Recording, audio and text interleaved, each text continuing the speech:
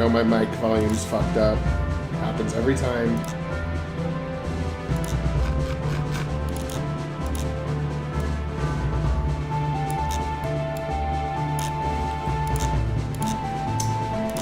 Okay, so this track is called Town Theme 2 by Deceased Superior Technician.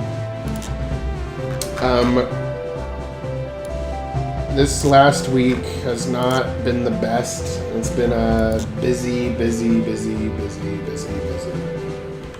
I did get a little bit of chance to work on the game. I got about 3 hours to work on it yesterday, but not any other day of the week.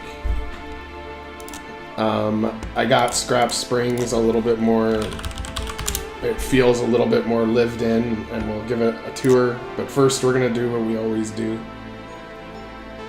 and check out the, okay, so, yeah, so Origins continues to sell a trickle each day, 20 bucks, 40 bucks, 8 bucks. In the last week, 91 bucks. I mean, it's a first release. I think that it'll get better when one game breaks through. People will go back and buy the others. So 1,321 copies total. Let's see how our wish lists look for Rebellion. So far 58, but again, we have not announced it yet. I want to get at least like a good solid hour of gameplay with some good content to show as screenshots before I announce it officially. Because those announcements only show up once, really, so a bunch of people will see them, but I just have to do it at the right time, and then whatever I'm having them look at has to look good.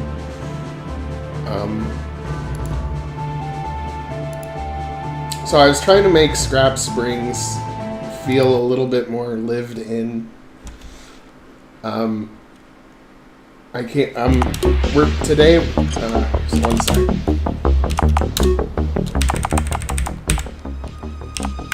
Today we're going to try to push the story forward a little bit. We've been lagging a little bit on that. I've had a little bit of writer's block, but I have an idea. I have some ideas now. So, but while I was thinking about those ideas, I was just trying to make Scrap Springs feel a little more lived in. So I did add pieces of scrap everywhere. We added these nice little smoke vents from last time. I added some more plants and crap. I made these little generator things. So that, like, because this is like a scrappy, like, rebel town, and obviously they don't have central power, so they have what I'm kind of making look like little generators, like, externally around every structure. And then I made these buildings, these square buildings, with these round buildings, making it so the wires are just like kind of like haphazardly hooked up.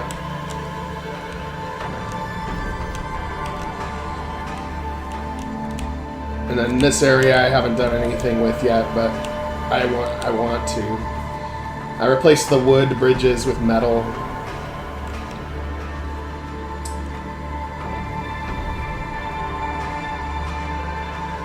And then we're gonna make another section here soon, which is where like all your aircraft and vehicles and stuff are.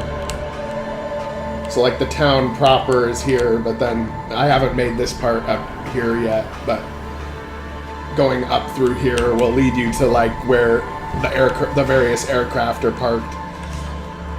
And I added some NPCs. You know, they say things like, as long as the camouflage field remains online, we're safe.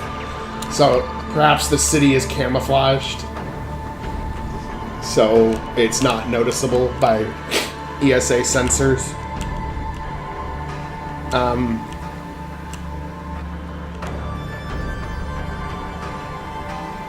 And so it's starting to look more like an actual town.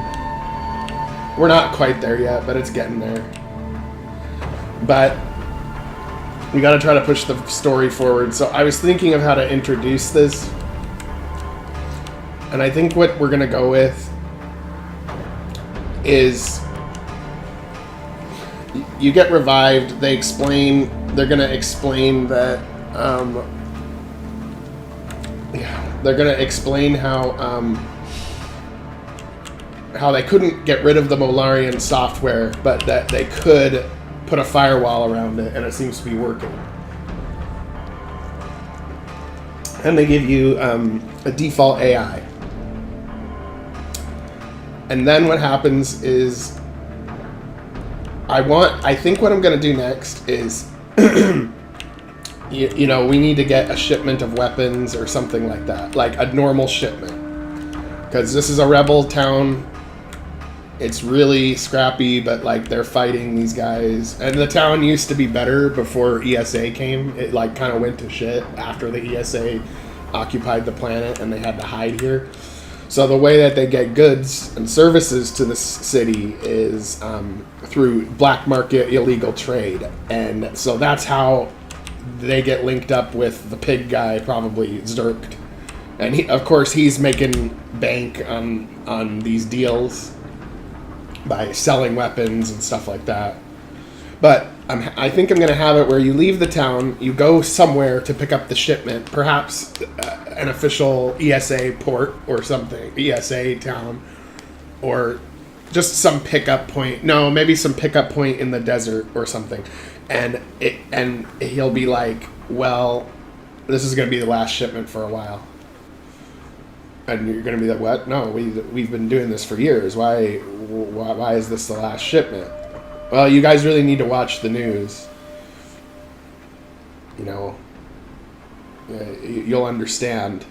And then you watch the news, and it says that the array is coming online, and then a speech will be given by, what's-her-face, Alice Cromwell, who will announce that there will no longer be any further, in order to stop rebel movements, there will no longer be any unauthorized trade or unauthorized ships through the region, and that in order to actually be able to warp in this territory, they're going to need ESA approval, and they can enforce that with the, you know, Gustav array, or whatever we want to call it. And that's when Jack, Mari, whoever, basically almost panic because they need that black market trade.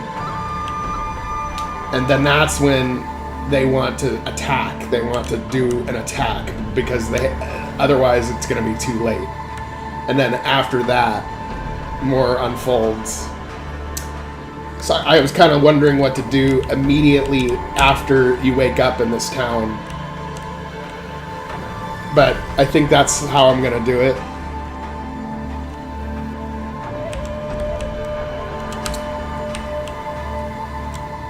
So, yeah, no, Cassio's statue is here. We'll worry about... I don't know. We don't want to focus on him too much, but...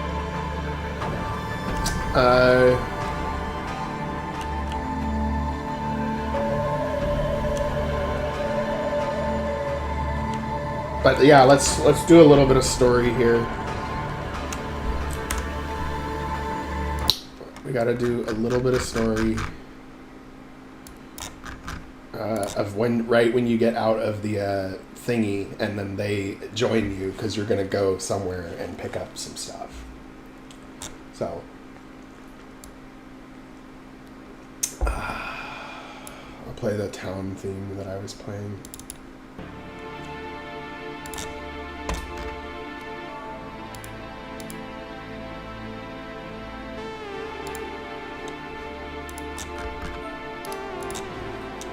Okay. What do you remember, Cronus 13? Awaiting input. Good, it seems to be working. Upload one of the default AIs, Gianna. Understood. Initiating transfer. Hops down, ready to receive additional input.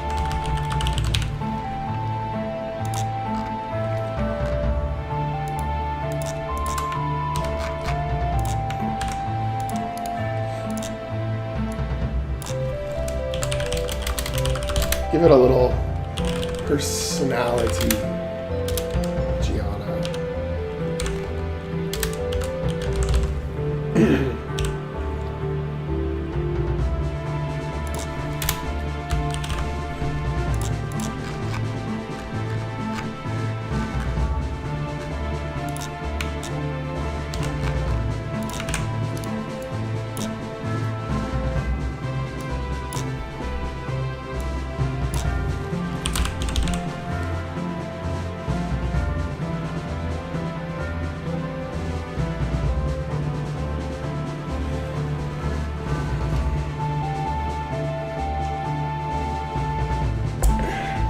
I used to always brew my own coffee,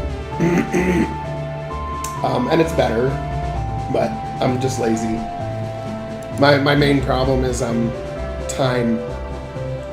Every new thing I do just takes more time, so I just go for convenience and quickness and everything. Some servers failed this morning because of the power outages, so I spent a good 3 hours reviving them. Corruption happens when power goes out, or power supplies die, and things like that. So of course it happens on Saturday.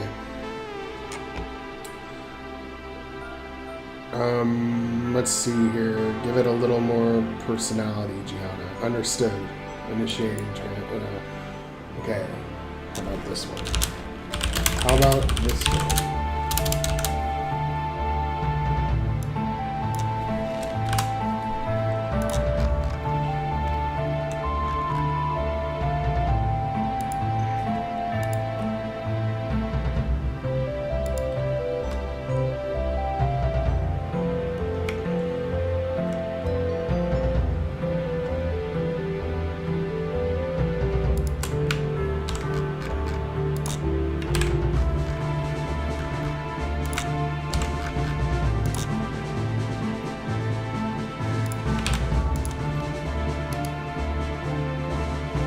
Hey, Puru, what's up?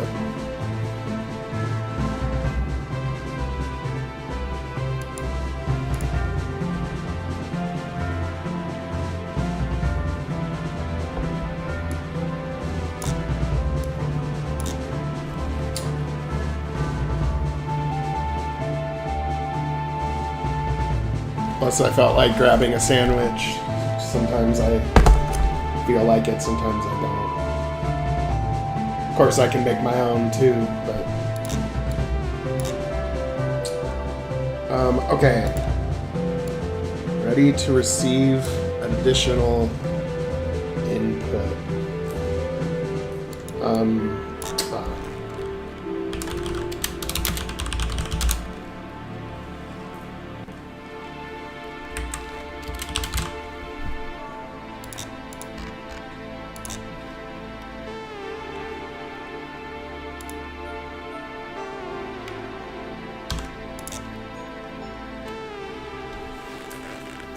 Yeah, I manage about 12 servers for medical clinics, and when the power goes out, it can fuck them up, and one of them won't boot. I have a backup of that server, so it's okay, but they won't boot because one of the hard drives died, and it's in a RAID 10, and the drive right next to the drive that was dead died, and so that usually means that you lose all the data. But maybe there's a chance the drive can just be popped out of the slot wrong or something, because it was just replaced yesterday. So, but if the drive right next to the drive failed, then that's just by chance, and it's just unfortunate. That's why it's always good to have a backup.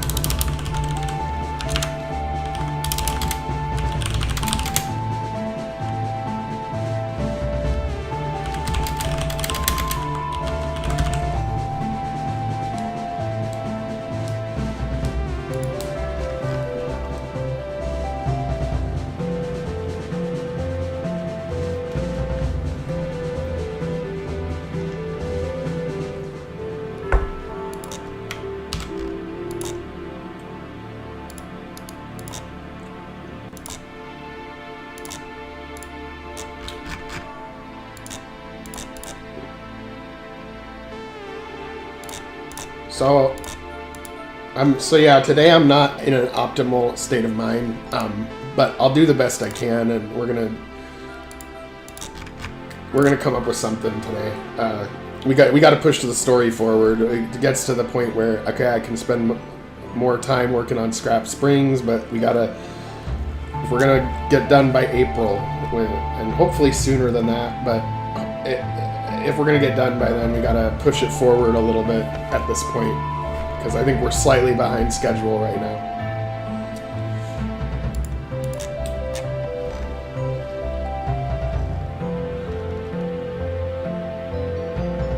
So what I'm working on right now is the storyline. You pop out of the thingy. They're going to explain about how they couldn't get rid of the Molarian data. Then you're going to get sent on a mission with them to pick up, supplies that they need. And then from there, you'll find out a little bit of lore about what's going on the planet. And the dealer is going to tell you the dealer is going to tell you that this is going to be your last shipment for a while, because of the, you guys just better watch the news. And then the news explains about the Gustav array, and then that's when you realize that that's what the inhibitor was used for. And then when you see the newscast as the android about the Gustav array,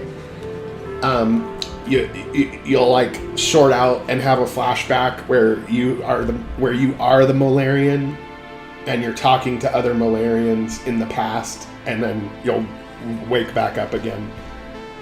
Oh, are you okay, Cronus? Oh, yeah, but I'm kind of thinking something like that. And then once you find out how serious it is, that's when you're like, well, we're not ready yet, but we need to act now. Otherwise, there's no chance. And then that's when you get sent on a mission to, assassinate the lady or blow up something. I think the last part will be you blowing up the array with the help of others. And then I think where Admiral Bernard is going to come in, the dog guy from the main game. Did I add him as a playable character? Probably not. But Admiral Bernard in this part of the story is still with the Cainite Navy, but he eventually becomes the leader of this coalition. So how does that happen? Well, the Cainites in the main game are allied with Novus, not knowing that the war is fake. So perhaps the Cainite Alpha, the leader of the Cainites, makes a big judgment error and basically tells Admiral Bernard to stand down, and Bernard's like, well, we can't stand down because they're going to cut off our trade too, and so we need to work with these rebels to do this, otherwise we're screwed too. And so eventually he disobeys the Alpha, who says for him to stand down and that it's not worth the risk or whatever, and he defies her, and then he's an outcast at that point. But he did the right thing because he prevented that from occurring. Because the rebellion is going to take place on multiple worlds. You're not going to... I don't know how many worlds you're going to go to as the android or whatever.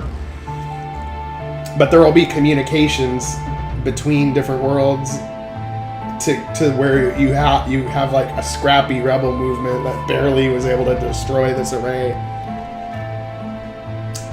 And then that will kind of open the floor to where it makes sense why these guys are a force to be reckoned with in the main game.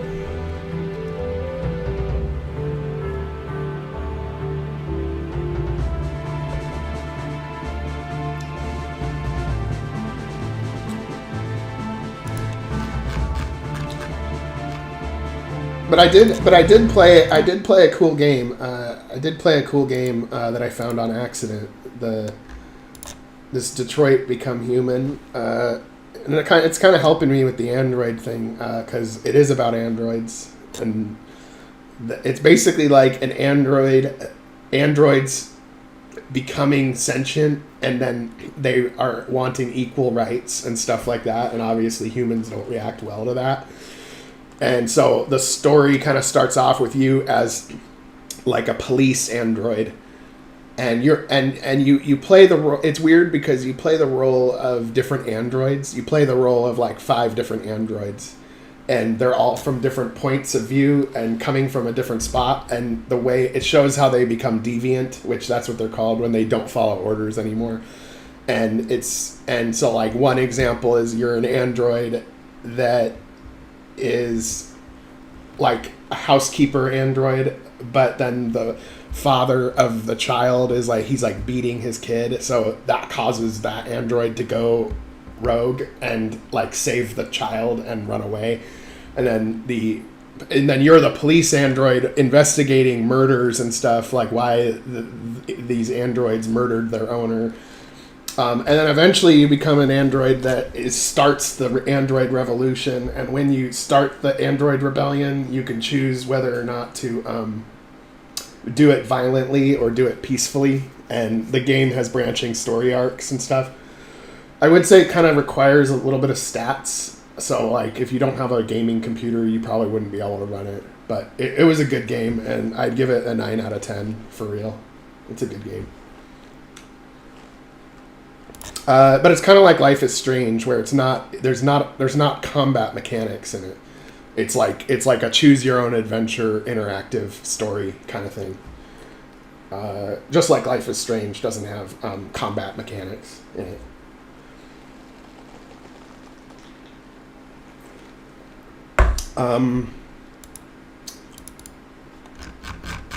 But yeah, we'll go back to... Yeah, I did finish it. I can show you guys a little bit of it. I'm not going to play it for very long, but I can show you guys a little bit of it. So you can see it. You can see the general premise of how it works. But when I get writer's block, the way that I get past it is I play games with a story that are somewhat, not exactly like my game, but like, like there's some parallels. And then it gives me ideas to bounce off of, and then I come up with something in my game.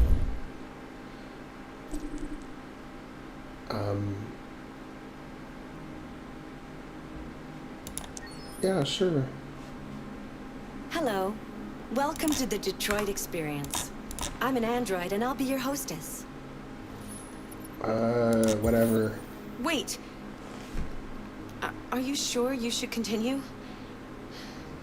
Maybe we should leave things as they are. I'm sure I want to continue. As you wish.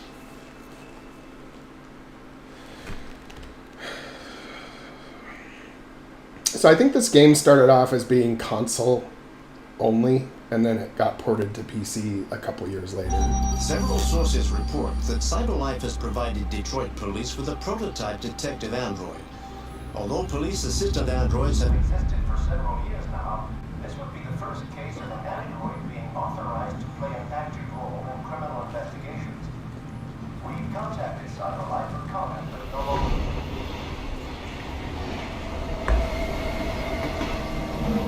We are now approaching Ferndale Station. Please take care of stepping onto the platform. So this is the android that starts the android revolution, but first he's finding... This is the part of the game where he's... This place will begin me free. Yeah. Find Jericho. Where he's trying to find the place where the androids that are deviant are hiding out, because he's deviant too, and he's trying to find where the other ones are that he can like have like safe refuge. And then you gotta, and then this is, so you're trying to find the path, and so this is the graffiti you're looking for, and then you can right click to analyze the graffiti. Why isn't it not letting me analyze the graffiti? Oh, there we go.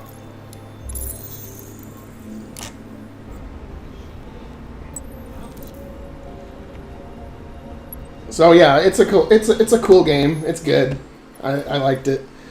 And I did already do a couple of the branching story arcs on it for it, so I would recommend it. Would you mind if I asked you a few questions?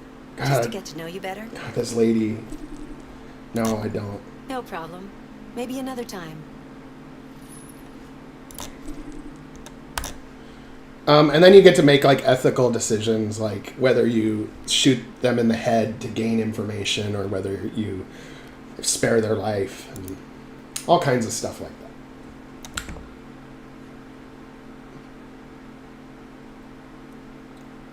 that. Yeah, your friend's PC seems pretty slow, Puru, from what you're telling me.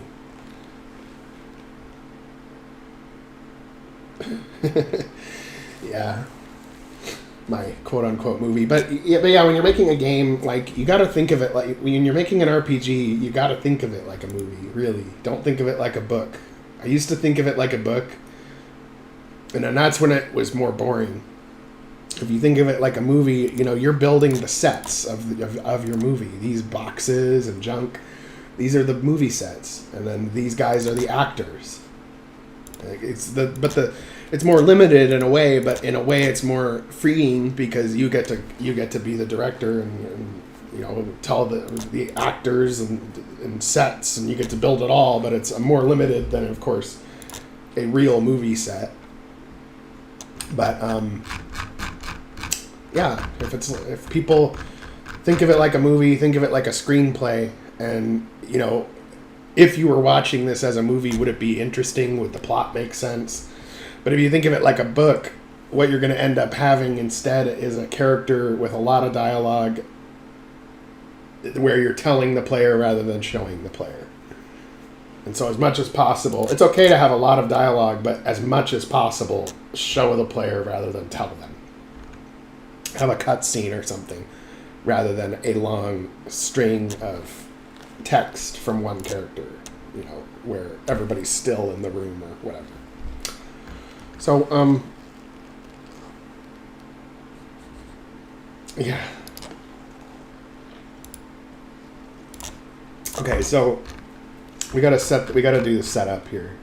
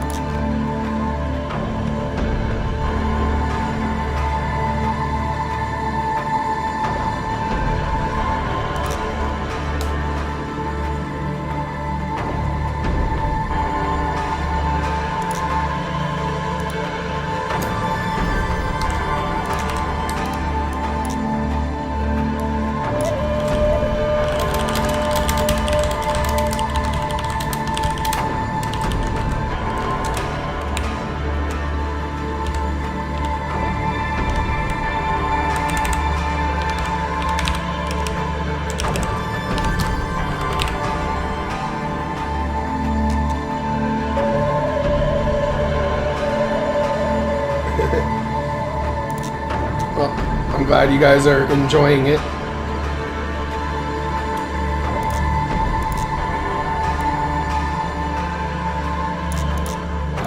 I still have a lot to learn myself. But it's just practice. Just practice, practice, practice. Eventually, you'll surprise even yourself of what you can do.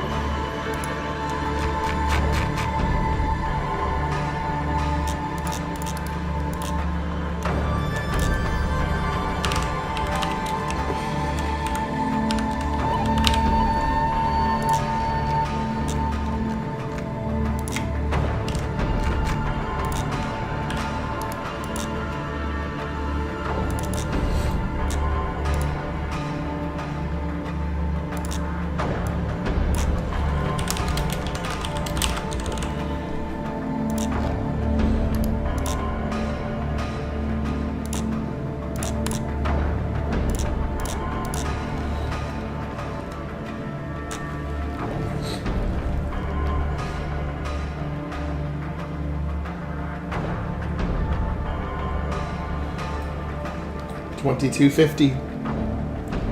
Here's the year.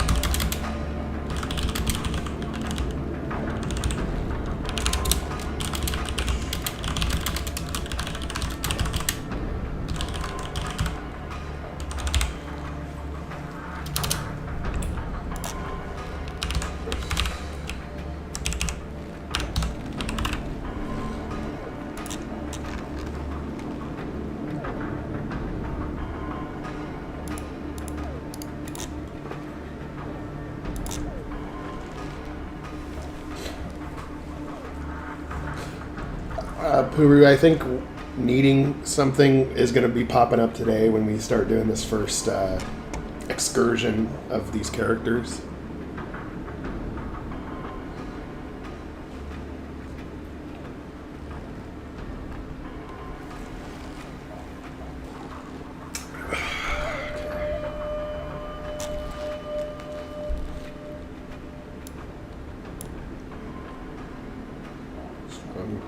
However, were you able to remove the Malarian code, Gianna? I'm afraid not. However, I was able to implement a strong firewall. It should keep the Malarian code contained. And that's when Mari pops in.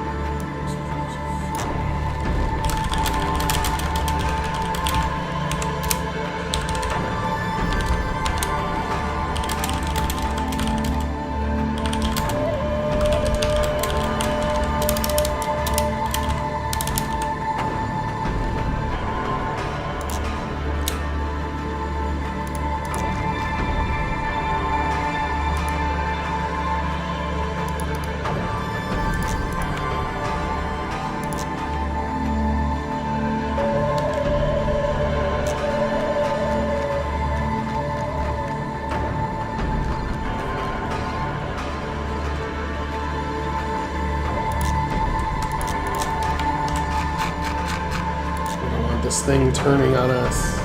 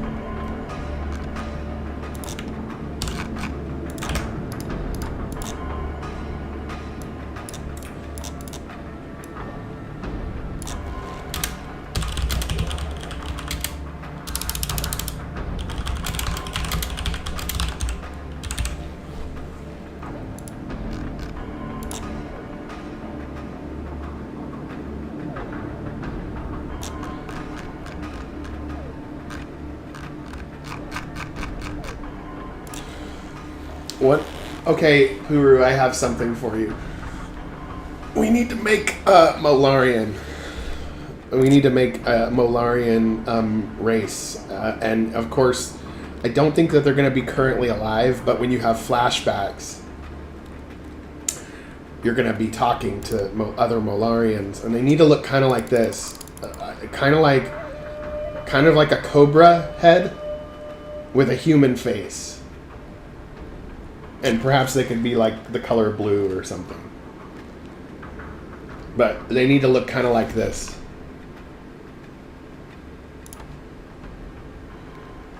We need, and give them like alien clothes or alien looking clothes. But a species that looks like this. Cobra head with human face. Thank you.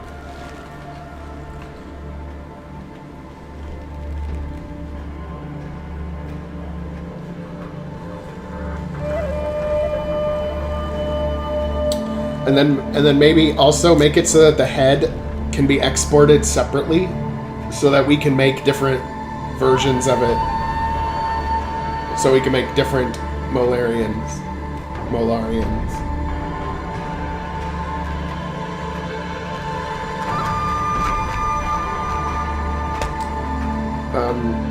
Because I think I want to have the first flashback happen when you're like viewing the news story.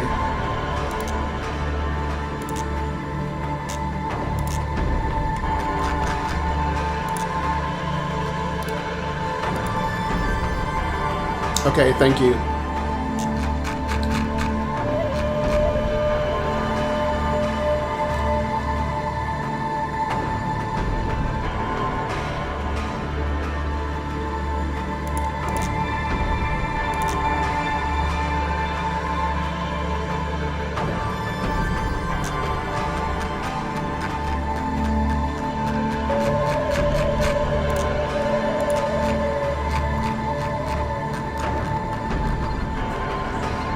Two, three, four, five, six.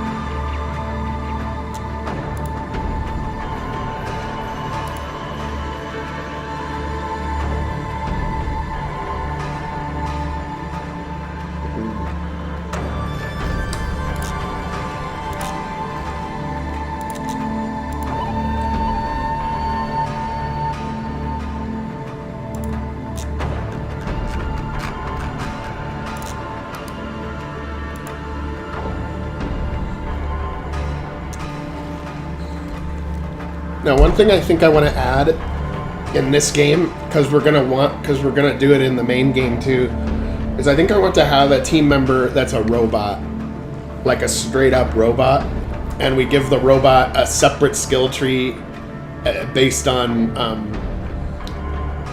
you know, some customization. Like you kind of specify what type of robot you want, and then they have a unique skill tree. Because I want to make it so that in the main game you can manufacture robots. So potentially there's the choice of having all robots on your team or something like that.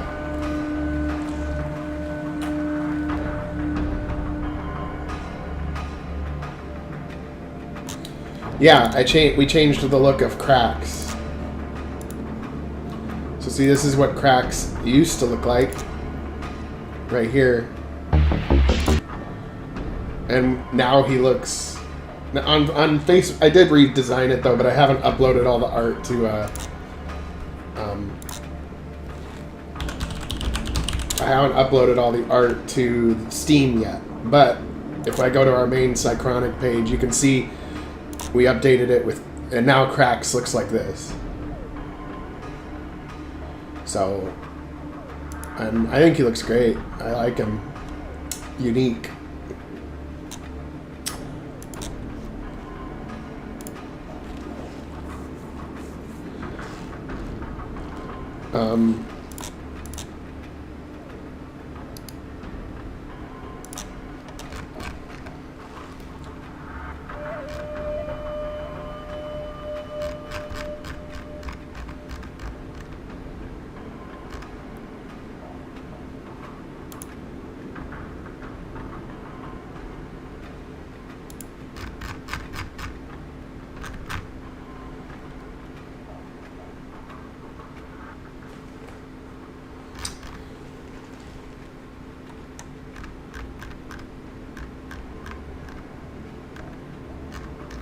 No, he wasn't a rooster. He's a rock guy, a rock creature called Geodonian, the Geodonian race.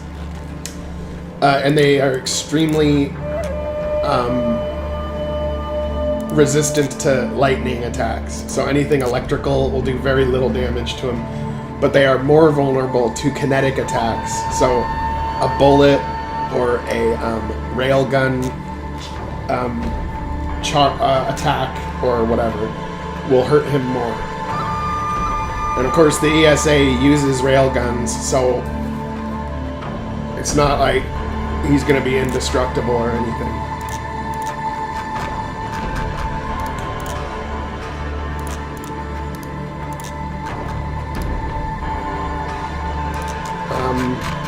Okay.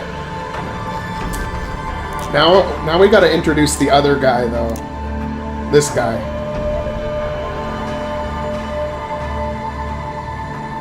Because I haven't come up with a name for him yet.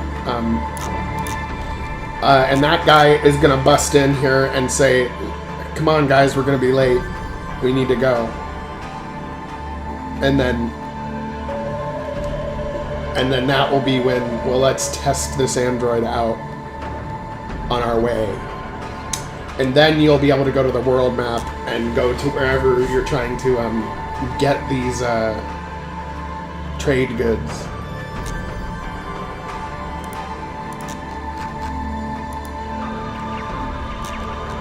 And we've got to think of a music for the world map. We need music for the world map. It has to be desert-like.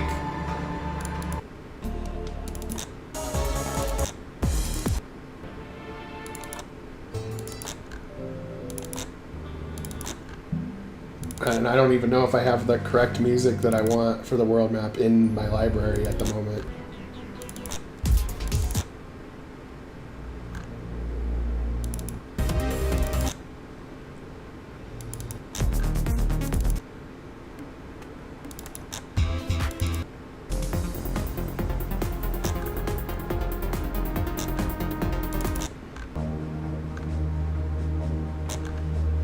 This one's good, but I already use it for Calvana, and sometimes I don't like to reuse the same track for a world map on two different planets. You know what I'm saying?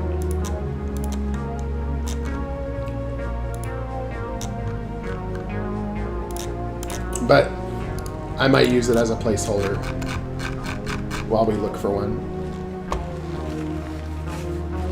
Yeah, making him resistant to fire would be cool too. I think making him as a species that's like weak to certain type of attack and strong against other type of attack at once is a good trade-off for him. So sometimes he'll get hit and it's like, whoa, that did a lot of damage, and then sometimes he gets hit and it's like, whoa, that didn't do a lot of damage.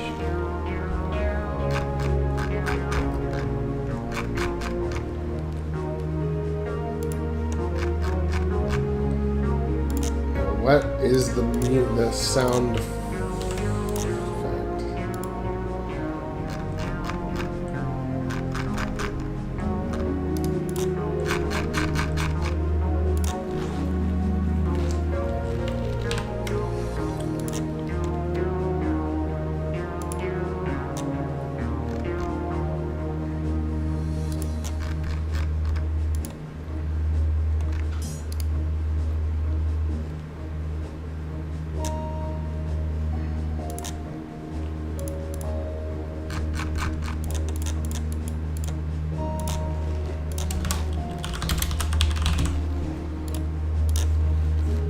So we gotta come up with a name for this guy. We gotta come up with a name for...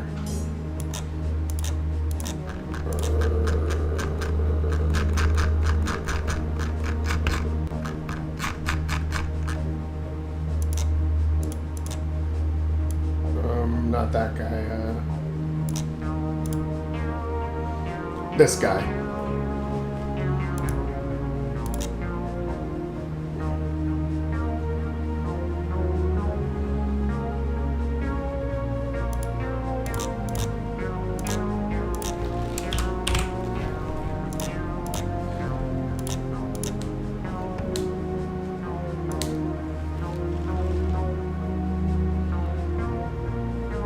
yes, it's okay to make the head bigger than usual.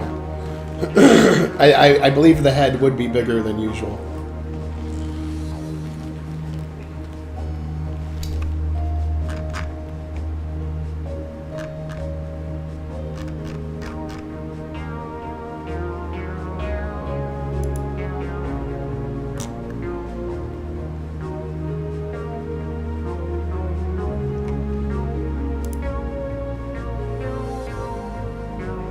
I don't know.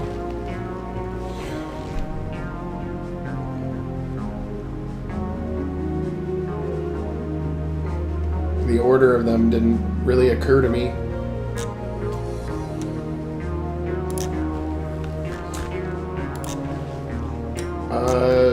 Let's see here.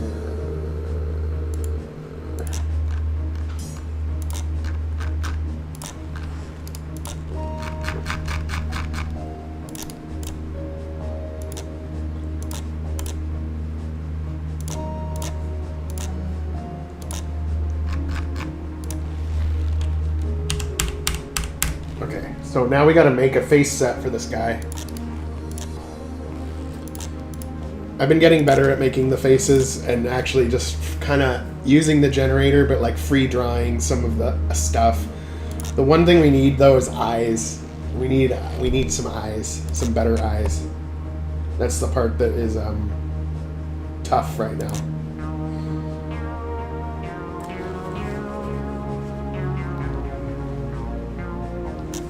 We need some good eyes.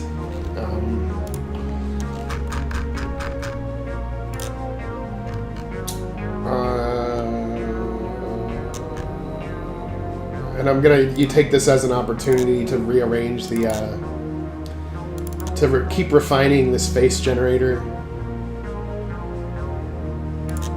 Because it's kind of disorganized.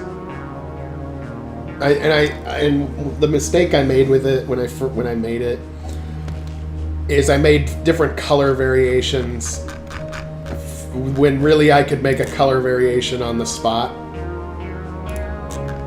And so it would have been better to just have one.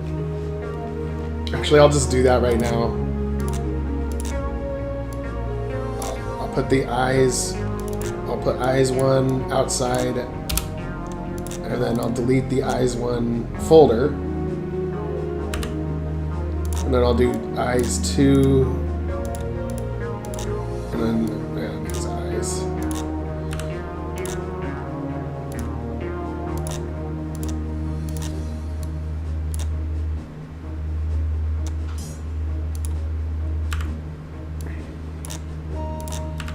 So I'll just get rid of these folders and I'll just have one of each eye like right there. So that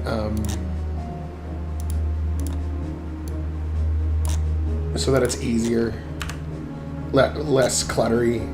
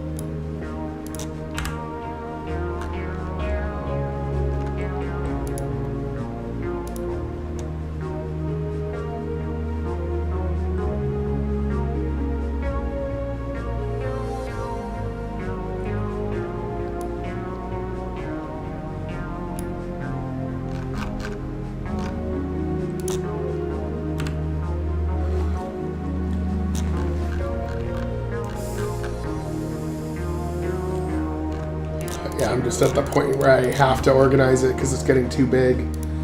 I mean, I do like that I have my own face generator. It's actually really nice, but I gotta refine it a little bit. I gotta come up with different clothing styles too. This exact jacket does a lot of heavy lifting right now, and I need to come up with some different ones.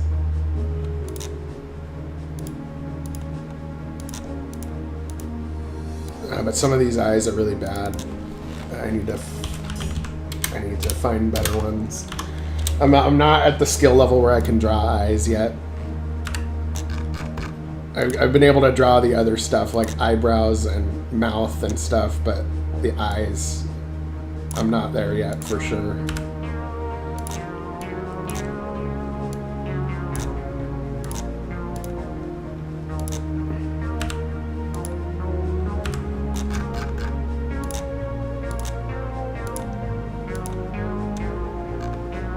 We'll leave the cyber eyes for now.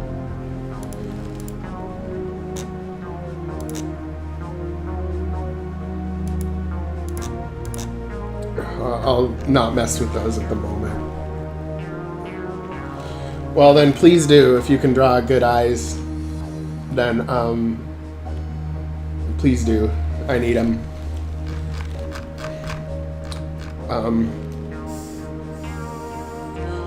Thanks, Night Drive Agent. I always aim to have good music.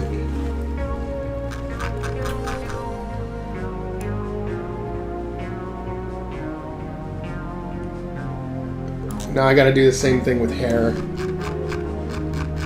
Because I've got the same hairstyle with different colors, and it's actually not that hard to just shift the hue and change it.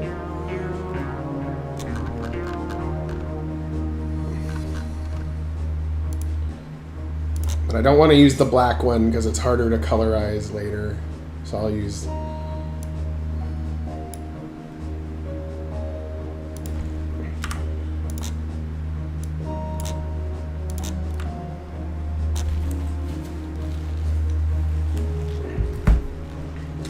And I think I'll be able to muddle through today for the eyes. But yeah, please, if you can make them, I really, really need eyes.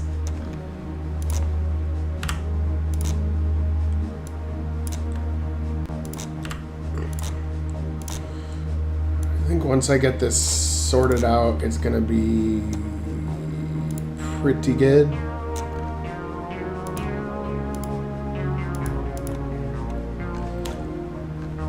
That's a different hair 5.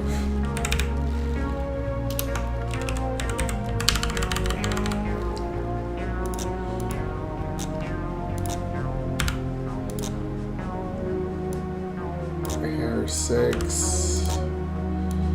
Hair 7. Hair 8.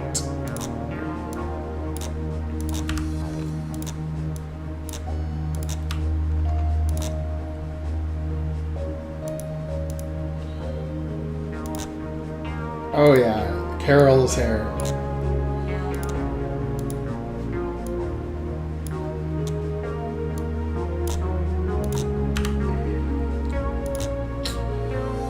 Ball. Oh yeah, afro hair.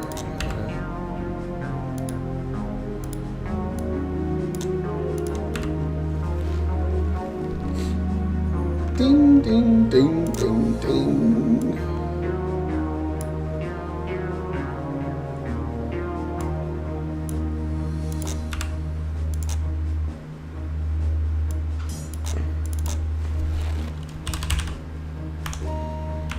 I think just refining it so that they're not all in these separate subfolders will just do us a lot of good going forward.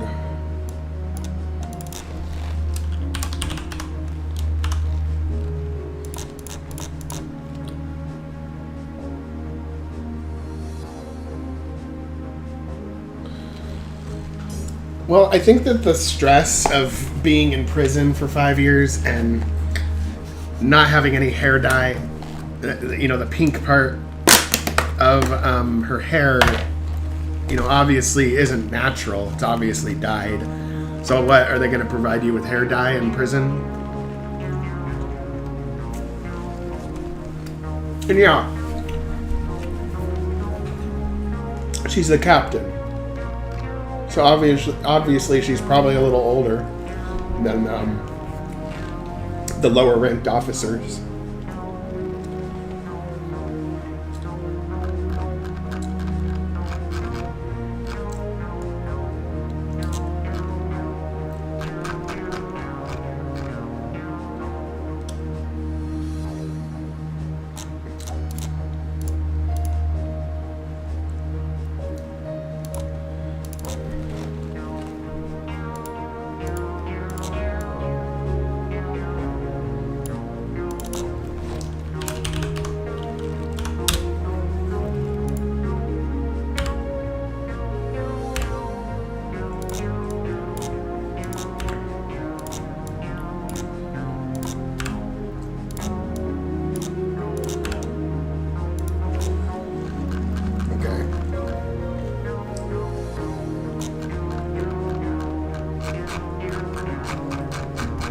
Fucking eyebrows are bugging me right now. Okay. Blue eyebrows with no eyes. Okay. Oh man, eyebrows. The eyebrows section is so messy. But already it's looking a little easier to manage.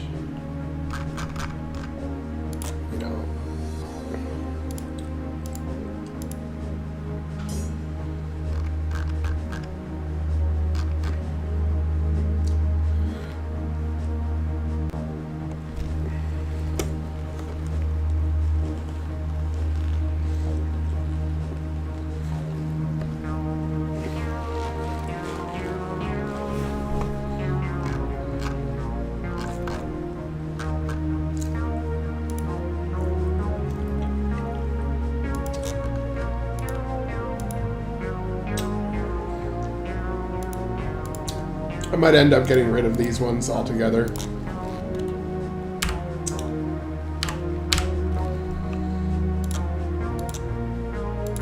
Oh, those ones look okay.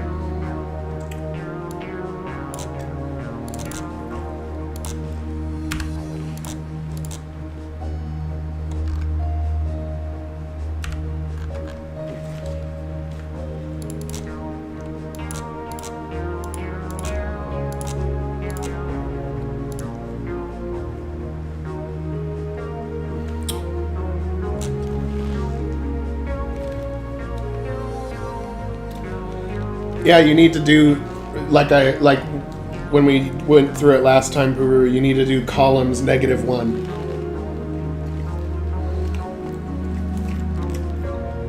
In-game character hub. You need to cut off the column furthest to the left with the loose leaf, because it uses RPG Maker XP logic that had the 4 frames instead of 3.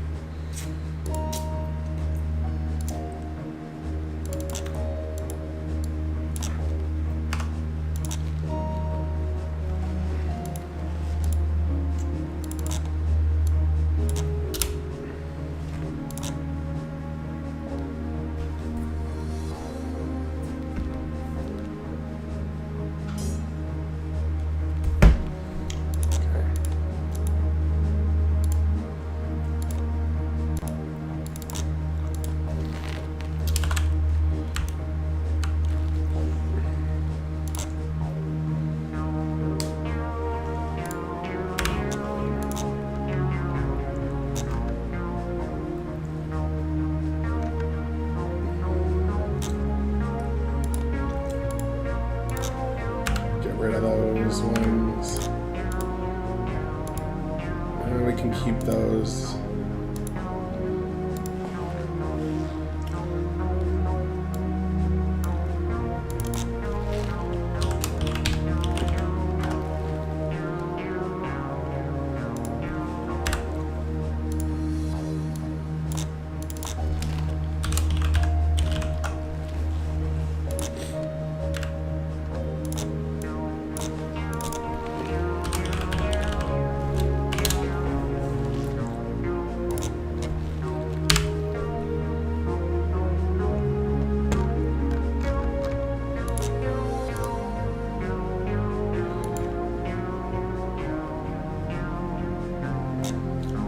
Oh no, it's all good.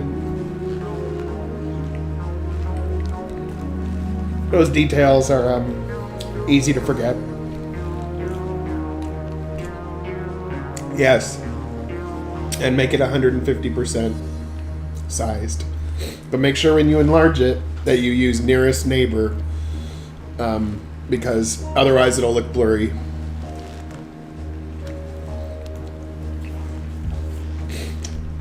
We're trying to maintain that pixel jagged look.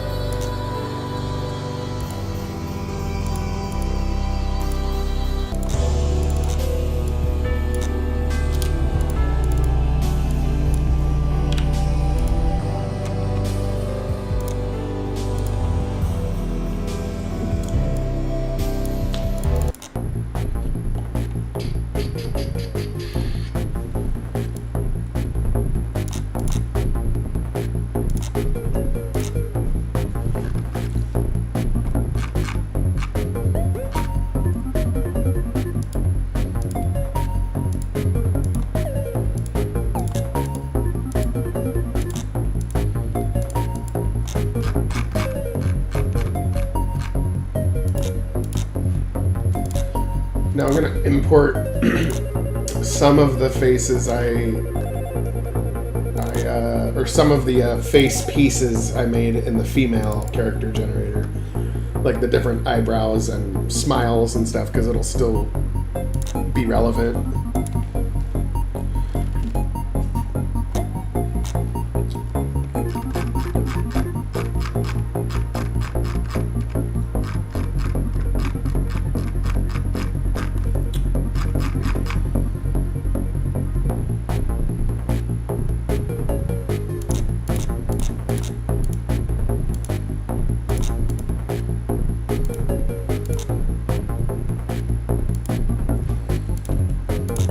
These three.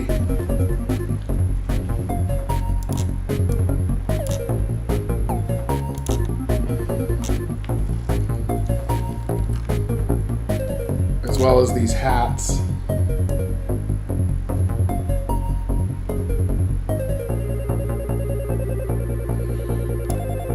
The Cybernet Arena, to answer your question, the Cybernet Arena is something that right now is at its very infancy. There's going to be a lot of enemies that you can fight in that, and there will be League A, B, C, D, E, F, and you're in League F. But as you go along, you can go up in rank, and there will be various benefits to doing so. And what I really want to do with the Cybernet Arena, it's actually a development tool for me, because it's like a no stakes, you just fight and you can get money and all that crap, but it allows me to test different combat mechanics. So if I want to make an enemy that's like really strong or does really devastating attacks, see if when you're built up a little bit better, can you thwart those attacks, and does it make the game more challenging tactically? And if it does, then I can start to add those mechanics into the regular battles, because I think right now, and I think with Rebellion, I'm going to have to add some more mechanics too, because I feel like the variety of attacks that enemies do is a little too low right now. It's okay, but I got to make the next game better than the last game, so I have to make the battles more strategic in this one, I think. Adding new skills to the skill tree, refining previous skills, all kinds of stuff. But the Cybernet Arena gives me a chance to test that without pissing off the player. Because the problem is, I want the game to be hard, but it can't be too hard, because if it's too hard, even if you can beat it, people just rage quit. It's like a fine balance. You don't want to make the game too easy or too hard. And being able to balance with people that like to grind versus people that don't like to grind, it's a challenge.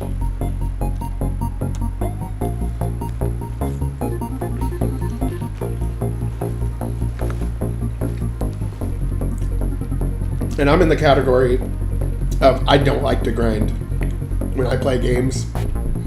I like to kind of like do all the side quests and push, but I like to push through the game, like ready to go to the next part. Let's do it. I don't like sitting around fighting enemies forever to get to the next part. But everybody's different.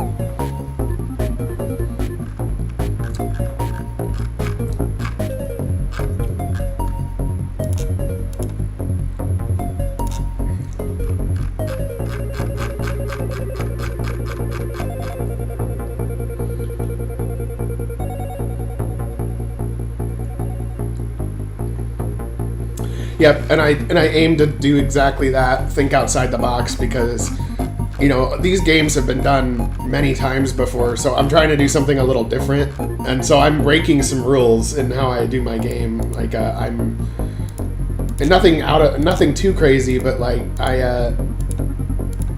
I'm doing some different mechanics than what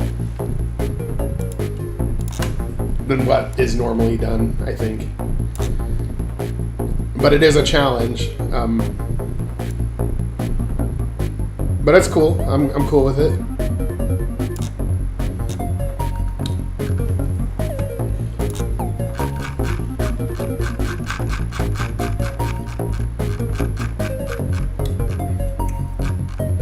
I'm importing the stuff from the female character to the male character that's relevant right now.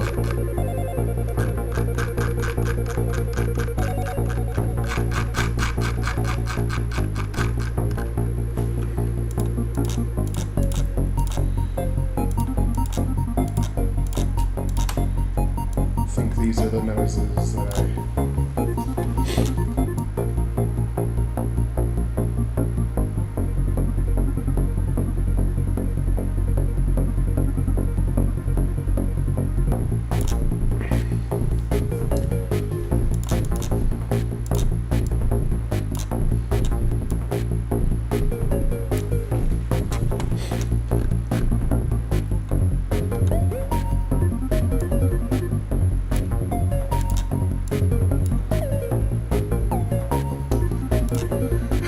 It's this guy. But I'm also doing at the same time reorganizing my face generator because it's become kind of unmanageable. So I haven't even started trying to create this guy yet. I'm just like syncing up what I have with between the female and male generators, and then I'll start.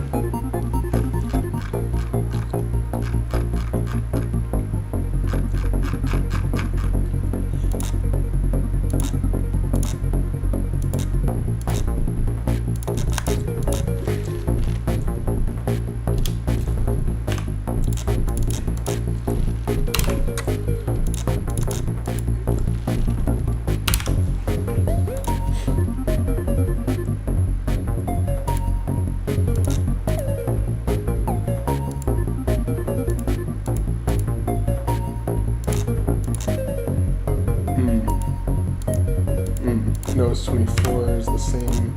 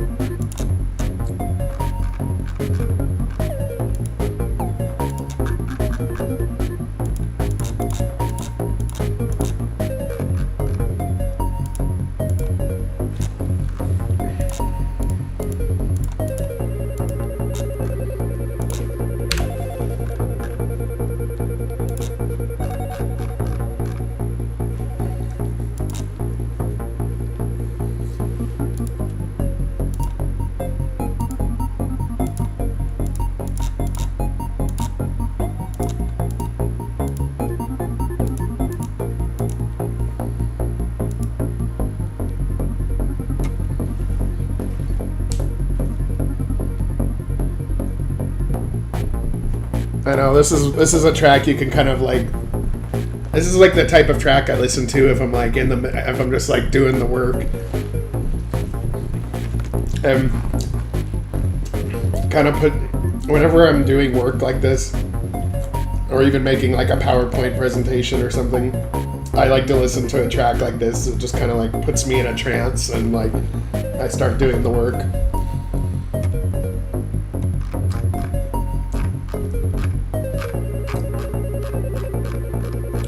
And it can be repeated a lot without getting sick of it. Some tracks you like, but then you play once or twice and you want to change the track. And some of them it's like, whoa, I've been listening to that for an hour.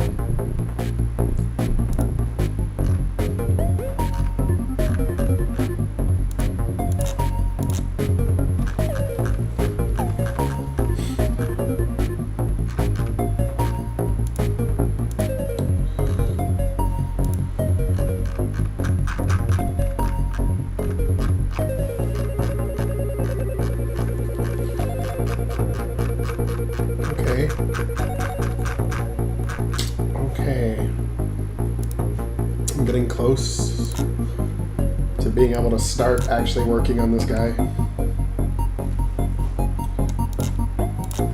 Fix the collar. Stroke inside one. I want to make sure the master copy of this coat is the one I want.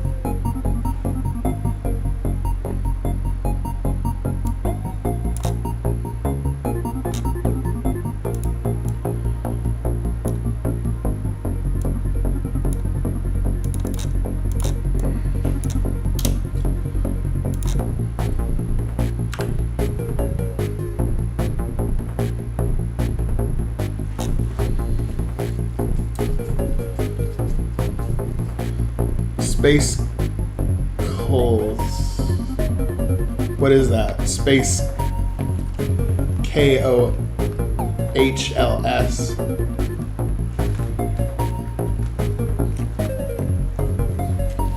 Not sure.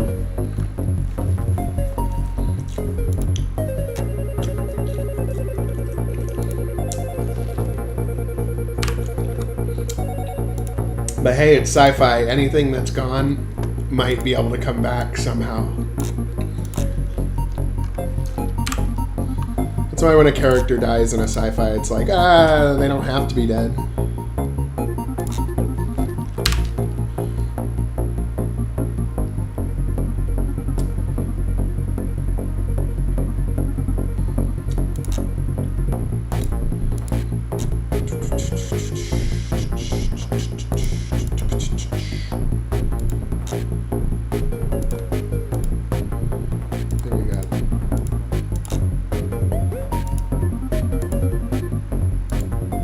Okay.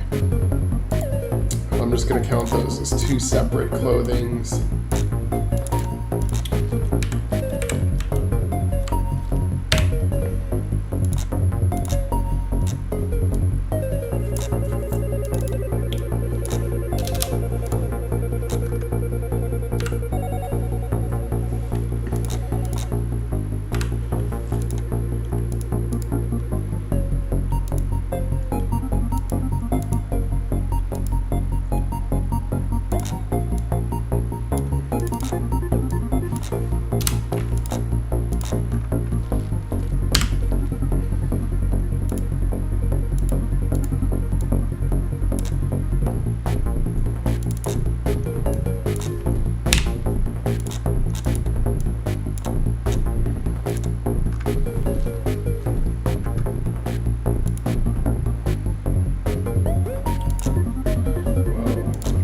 This one. Some like a hoodie or something. I think we can probably salvage that one.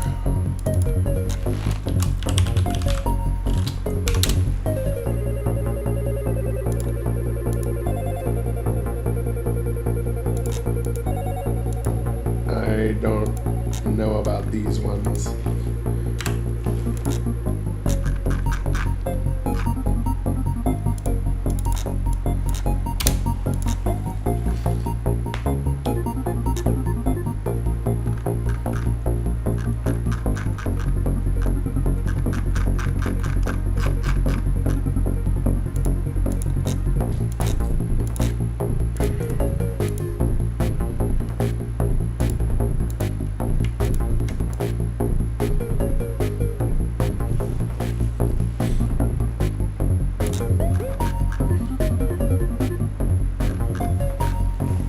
Oh yeah, I remember you made it.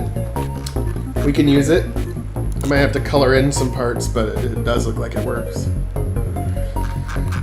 Yeah, there's a lot of combinations, and most importantly, it's got a totally different look than the default RPG Maker generator, which everybody recognizes. Like everybody recognizes these characters. They all look very, I don't know what it is. It, like, when I look at it, it like looks okay, and like technically it looks good, but for some reason it seems to like lack a spark or something. I don't know how to describe it.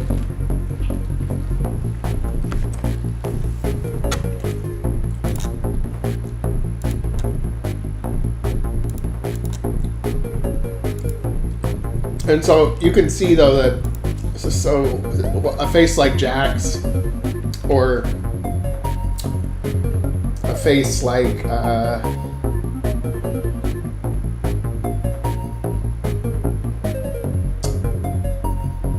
or a face like Nick, or a face like I made some of these faces. I did not make others. I did make Cronus. I did make Mari's face.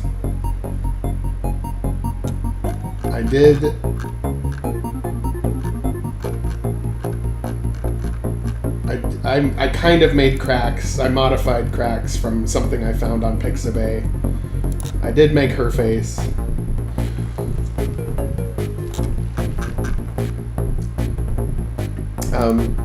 Somebody drew this face for me. I made this face. I'm better at making the alien faces, to tell you the truth. I like making the alien faces more than I like making the human faces. I made this one too, from a modified crocodile vector. I made this one. Puru made this one. I had a different one that I used before, but Puru made that one. I just took a normal cat face set from RPG Maker and then gave him like clothing for this one. Magnus, I made Magnus. I made him. I took a vector of an eagle for like what you would use as like, I took like clip art of an eagle that's used if you're making like a school mascot, a high school mascot for a sports team or something. And then I made it black and made him look kind of like a raven instead. And then put clothing on him, of course.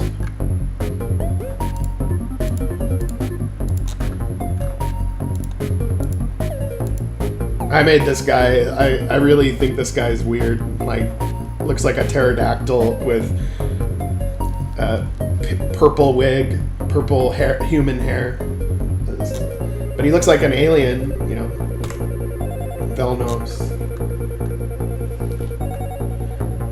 So yeah, the faces are a mix. Like, different people helped make the faces. Raku made this face. Raku made this face. I made this face. Somebody on the internet made her face, and I just downloaded it. So they said you could use it. Another guy made this face. The same guy made this face.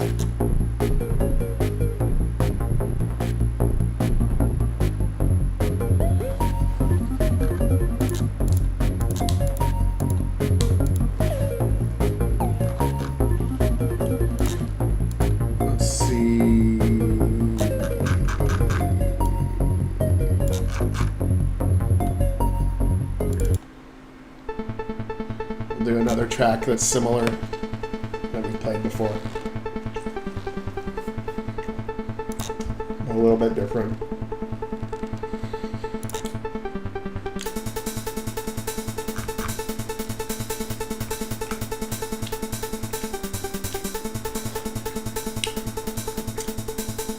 I always enjoy these really clean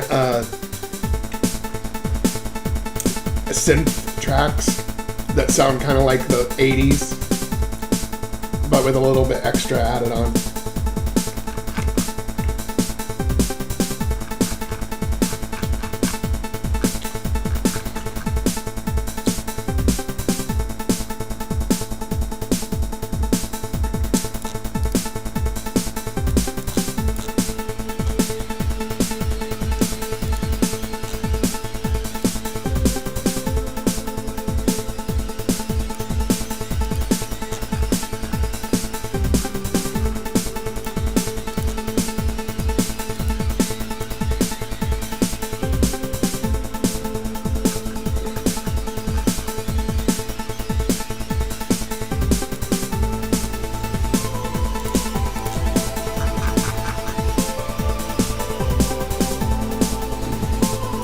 Yeah, Mortal Kombat.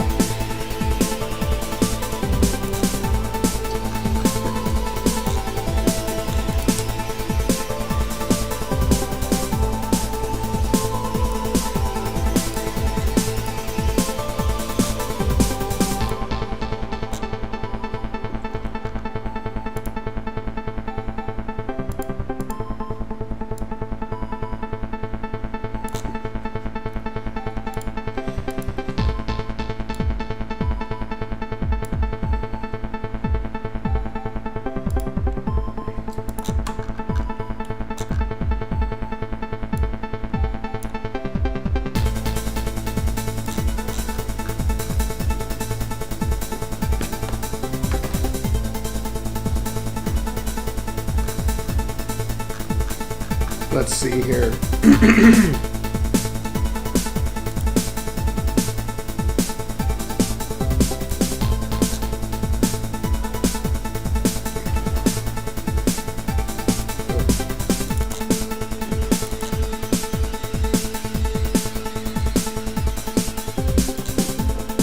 His hair is looks like gray. So we'll do a color overlay and make it really dark gray.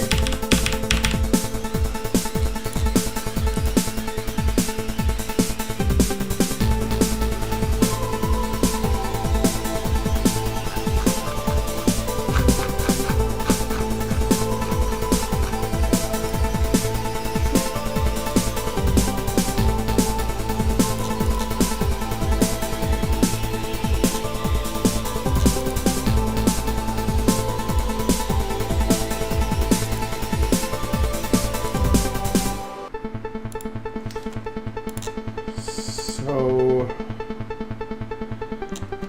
let's see if we can change his nose or make a new nose for him.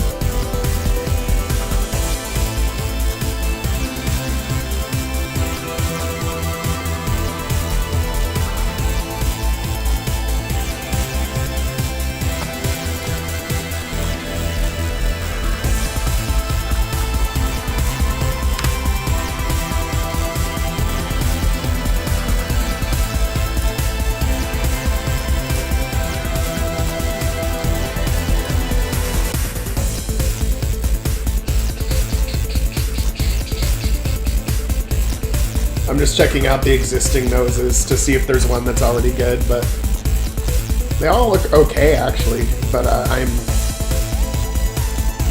think I'll make a new one while I'm at it, just to make the characters look unique.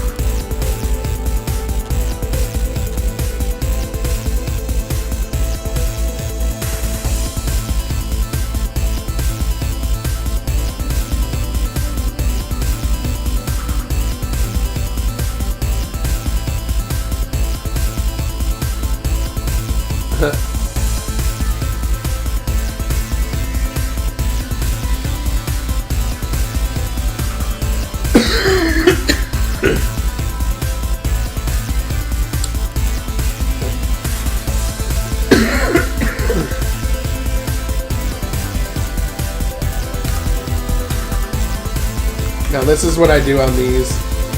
I just zoom in and then I keep drawing until one looks good, because I'm not the most talented at this, but if I just try a couple things then it finally does work.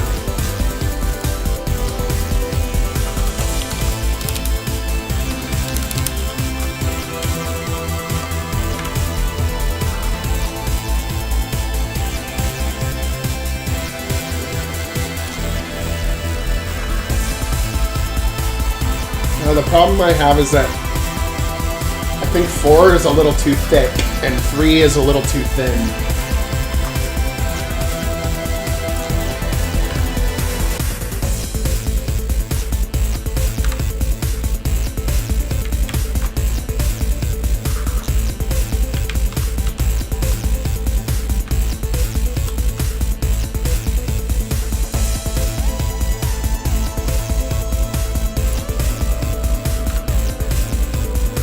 I think 4 looks better than 3 though, even though I still think it's a little too thick.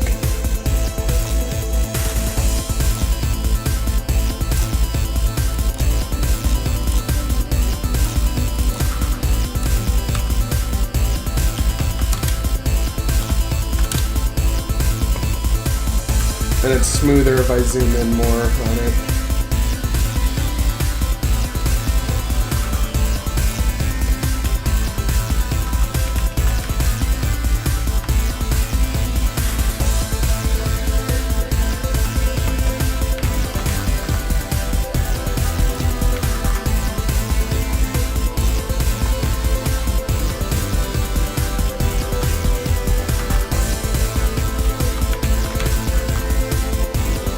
Yeah, it's a little too thick. I'm trying to go for something in between 3 and 4. I'm not sure why they look so different.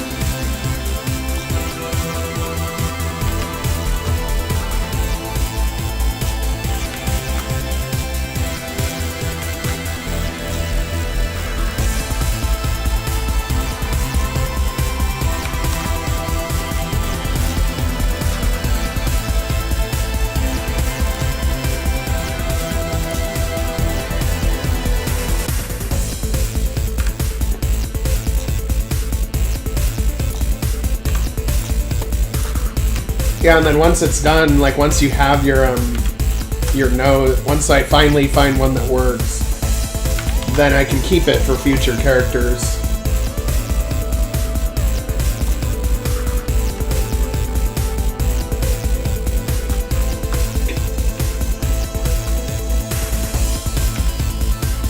Why don't I try this? Why don't I try 3?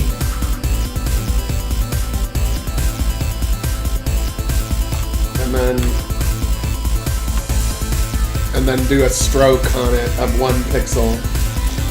Stroke outside of 1. Nah, it doesn't work.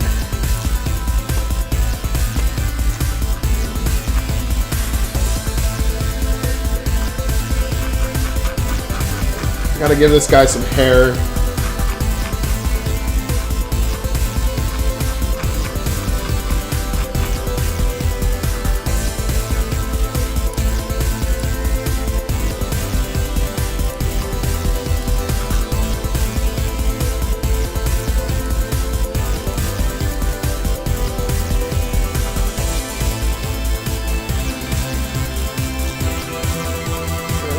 Probably this hair.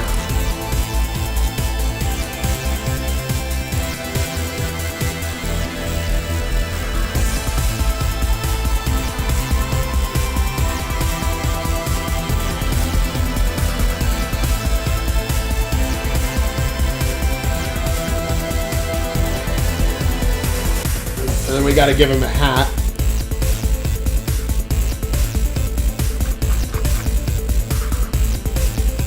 But I don't think he has this type of hat. I think he has like almost like a turban.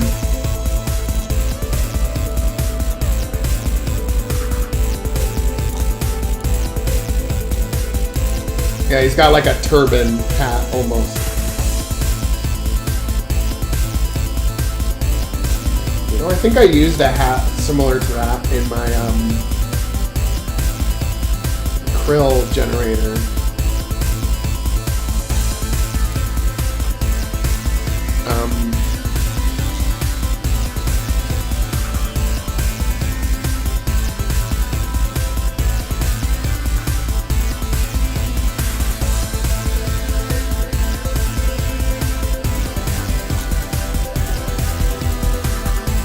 No, it looks like I did not.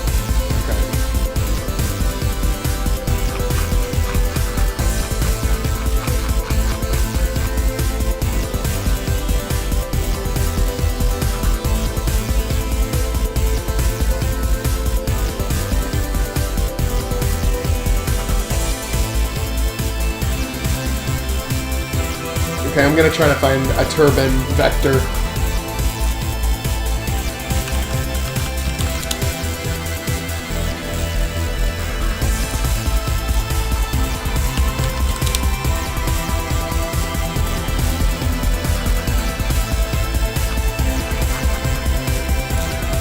Okay, maybe an illustration.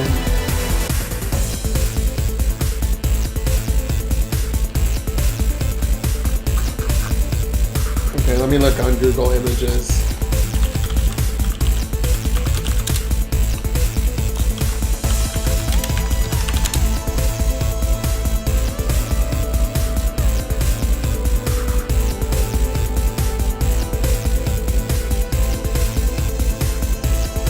Yeah, that Matcon, I think that the Matcon scythe is a little overpowered, the higher end one.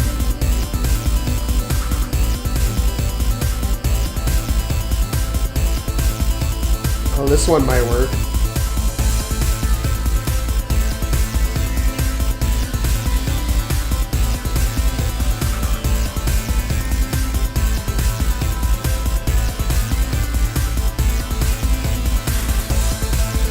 Oh no, they charge money for it. Can't get it.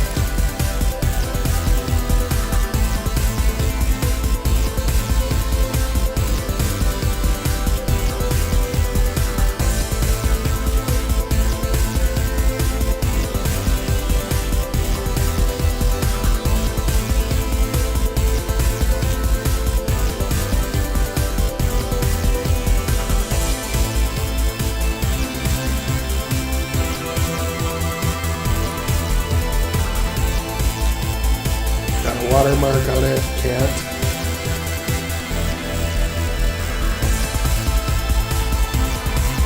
What about if I settle for a PNG?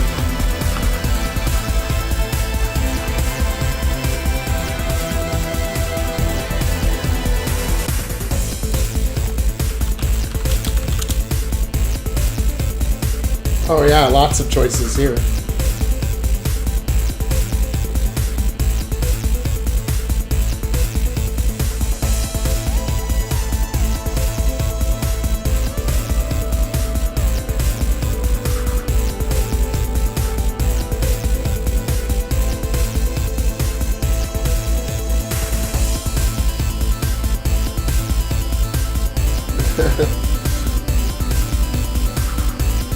Yeah, I need to make more antimatter weapons.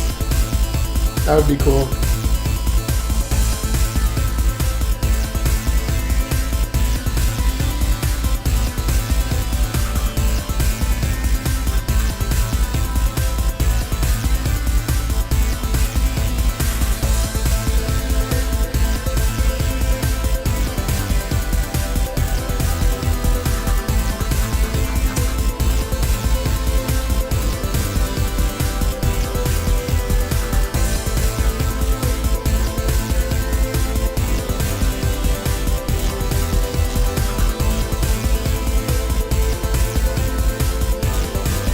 This one looks promising.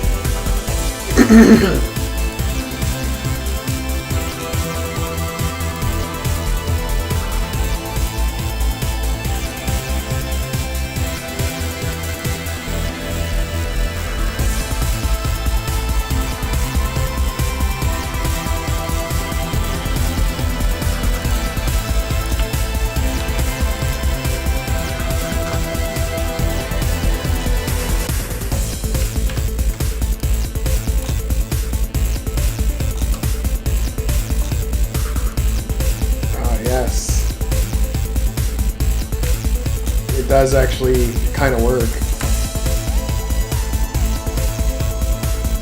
Although the problem is the hair.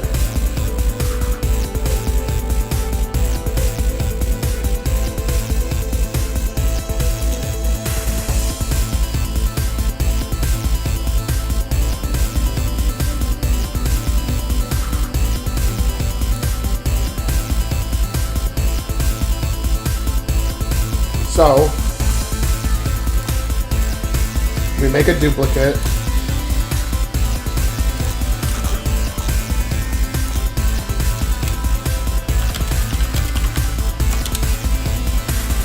And then we erase the parts on the duplicate that we don't want.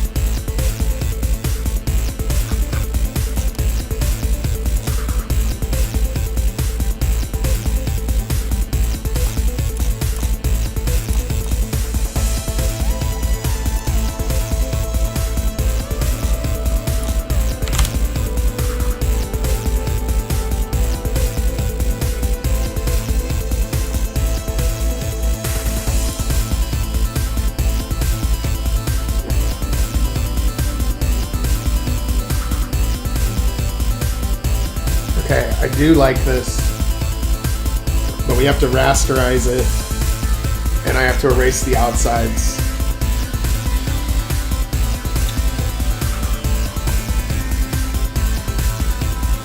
For the drop shadow.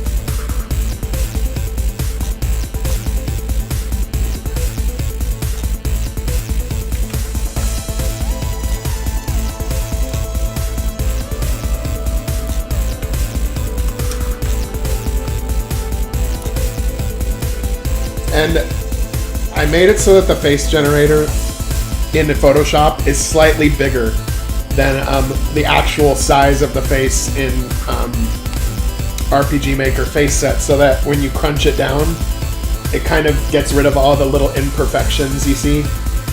So it looks better when you crunch it down, basically.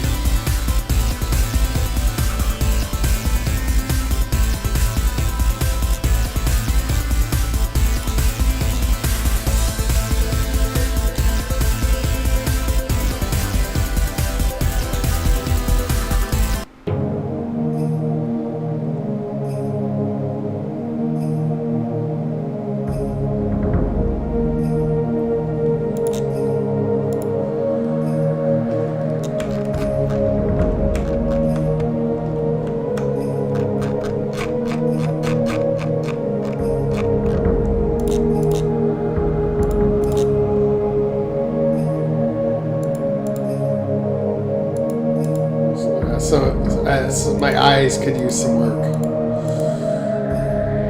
Now, these are female eyes, that's for sure.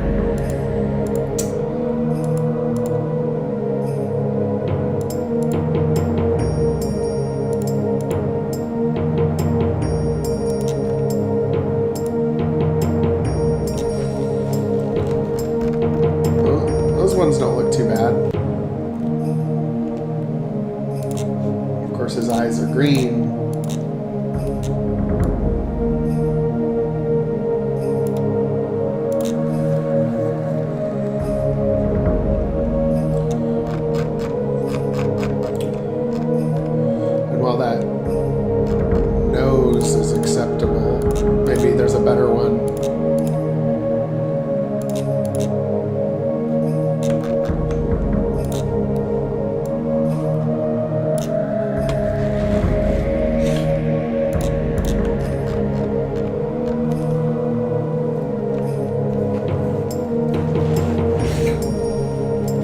Now, since this is a normally if I was making just random NPCs, I'd make these faces faster.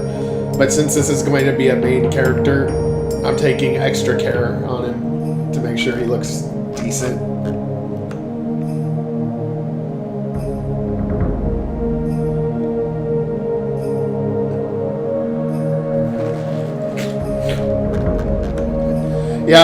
Yeah, I really dig the charisma skills, and that's going to be amped up a lot in the main game. It's like only in its infancy right now.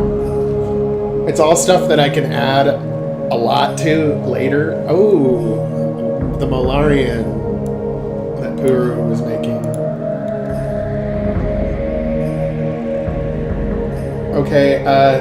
Okay, so this is... Okay, it's mostly good. The problem, though, is the face. it looks like more like a cobra face, or it looks more like a human head is being eaten by a cobra. But if it could be more like a human face on it, on the front, like where the cobra, you can almost see a smile or something. Make the face look a little more humanoid. The side ones actually look okay, but they still look like a cobra is on top of a human face. You're getting there, but almost think of plastering the human face on top of what you have right here. On top of what you have right here, a human face that fits in this area. I haven't made the Kalterans yet, actually.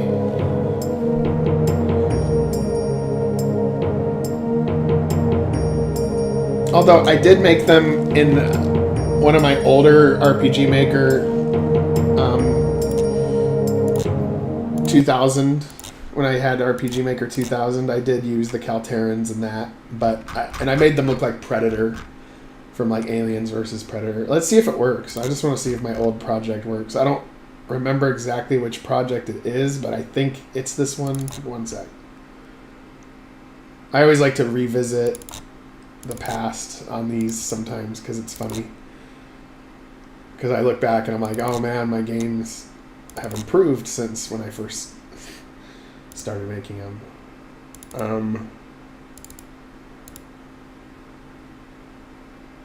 God, what? So I don't even remember making this game. Empire of Stars. I know this is gonna fuck up my. Okay, I'm going out of full screen. Oh yeah, I remember this game.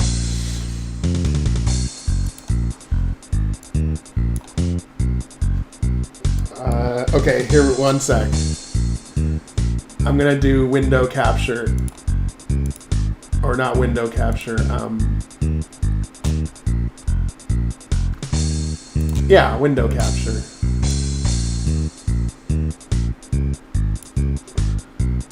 Let's do it. Let's see what we got here.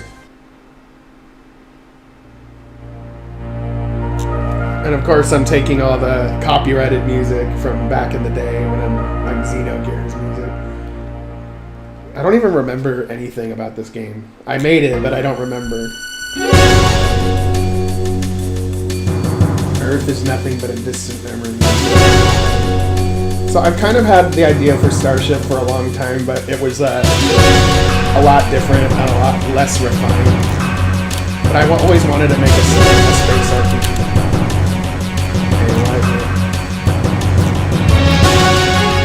It's not letting me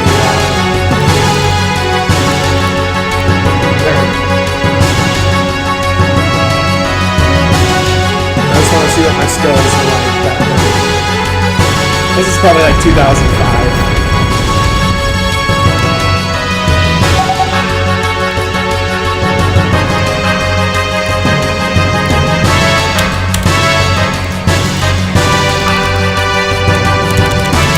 Not letting me hit enter for some reason.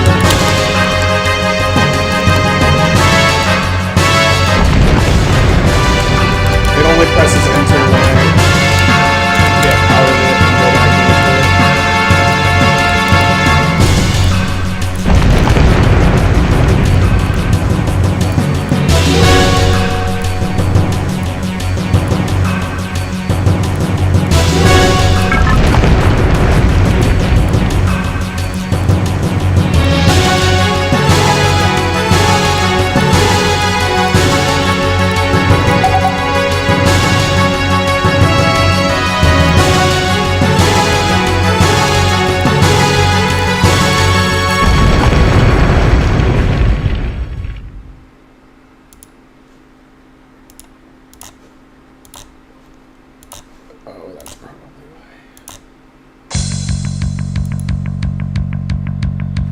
Oh yeah, this is the one though with the Kalterans in it.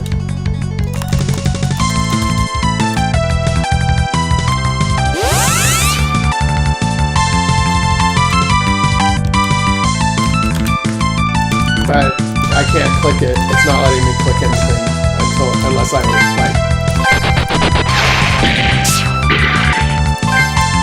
But yeah, it was a lot less. It was a lot less developed. But it was one of my earlier projects.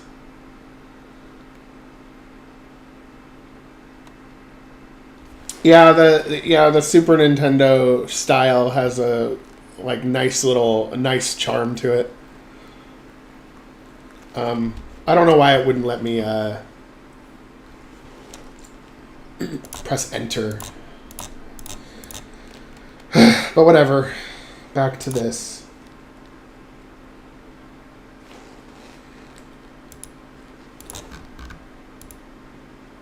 Yeah, it's a alias for myself because my middle name is Ray.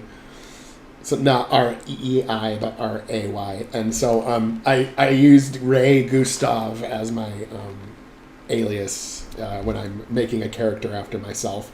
Because I don't like to make characters that are literally named people you know, but I like to make like an alias. So it's like, it's kind of like you're implying it's them, but it's actually a slightly different name. When I was younger, I used to make characters from real people, and then when I would show them, they would get like weirded out. So I'm just like, okay, from now on, I won't do that.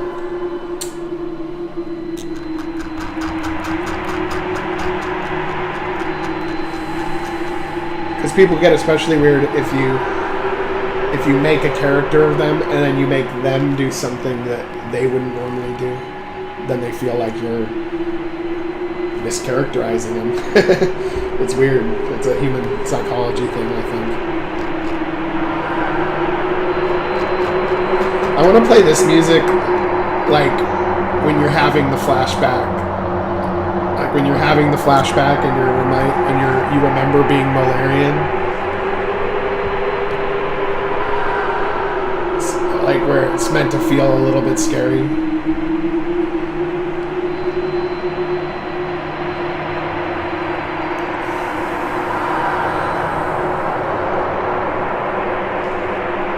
Starshift is not. It's going to have open world elements. Like you'll be able to go to.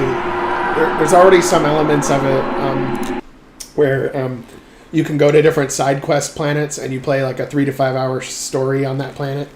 And I want to make a lot more of those. And just think of them like Star Trek episodes, straight up, like little a place you can go.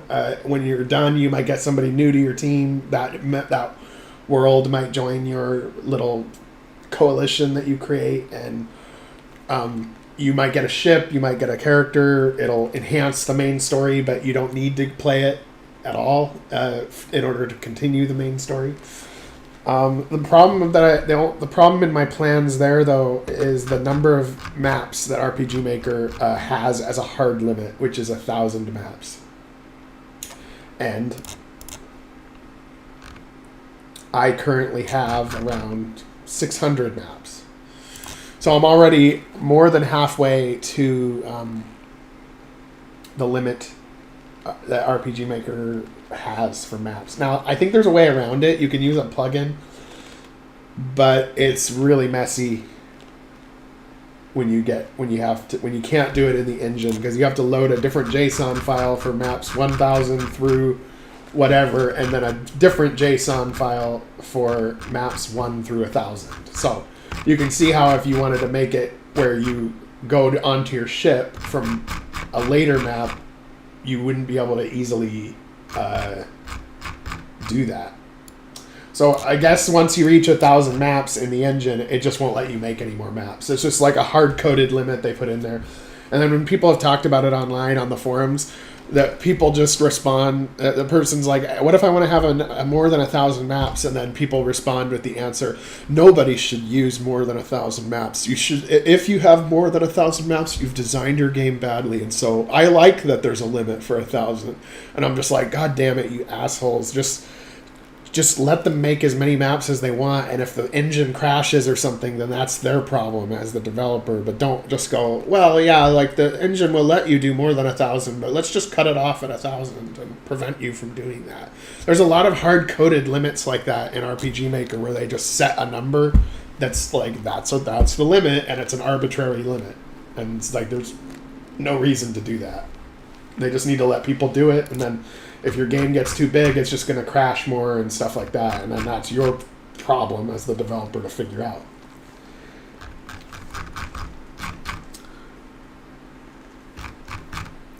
Thanks. I'm glad you think so, that I am a pioneer. I do notice that there's almost no sci-fi games in the RPG Maker community. It's like very rare. And, yeah, now, he's looking better. He's not there yet, but he's getting there.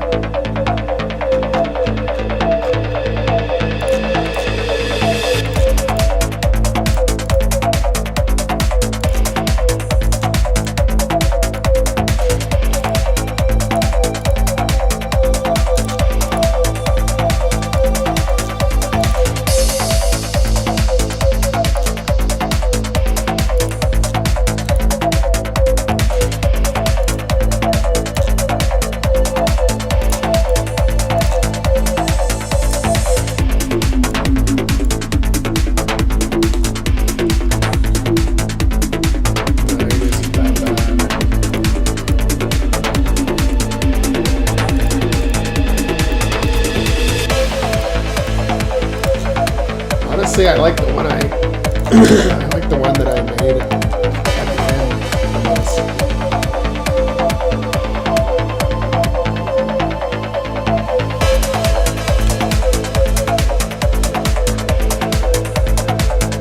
Maybe adjusting its position a little bit.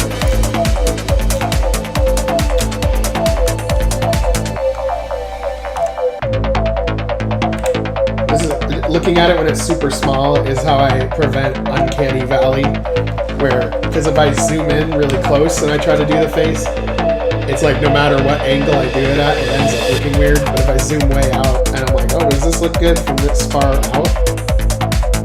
And because you can see, like if I make it go way off, it looks like it's way off with only like two moves.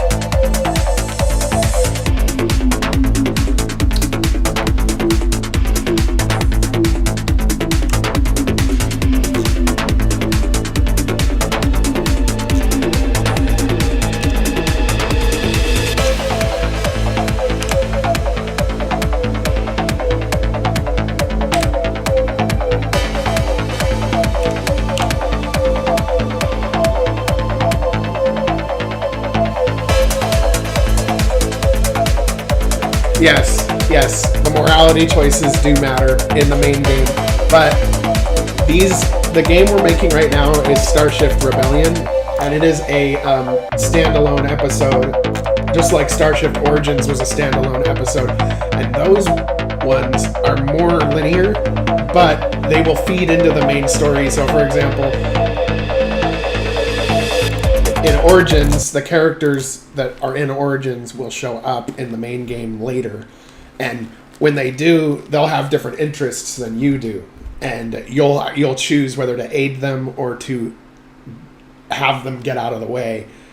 Or even where you allow the ESA to win and stuff like that. But these episodes are kind of meant to feed details that will enhance the main story. So by the time you encounter these people in the main story, if you had played the previous games, you would have a much better grasp on who they are and what they're about.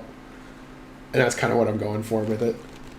And what I'm doing while I'm doing these episodes is it's double development at once, because when I'm improving the gameplay mechanics or adding features or getting better at storytelling, I can take those or if I'm making maps for these side quests in the main game, they might be some of the same places you've been to in a previous game.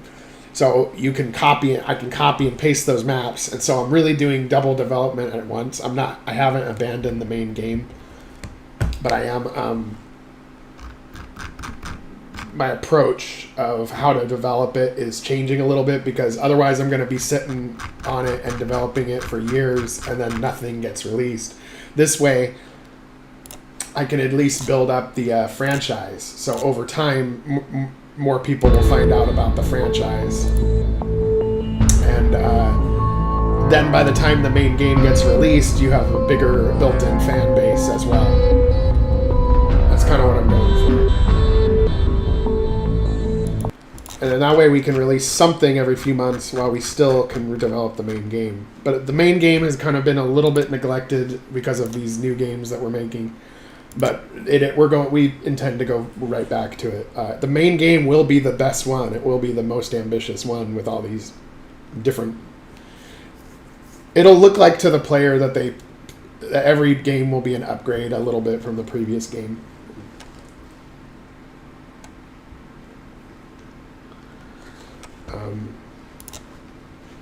So let's go back to this planet. Let's see. Okay, let me get to the part where... Oh yeah, that's right, we were building this guy. I gotta make this guy first. I was like, how do we get away from the story? And it's like, oh yeah, we gotta make this guy's fucking face first. Okay. Let's see.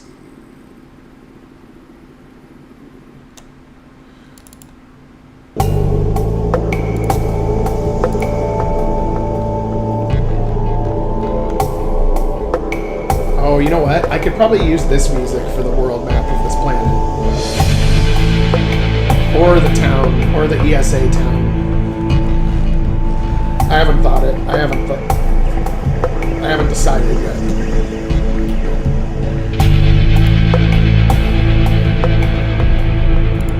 But I could see this being on the world map.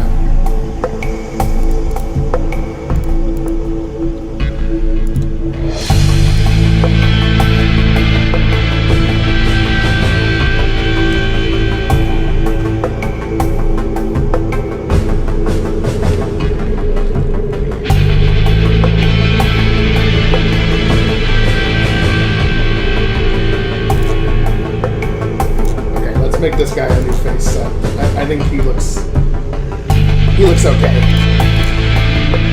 Not my best face, but it's passable. It's a B-, C+.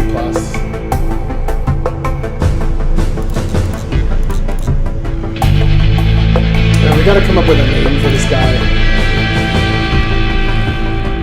We gotta come up with a name for this guy. First and last name.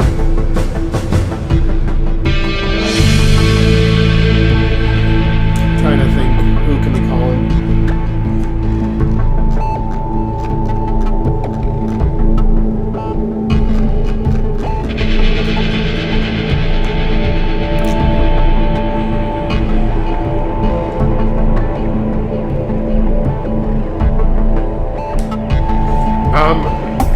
Origins 2.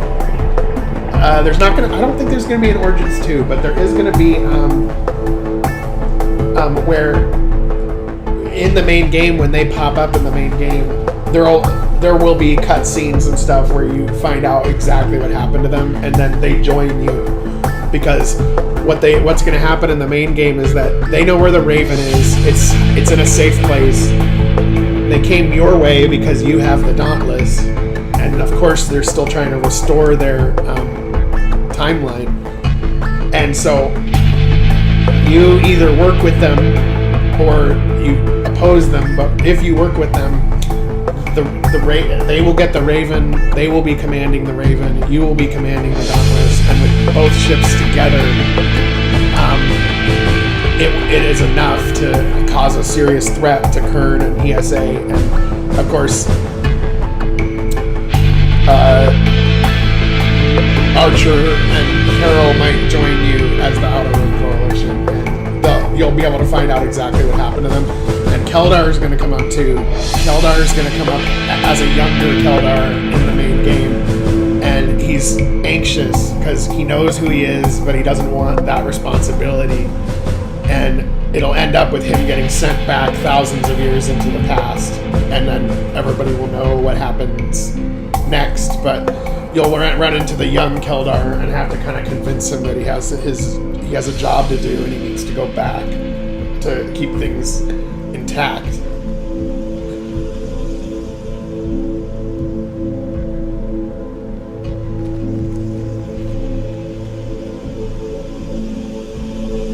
Yeah, because maybe as the coalition you decide that returning things the way they were is the way to go. So the player is going to be able to kind of decide that.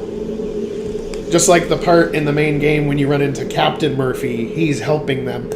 And that faction of Carol and Magnus, they are called the Order of Restoration. And then others have joined them to restore things to the way that they originally were.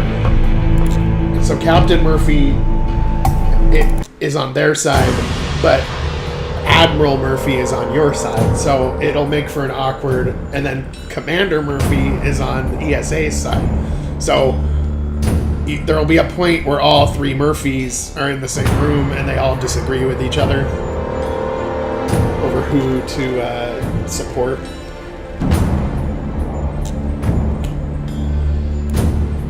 God, this was good. This was good battle music for Keldar, the boss of Origins.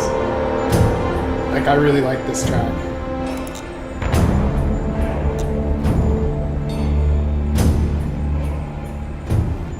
It just sounds very, very powerful to me.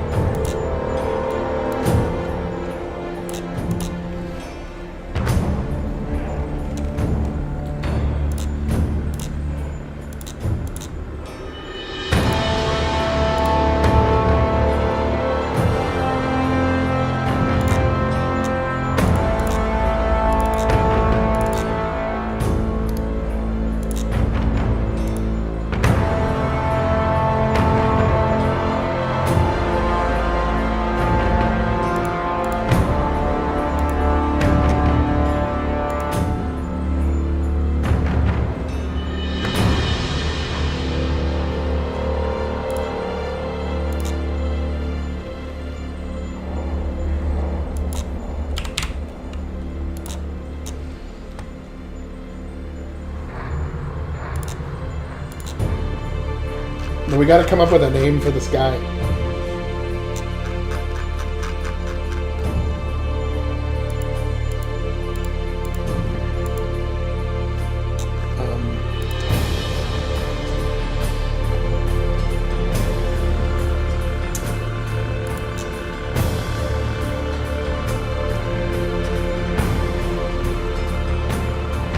Yeah, well, there will be some massive choices from the player when all three Murphys converge, and depending on how you handle it, things will happen. So, for example, when you go to Melbari Station in the main game, Murphy is there at the end of the level, and he's like, "Let us take the temporal shield unit. We need it more than you do," and you can decide to give it to him.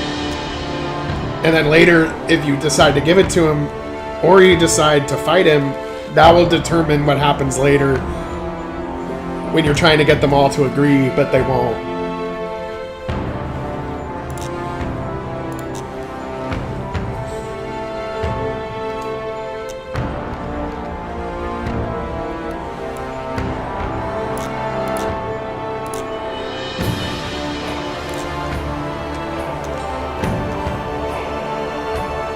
But first, we gotta think of a name for this guy. I'm drawing a blank.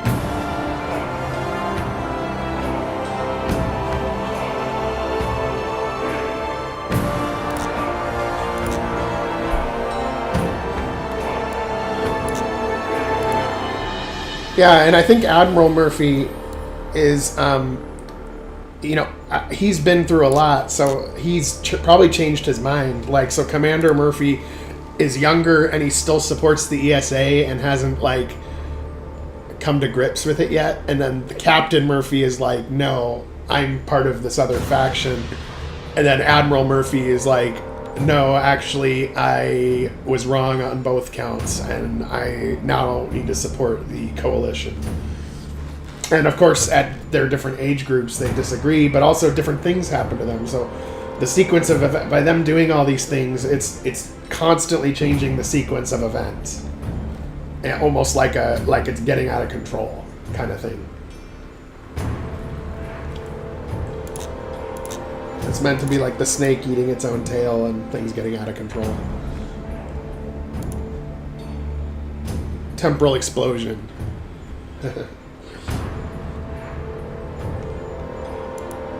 Which is what killed the first ones. Them get their time travel shenanigans getting so out of control that they made themselves not exist or whatever.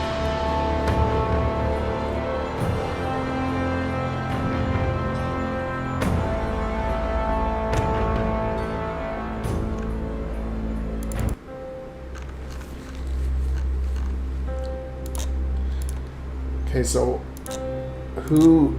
what name can we come up with for this guy? I'm really drawing a blank.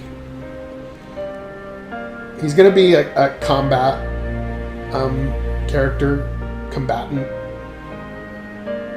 or maybe he'll be a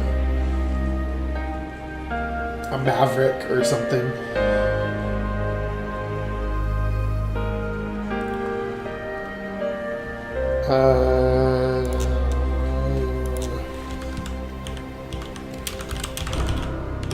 Let's see if... let's see.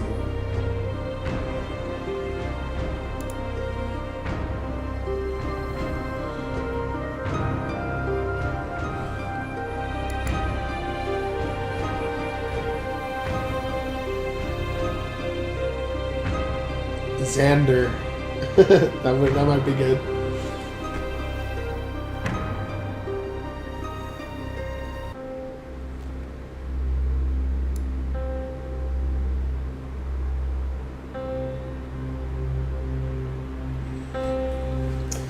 I know, I'm trying to figure out that too.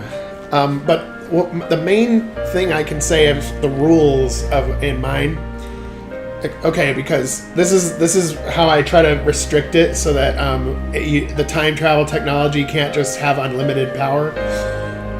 It requires a lot of power, and so the idea is that Kern's trying to go back to like 100,000 years ago because he's trying to save the race that he used to be when he was one of the first ones.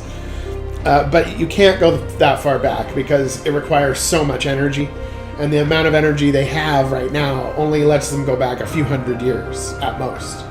So he's trying to find a way to get the energy he needs to go all the way back, and he hasn't been able to yet. And not only that, if you make the wrong moves, then it changes things too much, and all of the gains that you've made could potentially go away, so they hesitate to use it too often. Because if you go back too far and you mess something up, the ESA might no longer exist, you'll lose your advantage. So that's kind of the rules I'm going for on that one. A lot of energy use needed, and gotta be careful because we could wipe everything out if we miscalculate. And so by you doing your shenanigans with fucking Keldar's gate and crap, that has really screwed things up. And Admiral Murphy coming back has really screwed things up in their calculations.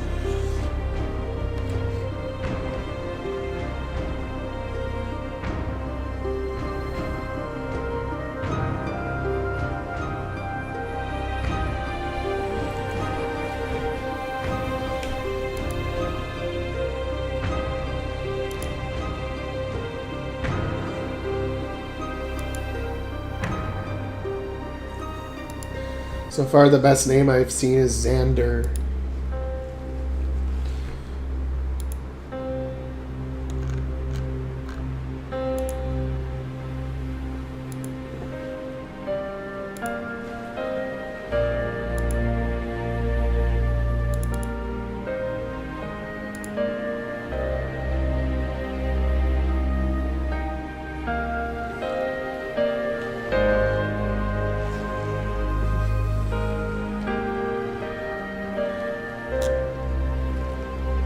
Yeah, and Kern will do whatever it takes for him to accomplish his goal. But see, he's merged with the AI. He isn't the AI, but he's merged with it, and he used to be human. So the human side of him is also trying to do this because Earth got destroyed. So the human side of him thinks he's saving Earth, and the AI side of him is trying to go back 100,000 years to restore the first ones. So he has kind of this schism in his personality, and so the humans are going along with him because they want to save Earth, and he's also got his other agenda that they might not be aware of, or only a few might be aware of.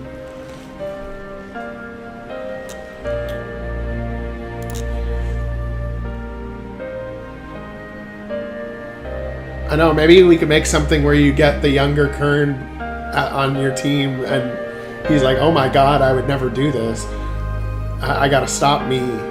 You know, you could come up with something really funny.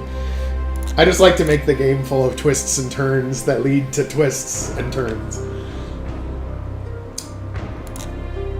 I know, the problem with Kern as a human is that he looks like a very competent character that you'd want to have their face show up in the main game a lot.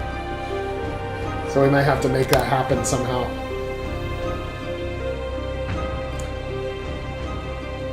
Like maybe you get the Terran Republic Kern somehow.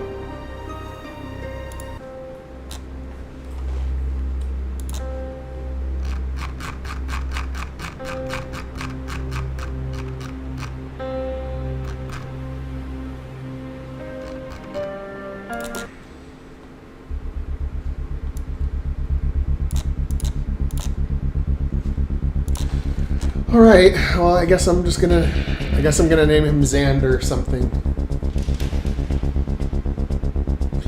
Oh, Soren. I like Soren. Yeah, Soren is a good name. Thank you for those suggestions.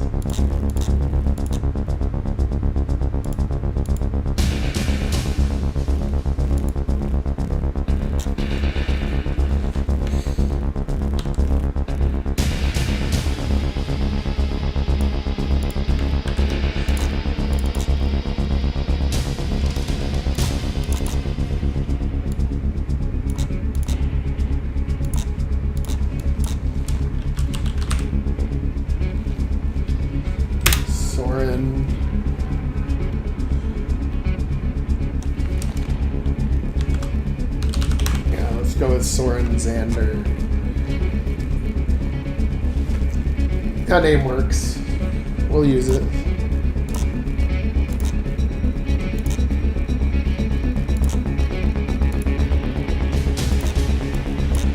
Let's do this.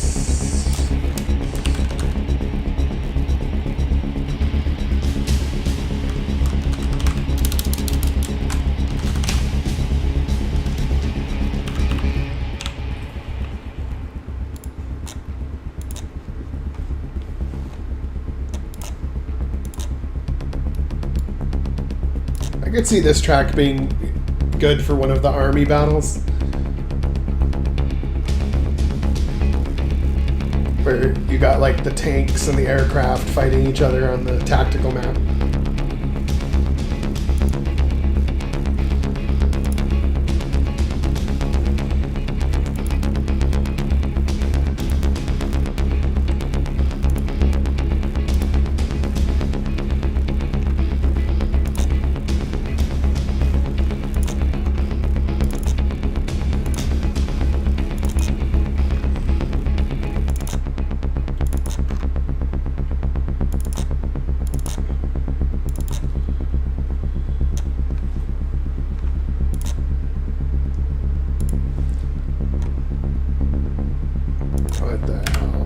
Save it.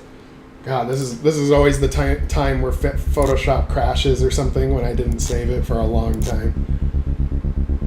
It especially happens if I haven't saved in a long time.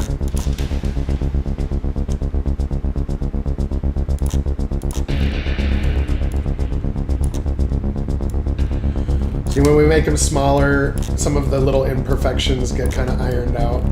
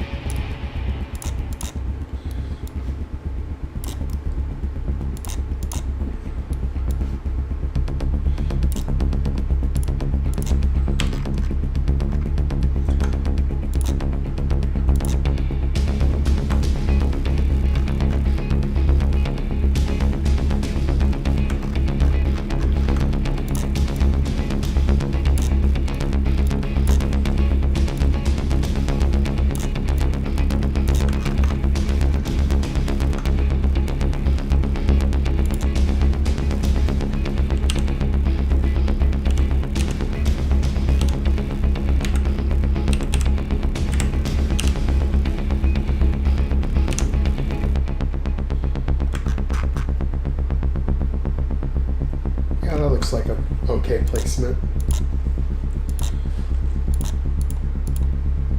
for the smile, for the heavy smile, but not the nervous smile.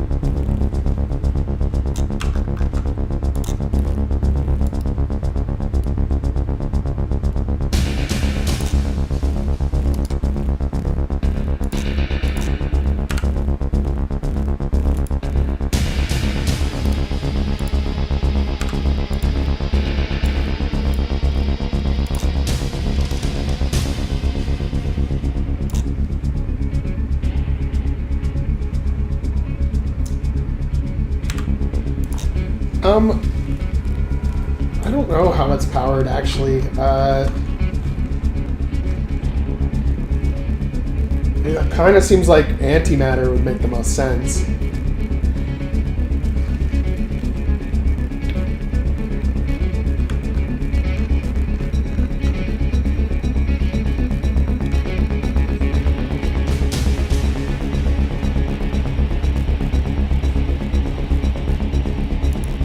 Or nuclear fusion drive.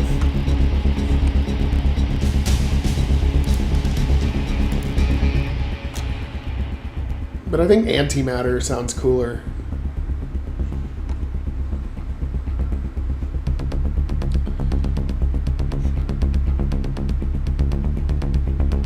Okay, now the subtle smile.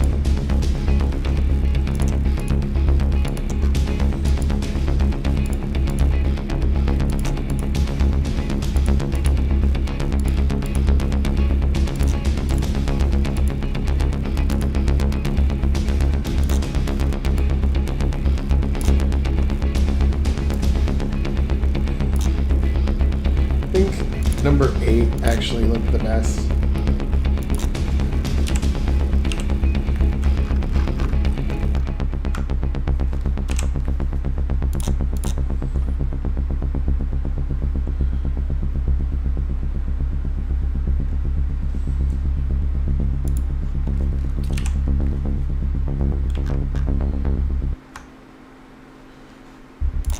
Or you could just go straight nuclear.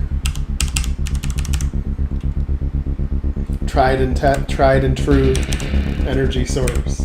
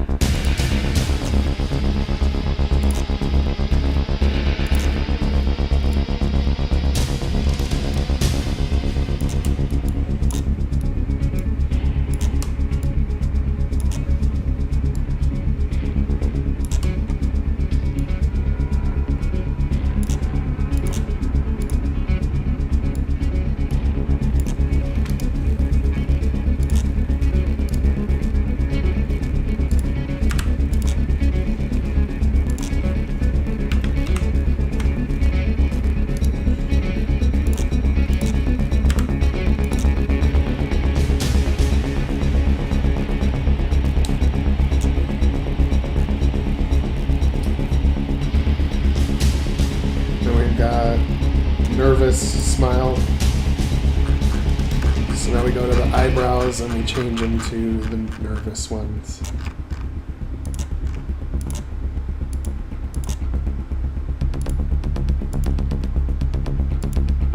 No, there were some different nervous ones in the female generator.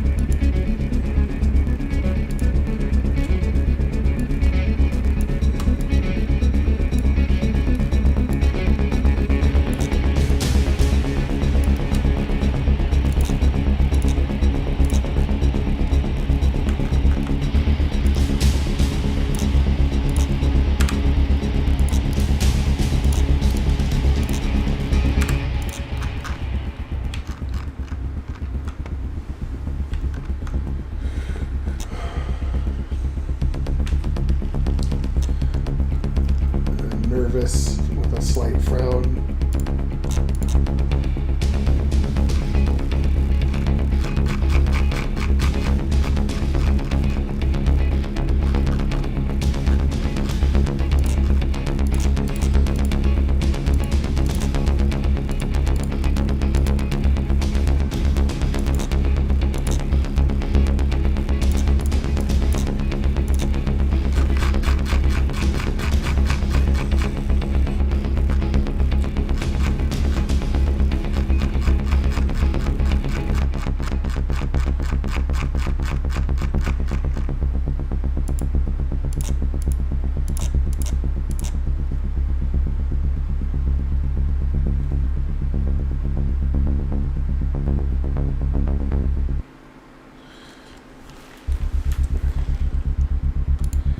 Yep, God is dead. That's what's up.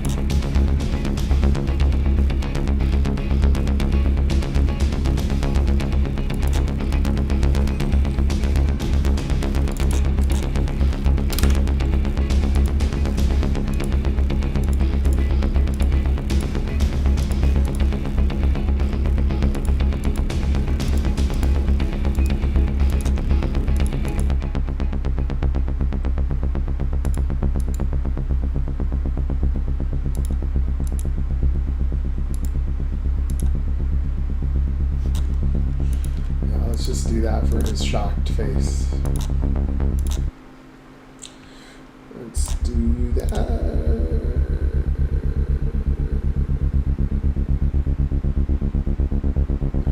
Yeah, we'll just have to come up with something because it's all made up as I go along.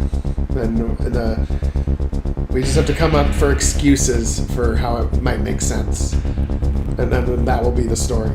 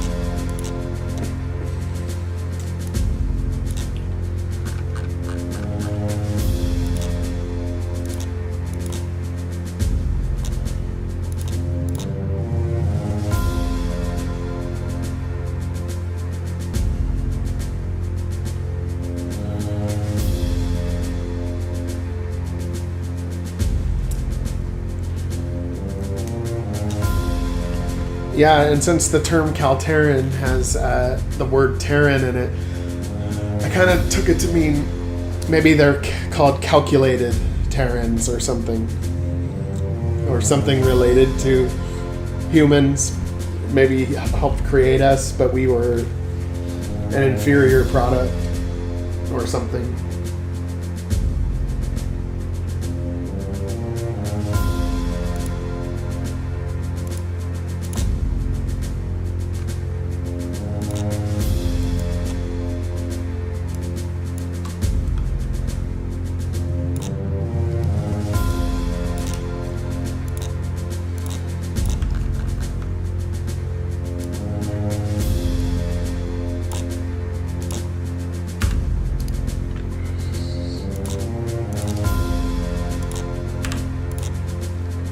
Okay, we're almost done with this guy's face now.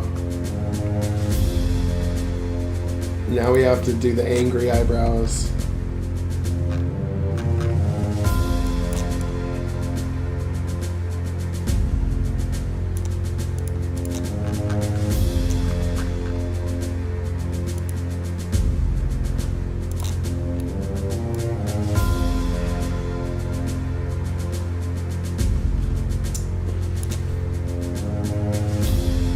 Yeah, that doesn't look bad actually. But yeah, we have, yeah, this one's kind of like I'm not abused vibe.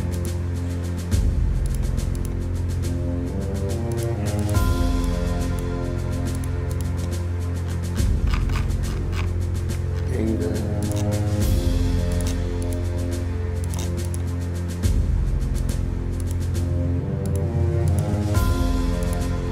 The anger one. I mean, this one probably makes the most sense. But he still doesn't look angry enough, in my opinion.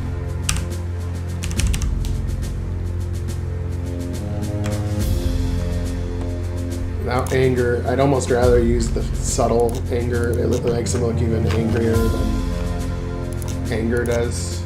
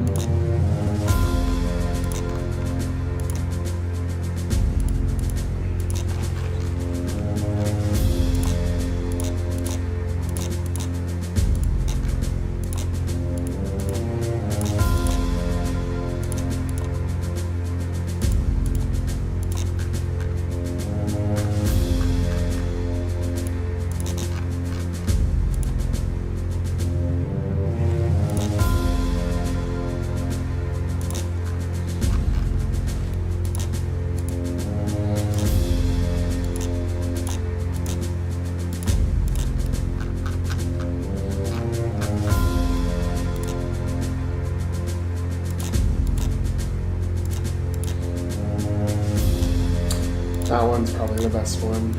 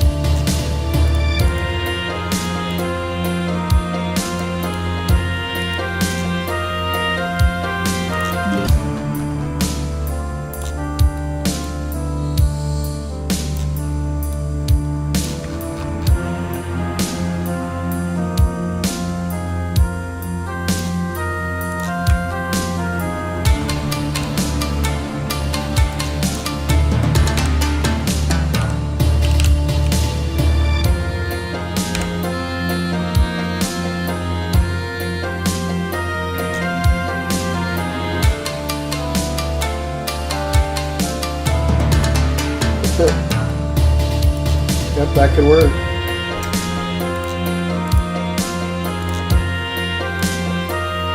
Topping off the coolant.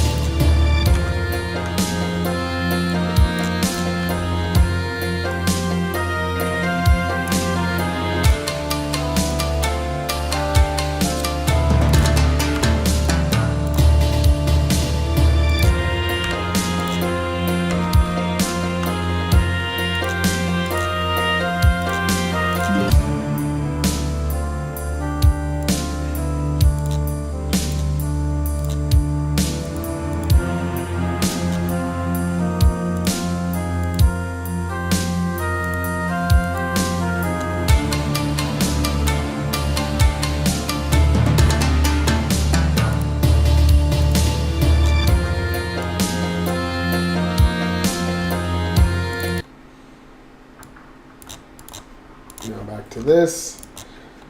So we finally got this guy's face done.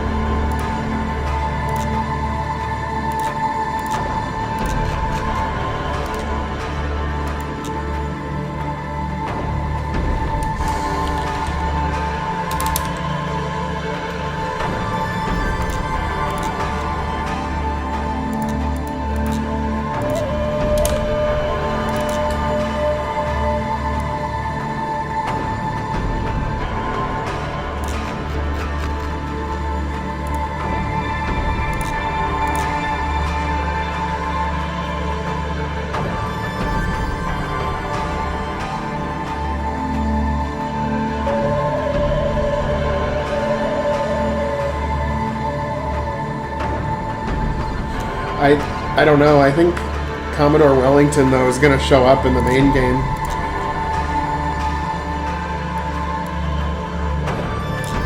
Maybe he realizes that he was wrong, or that he's being played at a certain point, and then he'll feel regret over how he treated Archer and Carol. There was one problem, though. His turban is actually supposed to be a little bit more yellow. So let me see if I can easily make his turban more yellow. No, it affects his whole face because it's a similar shade to his face.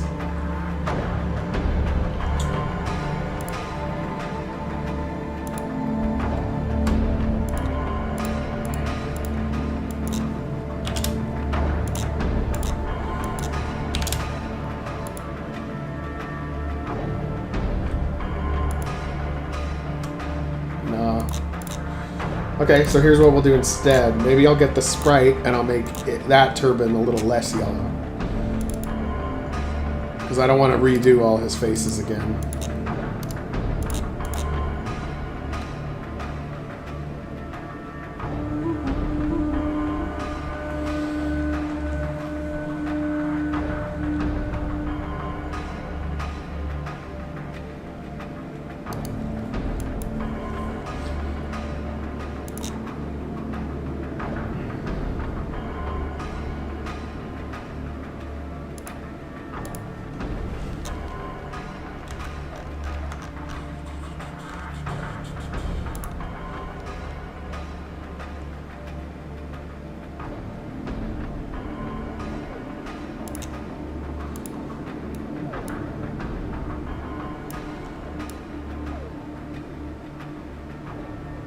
There we go.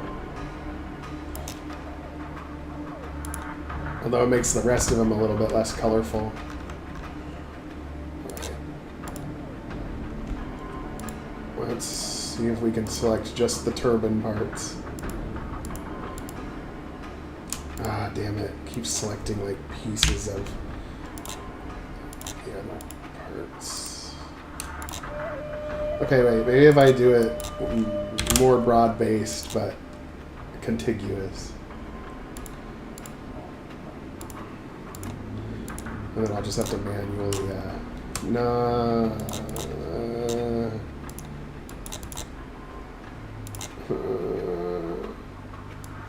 okay, what if I just do it like this?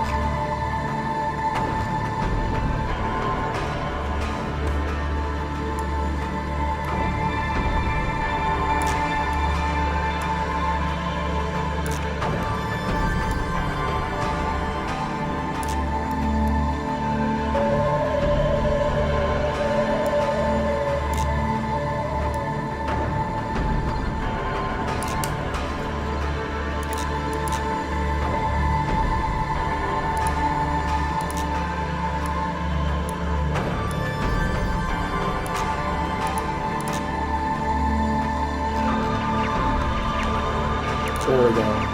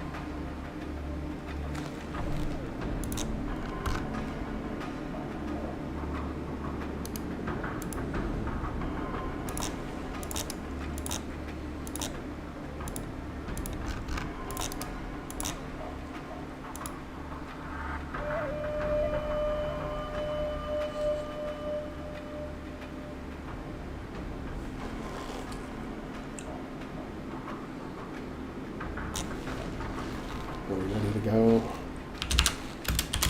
Don't want to miss our scheduled pickup.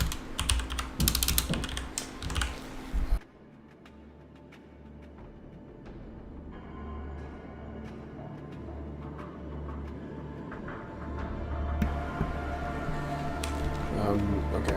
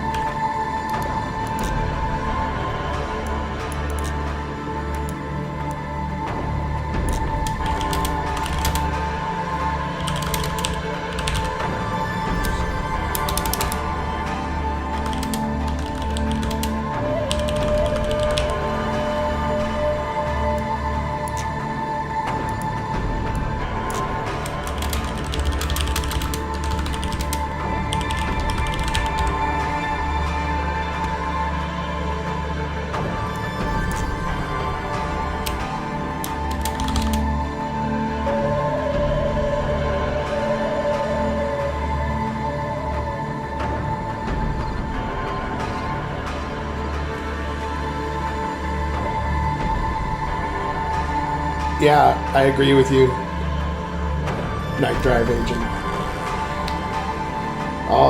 The main thing that matters is stopping the explosion.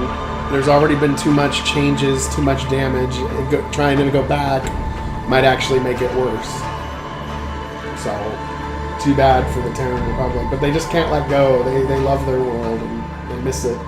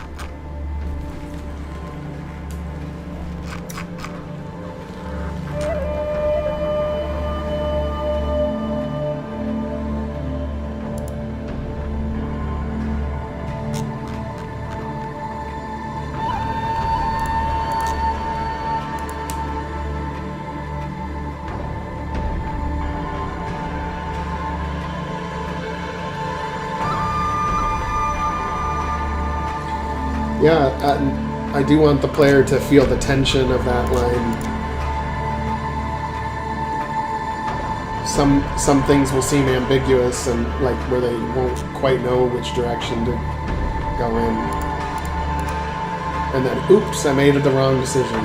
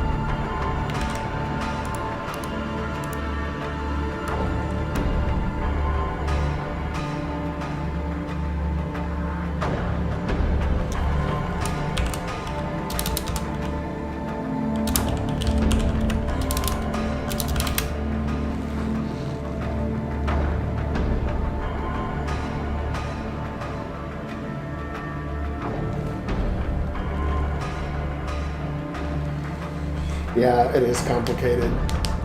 I agree.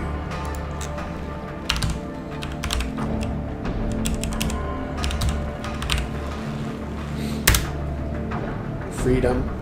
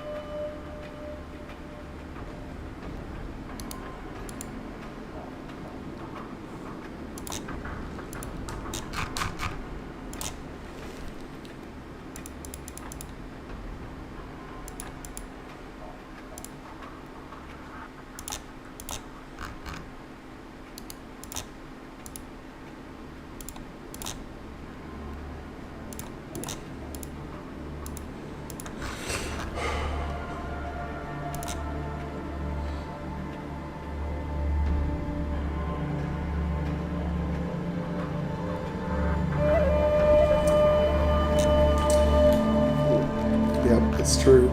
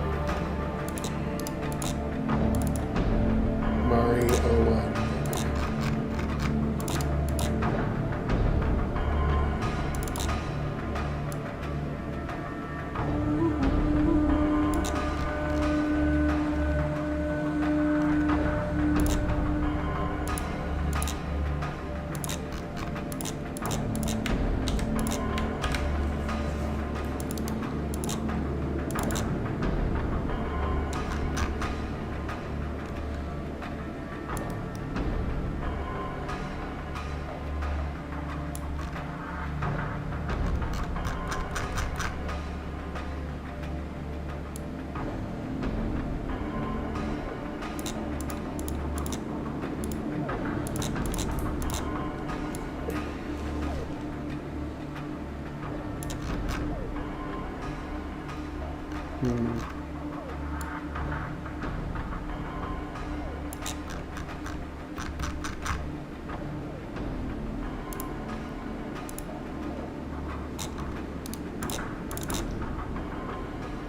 grog cracks.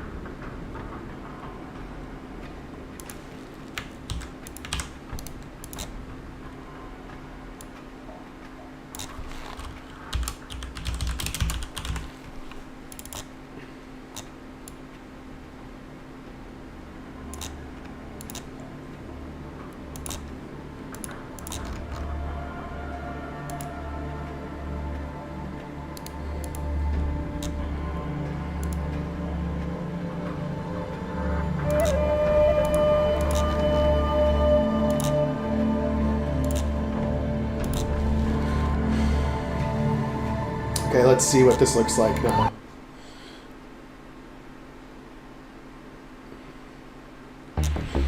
Well, with Mari's uniform, she's the only character right now that we are doing this on as a test in the main game. We're working on a visual equip system, so when you equip different armor, the character will look different.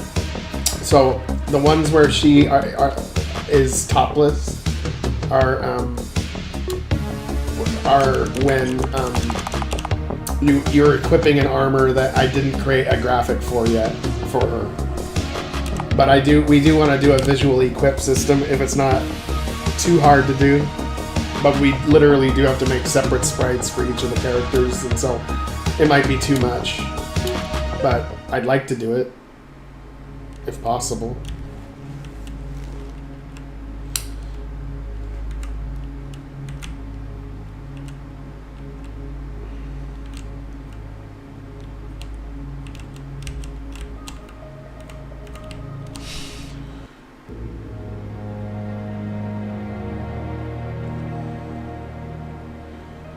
What the hell is going on here?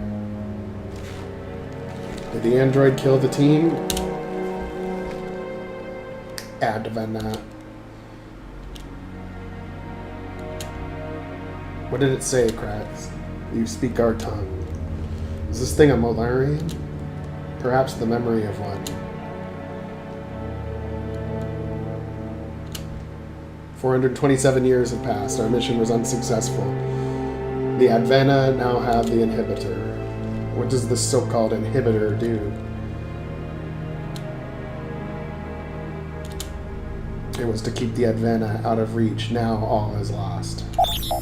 Firewall reestablished. Defensive protocols engaged. Orc terrorist cell detected. Activating automated defenses. We're so screwed. The wires. Aim for the wires. We have to cut the link.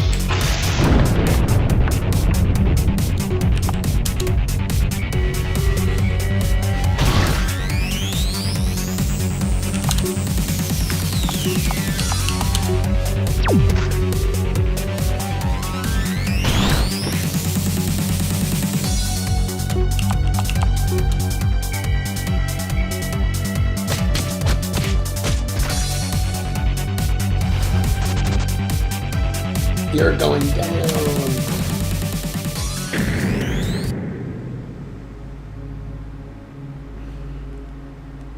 And I'm gonna make the computer look burnt too. I haven't made it look burnt yet, but that's gonna be, it's gonna look all burned, you know, when it's done. It's been disabled. What about the Molarian computer system? Yeah, right. You can't be screwed when that steps in. I don't know. I pay very special attention to the music. Sometimes I'll spend all day looking for just the right track for just the right moment in just the right scene, because it's very important. Let's bring the android back with us. It might still contain useful information. Fine.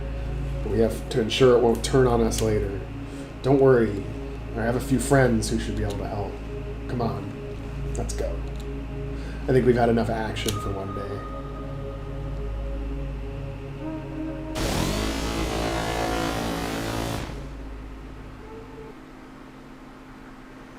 You've tried everything, Cracks. Maybe it's time to give up. No. We have a few more things we can try. It's waking up. It's not time yet. These Malarian data files are being extremely stubborn. Go back to sleep, Cronus 13.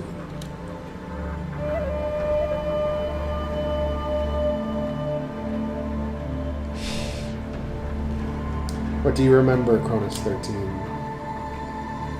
Awaiting input. Good. It seems to be working.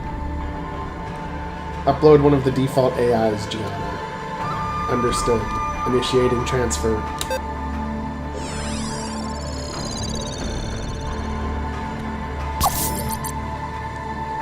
Cronus 13 ready to receive additional input. Give it a little more personality, Gianna. Okay. How about this one?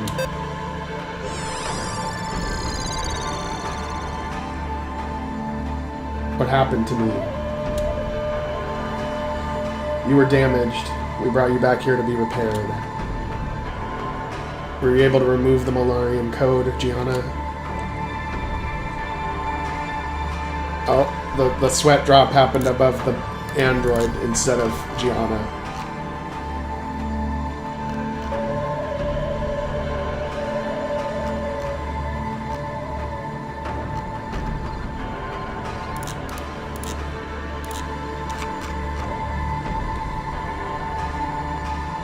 Oh, God.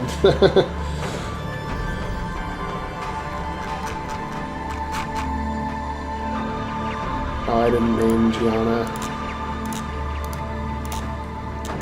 Oh, I named her Cyborg.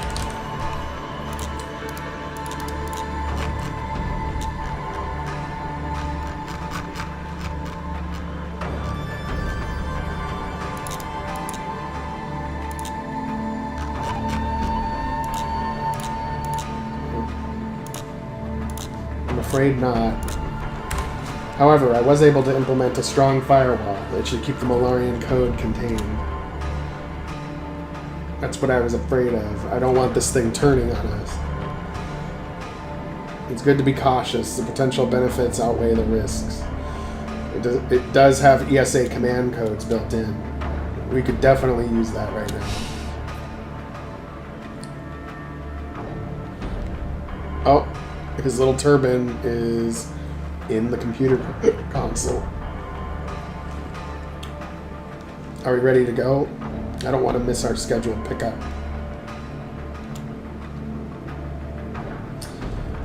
We were able to restore the android to working order. Good. How about we take it with us? There can be raiders along the way to the rendezvous point. We need every hand we can get. I'm not sure that's a good idea. We still haven't fully tested it to make sure it's okay. Only one way to find out. Cronus 13 is ready to assist. Good. I'll be waiting in the truck. Please don't take too long.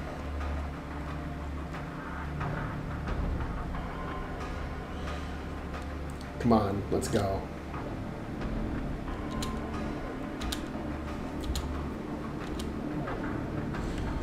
Okay, so now they're all... Oh, but Gianna's not on my team, on the party for some reason. I bet she's in the... I bet she's in the team though. But she's invisible. Just my best guess. Yeah.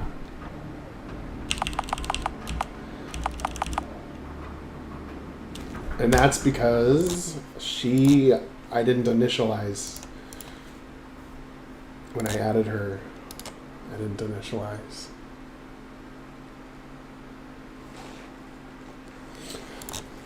Yes, he is ready to assist, but he's going to come with some baggage, that's for sure.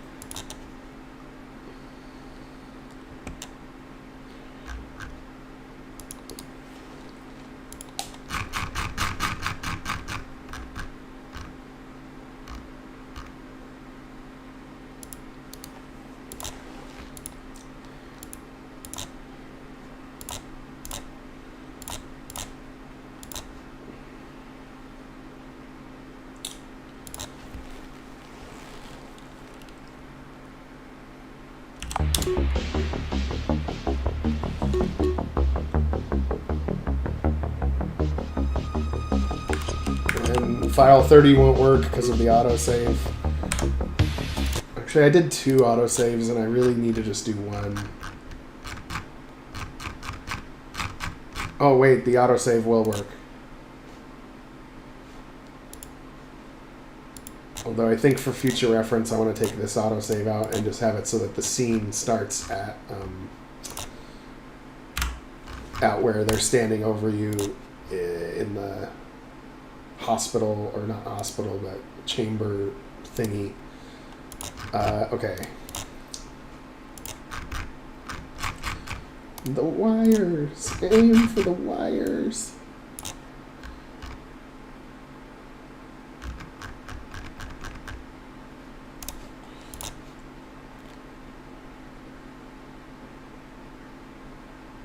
Yeah, you don't want to save over file 30.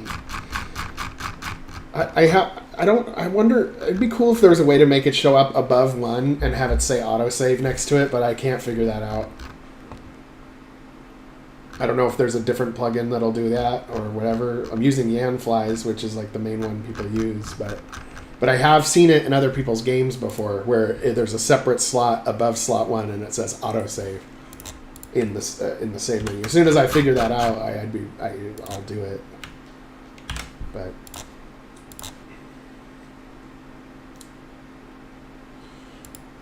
there's like things that I don't know how to do or I can't find, and so I just do the best I can. Well, like my vision of what I want my game to do is bigger than what I have the capability to do with what I've got, but then I keep practicing and getting better.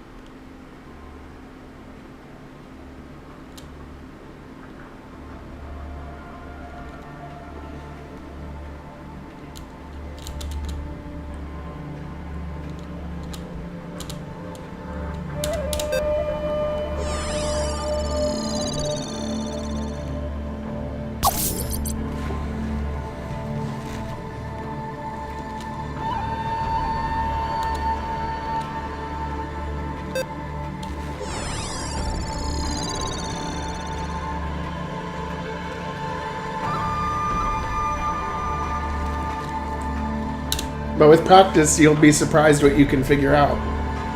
Some stuff happens on accident, you're like, yes, when you find it.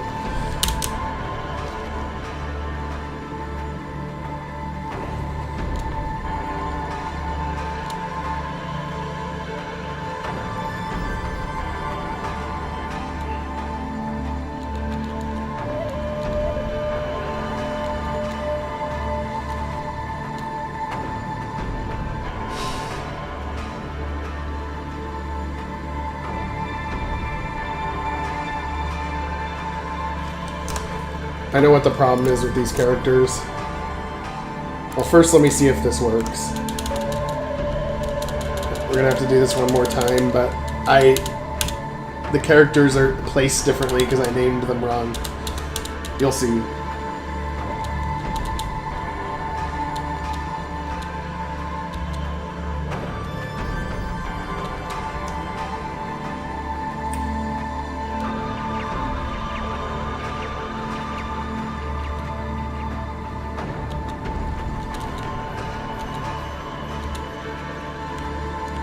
Okay, yeah, now I got all of them on my team.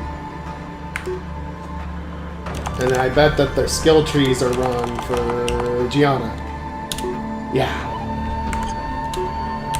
And it's all good for Krax, all good for... except Krax doesn't have Geodonian. Because I haven't made that skill tree yet.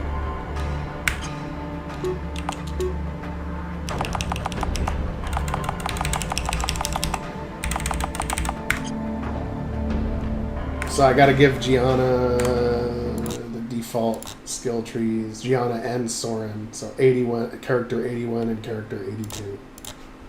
So character 81 and 82.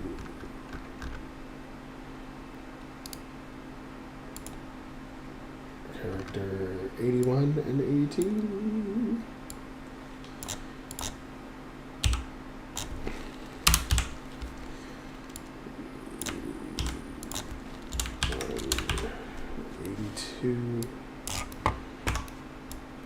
Give them the default trees.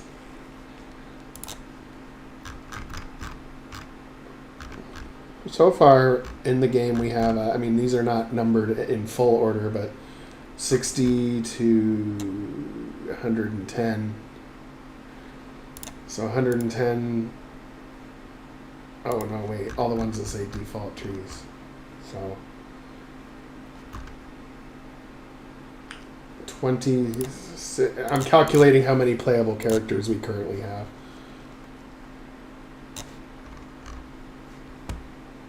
$21.10 minus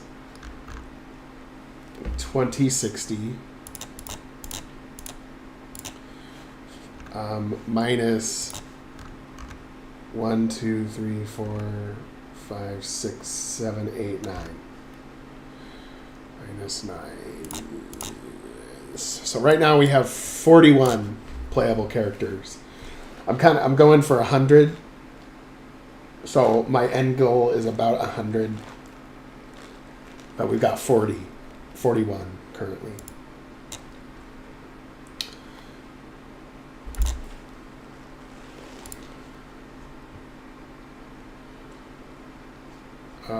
Okay.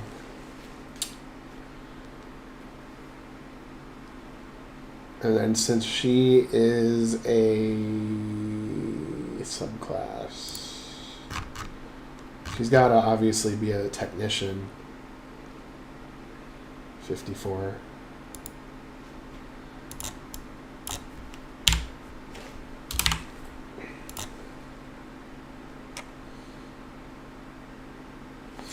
Yeah. Yeah, actually that would be a cool character for you, Jolt Eagle.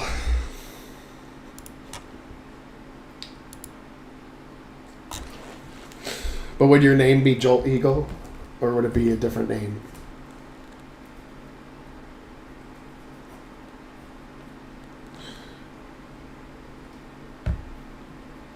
Because we could name you Jolt Eagle, and then you could be like, look, I never reveal my real name.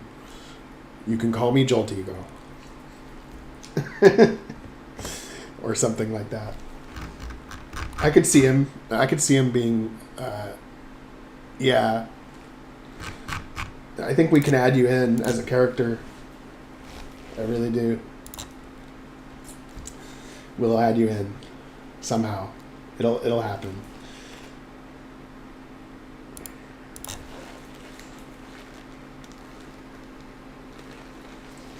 I actually like adding people in or adding in other people's ideas into the game just to make it a little bit more dynamic.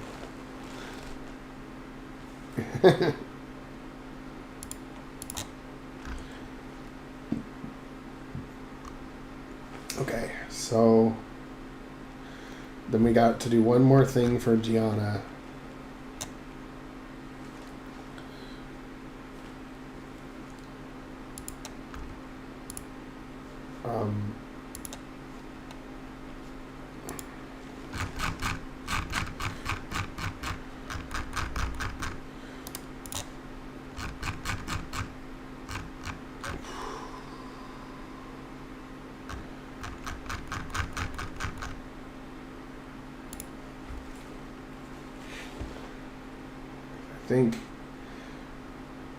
I think I actually also forgot to add the skill trees for Krax and Mari and Jack for their specific freelancer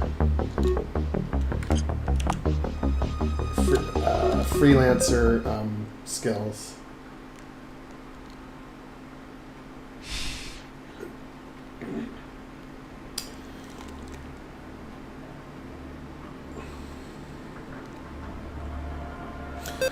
We can come up with a backstory, no problem. We'll play around with that when we get to it.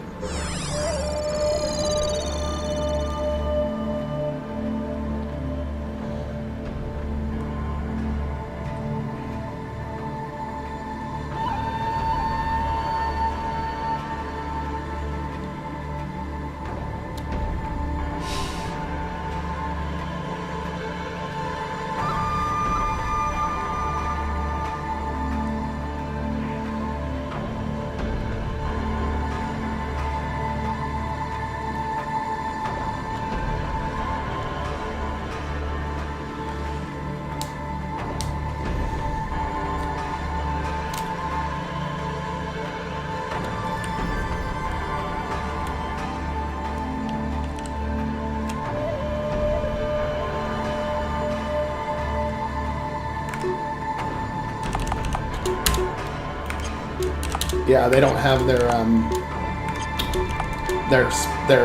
class skill trees. They have their basics, but they don't have yeah, so we gotta add those. I think I can go and find them in the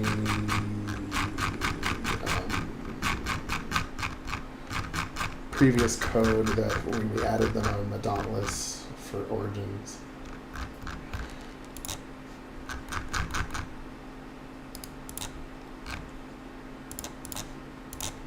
It's slow. Okay, let's see. Technician tree, yeah. Yeah, and Technician tree is the exact tree that I need, actually, for Gianna. The other ones are too late, though. I'm going to have to start the game over again to get those ones going. Because for some reason, the latest version of Sunfire skill tree, which does allow you to update the skill tree in real time, and then it affects it in the game. For some reason, when I try to use that version, it crashes and conflicts with my other plugins. But if I use the older version of it, it works perfect, but anytime I make changes to the skill tree, I have to start a new game.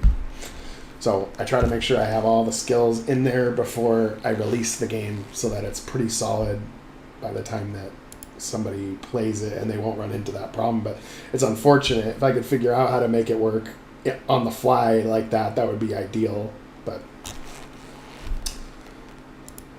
nothing I can do now at this point, as far as I can tell. So then when Gianna joins, we do actor, 81, and give her the technician tree. 81.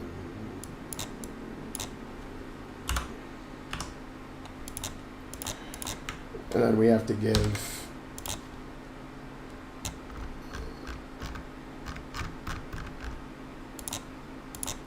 these guys their default trees as well once they land here.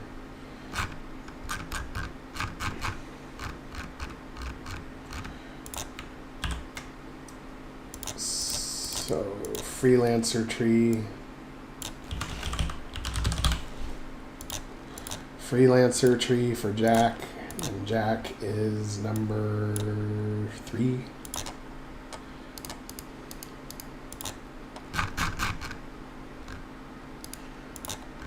Jack is number 3.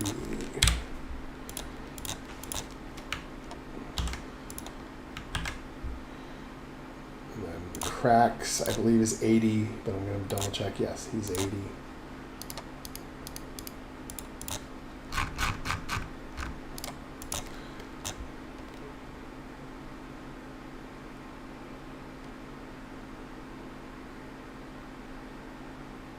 I know. I'm looking forward to making the Avian Homeworld too. I haven't there. It will come up. You will go there. It will be done. It's just like on my list. But yes, I want to do the Avian Homeworld. I also want to do the Feelite Homeworld, the cat people, and their culture, and the dog people too, but to a lesser extent. But I'll do those guys too. Maybe I'll run into a little bit of the Canite culture in this game because Admiral Bernard will join your team. So maybe you go to Canis Prime to plead with them to take action or something like that. So Canis Prime might be seen in this game, where you try to convince the Canite Alpha and she says no.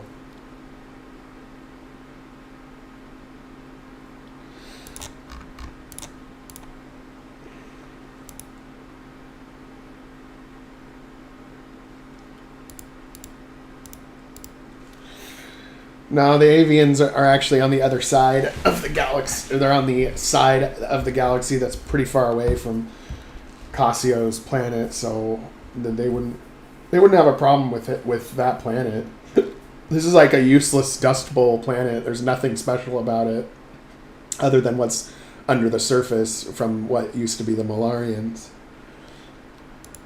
And mining and stuff.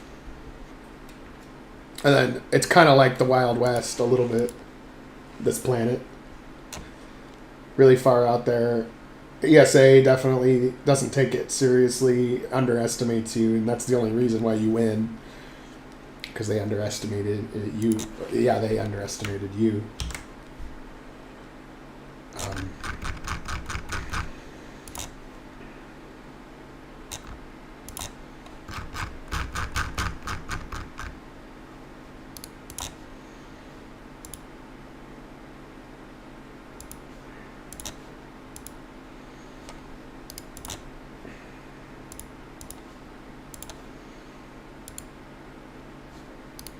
You know what? I can just...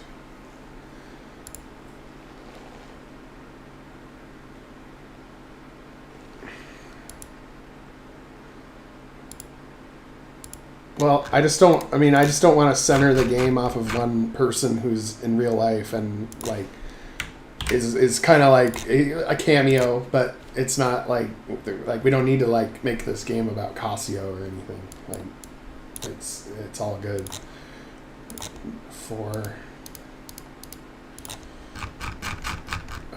We'll do number 4. Okay.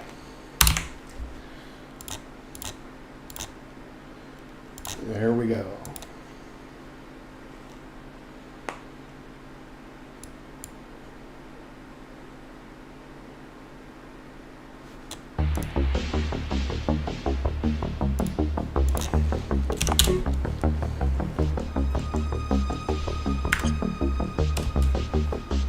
Okay, just so that I have the correct skill trees, I'm going to start a whole new game. Because again, I have to start over again if I made a mess up with the skill trees.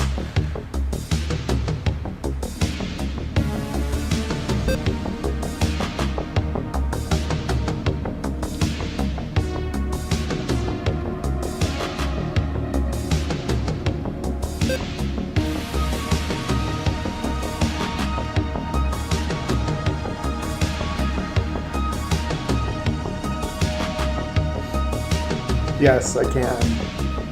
We can make that happen.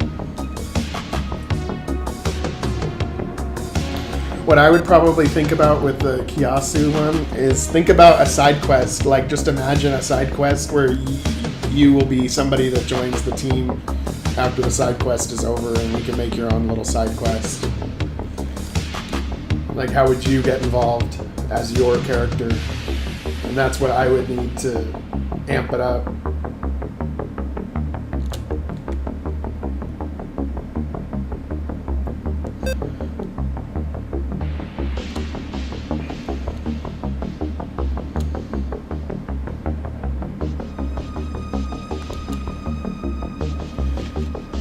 Or maybe Night Drive is a cyborg.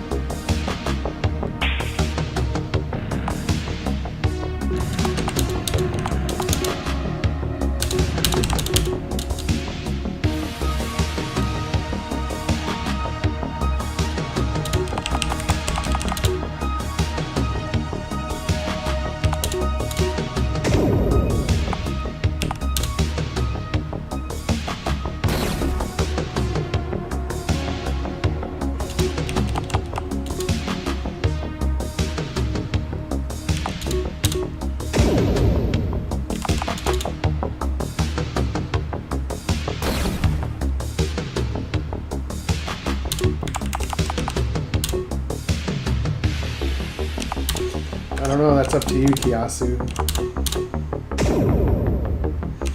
You can even make one up if you can come up with the sprite for it, or an idea for the sprite. Because it's not like the only races that exist have to be the ones that you can choose in the beginning of the main game. Just like I made up Geodonian with cracks, but that race isn't a playable race in the main game, but maybe I should make it, because like each new species I make, you can make their own planet, their own solar system, and and just adds to the lore of the game.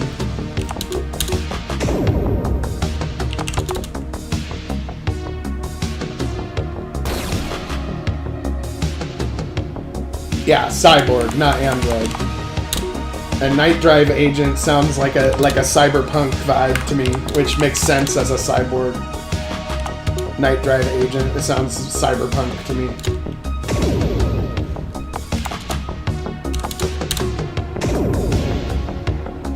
Oh yeah, a dolphin race, that would be cool.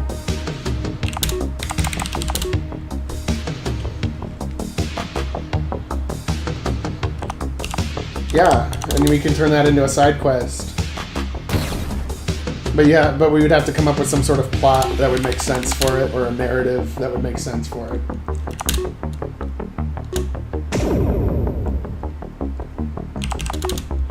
Because I haven't actually done an aquatic world yet, like, very well.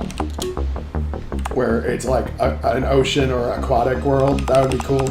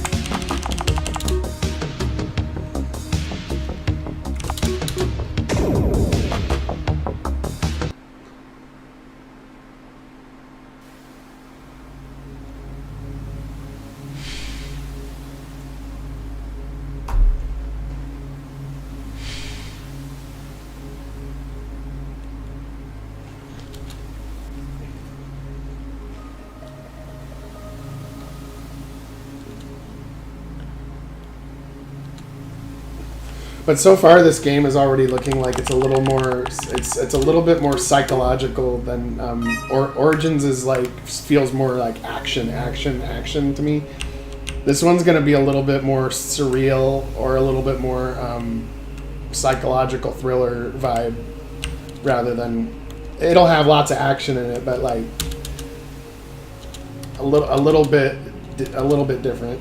It already has a different vibe to me.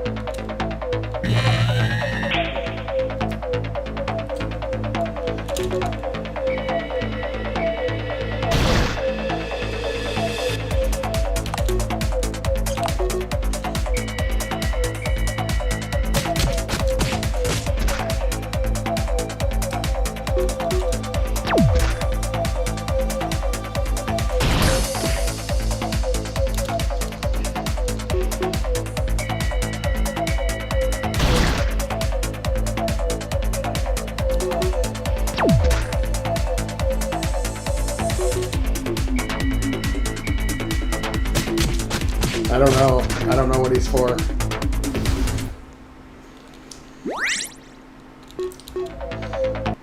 These personality traits always come out. gradually for me, where I'm like, oh, that's a good idea, and then I go back and enhance it. But this game isn't, the Starship series is an ensemble cast. Lots of people involved. And there's no like one savior that's supposed to be the chosen one or anything like that. But I like this. I think we've got a good intro here. What do you guys think? Some mystery where these aliens came from. And then the android is set up. It's the setup to where the android will have all kinds of problems later that will lead this to go down the rabbit hole.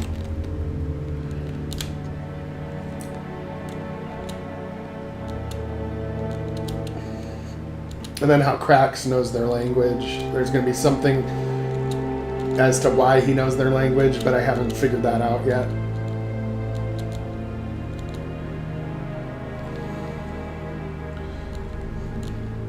Yeah, Murphy's the chosen one.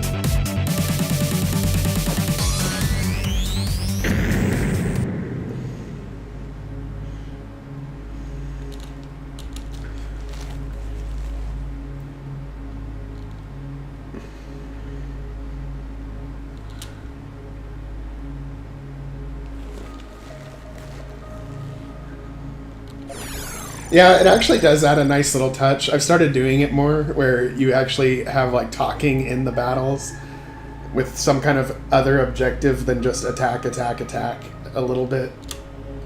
Make it a little more interesting. I'm hit. I only have voiceovers for when some of the characters die. I just thought that would be kind of funny.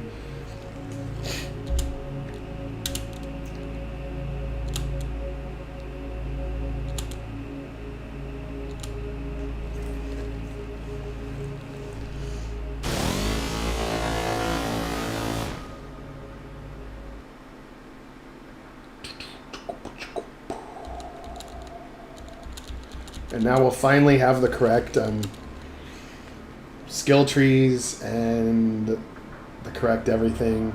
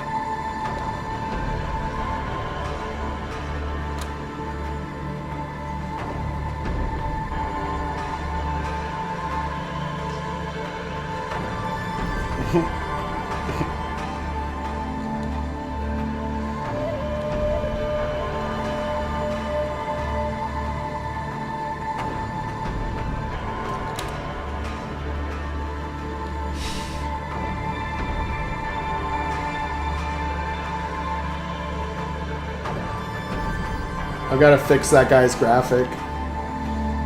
I know what I got to do to fix it, but I just haven't done it yet.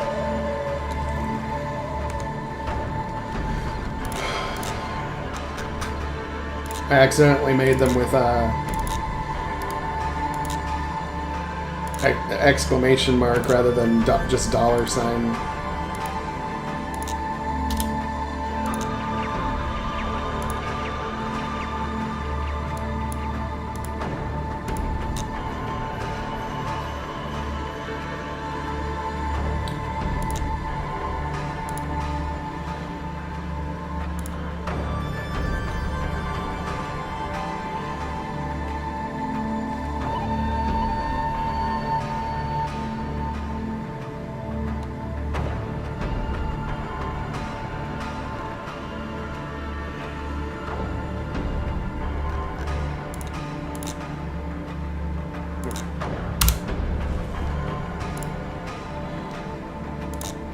Now I gotta fix it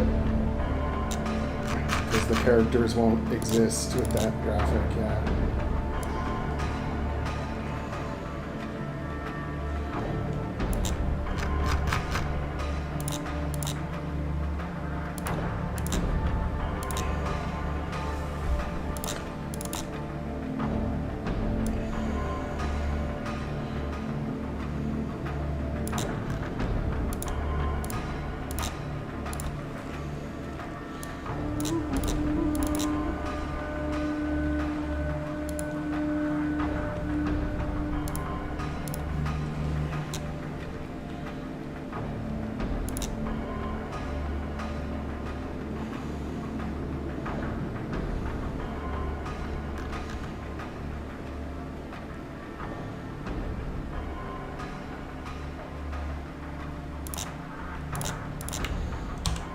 Make a copy of that one, and then where did my copy go? Oh, there we go.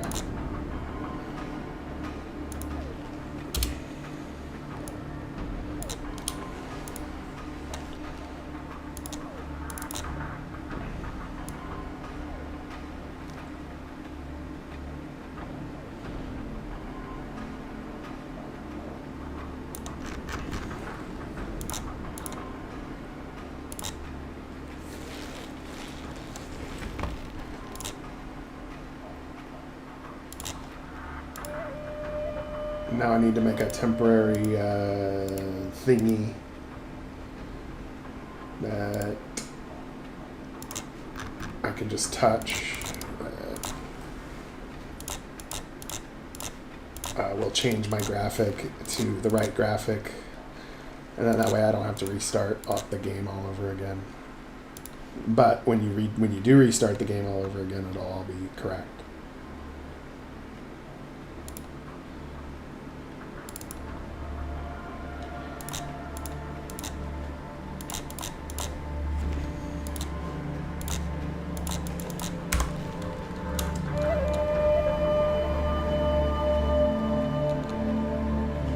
Yeah, that's where I was hatched on Earth. I like to come up with little things like that.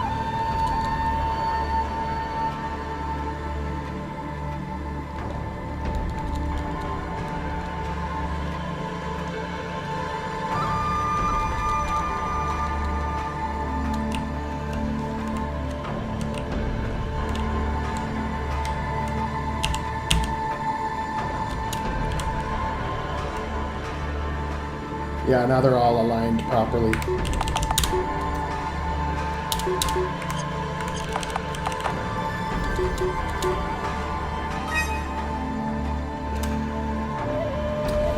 See the teams coming together.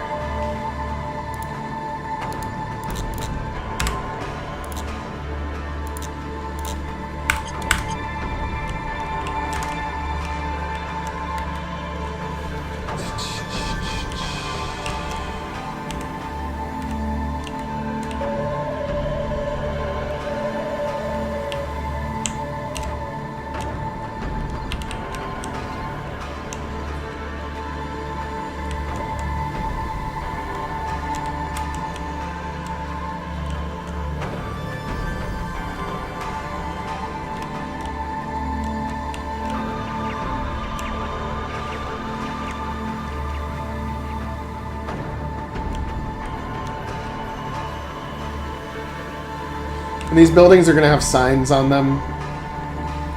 like So-and-So's Bar and Grill, and Gianna or Flux Repair, and all that. And I like that I made these little generators that are hooked up to like everything pretty much. It makes it look like it's like a town that's just surviving. And they have their emergency power generators.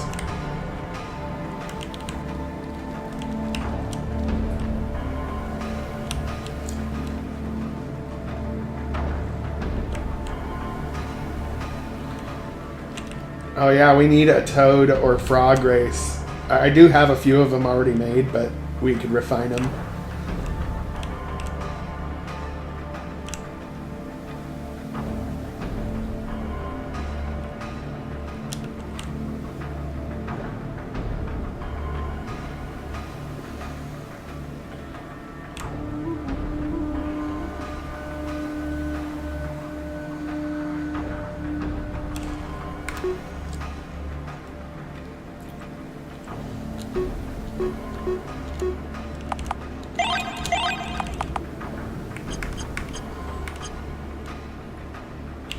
Although I probably should have done, like when you get out of the chamber here, full restore of all characters. Full heal.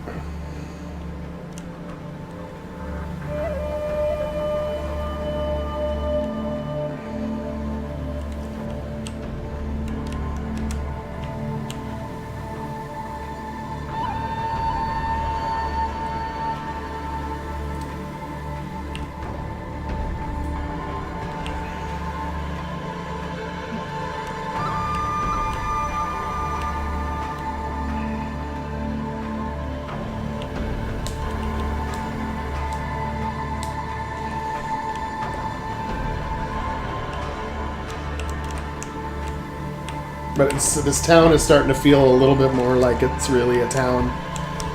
I'm just exploring it, see what it would feel like as the player. And I think the name makes sense, Scrap Spring.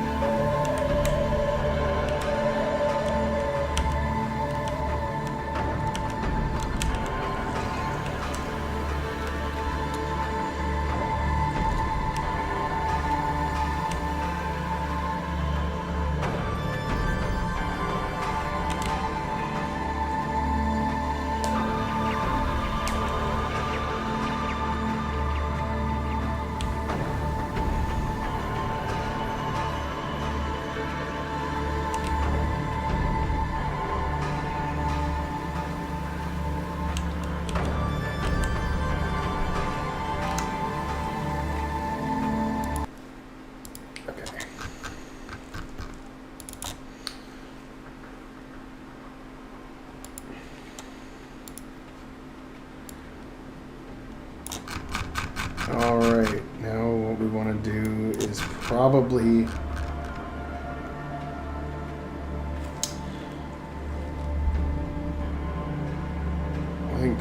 make the map a little bigger.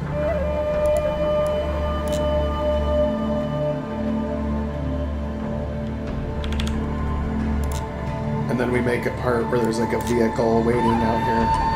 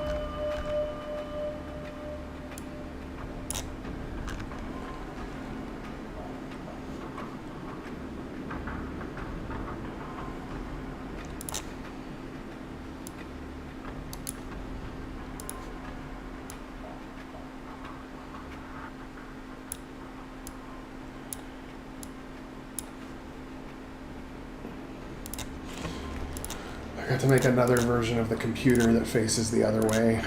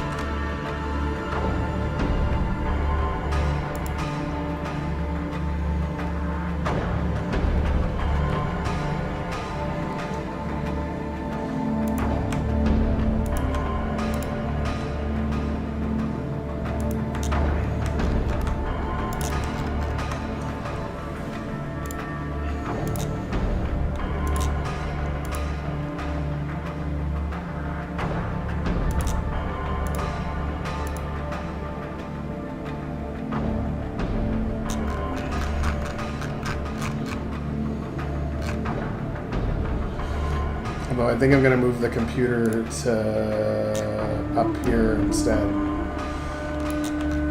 Because I know that's gonna fuck up every emplacement I've made with my railgun cannon.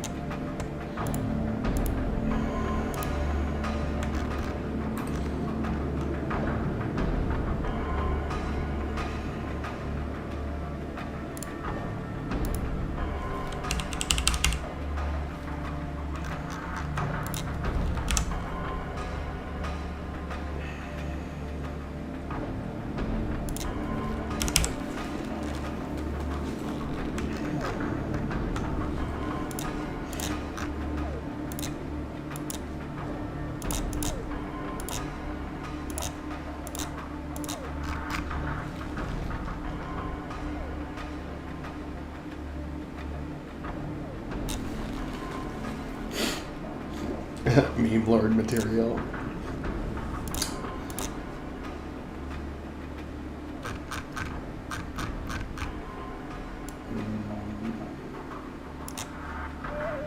Yes, of course.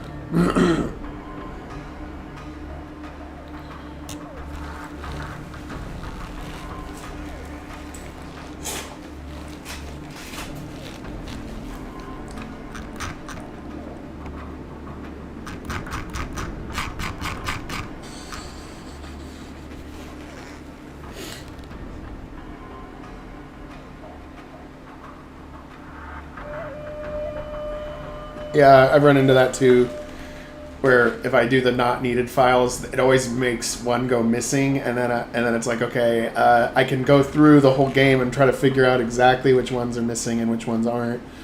But oh fuck, I think I'll just leave it with the larger file size, and like that's just what ends up happening.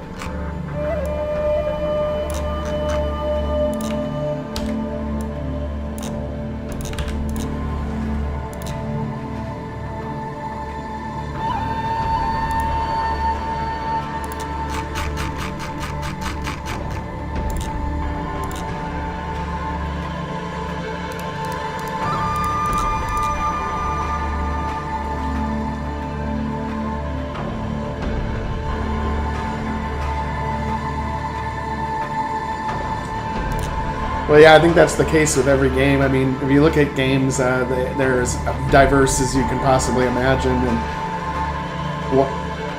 there might be one game that somebody's like cracked out on, and another person's like, "Holy shit, I hate this game."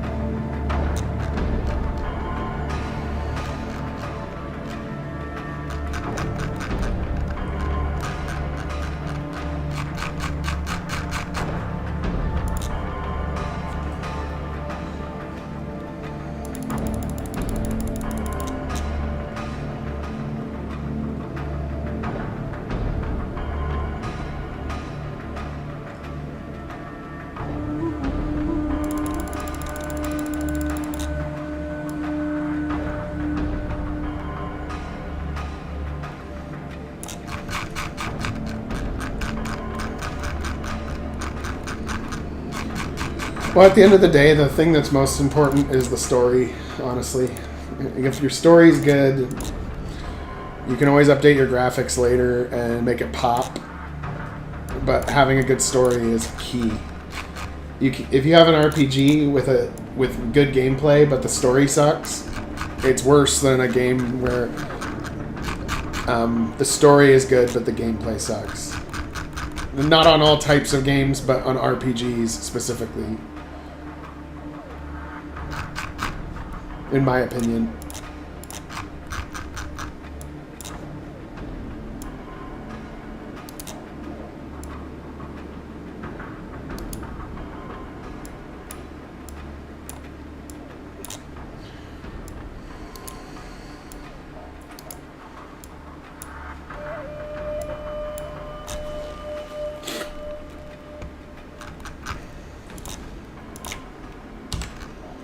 Because you can always, like, because what I always like to do is, like, first you just get it done, or you get it, like, a rough scaffolding of what you're trying to make done. Go ahead, use any graphics you want. Use placeholder graphics, whatever. Then you go back and you change the picture, or you change the face, or you change the character with a photo editing app or whatever, and then you just replace the old file and it'll cascade through your entire game. And that's kind of how I do it, where it doesn't become an unmanageable situation if you want to change it later. Like, I've changed the graphics on my game a number of times.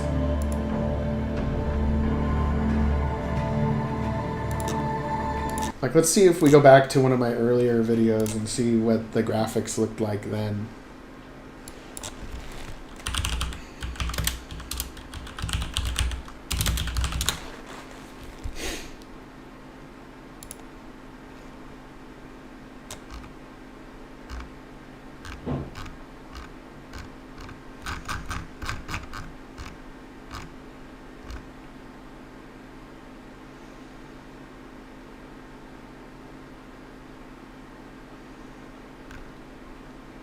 Yeah, back like 3 years ago.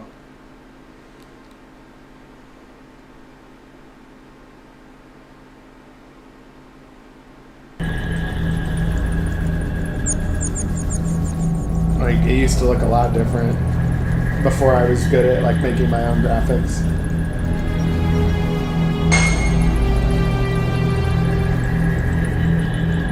And you can see I'm using some of the default RPG Maker graphics with my earlier iteration of it.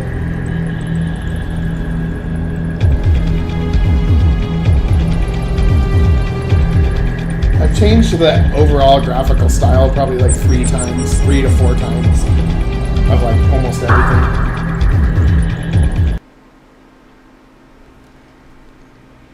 You can see the old ESA flag that I have there is like a Earth with like a black hole behind it or something, but I did change it to be just the flag with the 3 stars.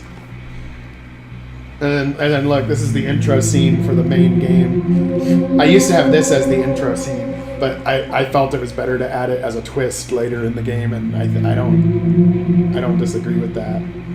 But look, you'll see this ship in the beginning of the main game. You can see how much like it's changed in 3 years, basically, when you see it.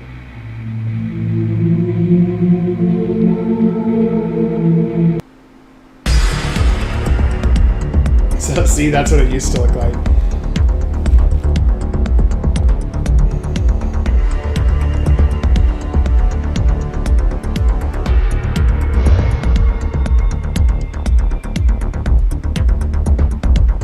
So you can see the bones of it were there, but it was more primitive. And this was before I was able to come up with the tactical battle system.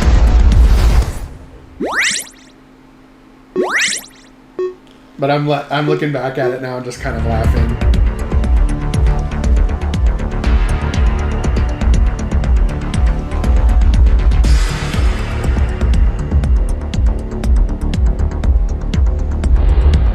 And then the planet, it used to have a different background too, down here.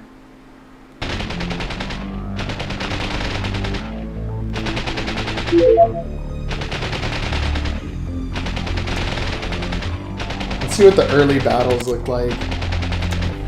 Because I always forget what I've made, and then I go back and look at earlier videos, and I'm like, whoa, yeah, it looks way better now than it used to.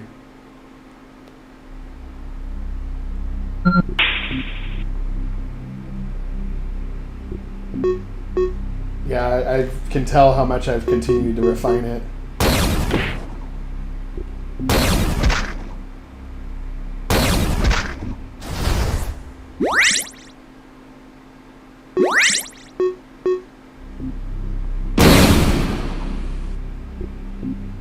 Yeah, like, and just like the pacing of it and everything is like different.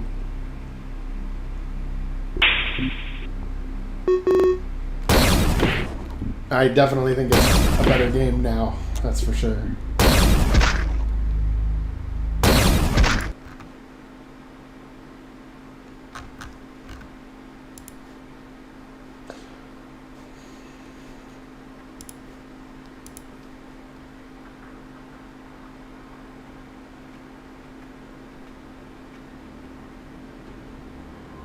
Oh yeah, if I couldn't do the tactical, I would have done it the other way.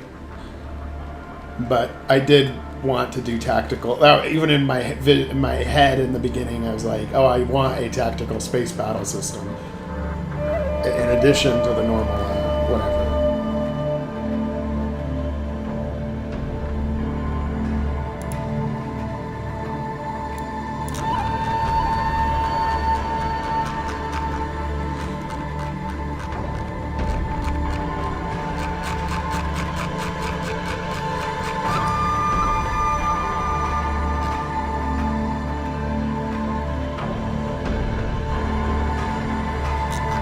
I know, I thought that made the music for the battles made it a lot more jazzy. Like, I changed it to this instead for the battles in that same place.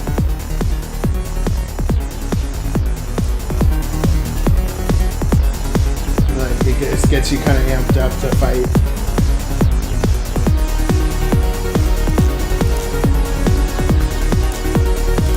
But I've always been a big fan of trance,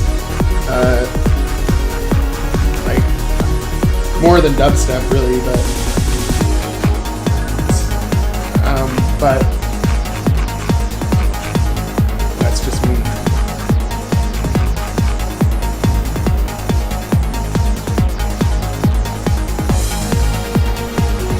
I don't know when the wiki is coming out.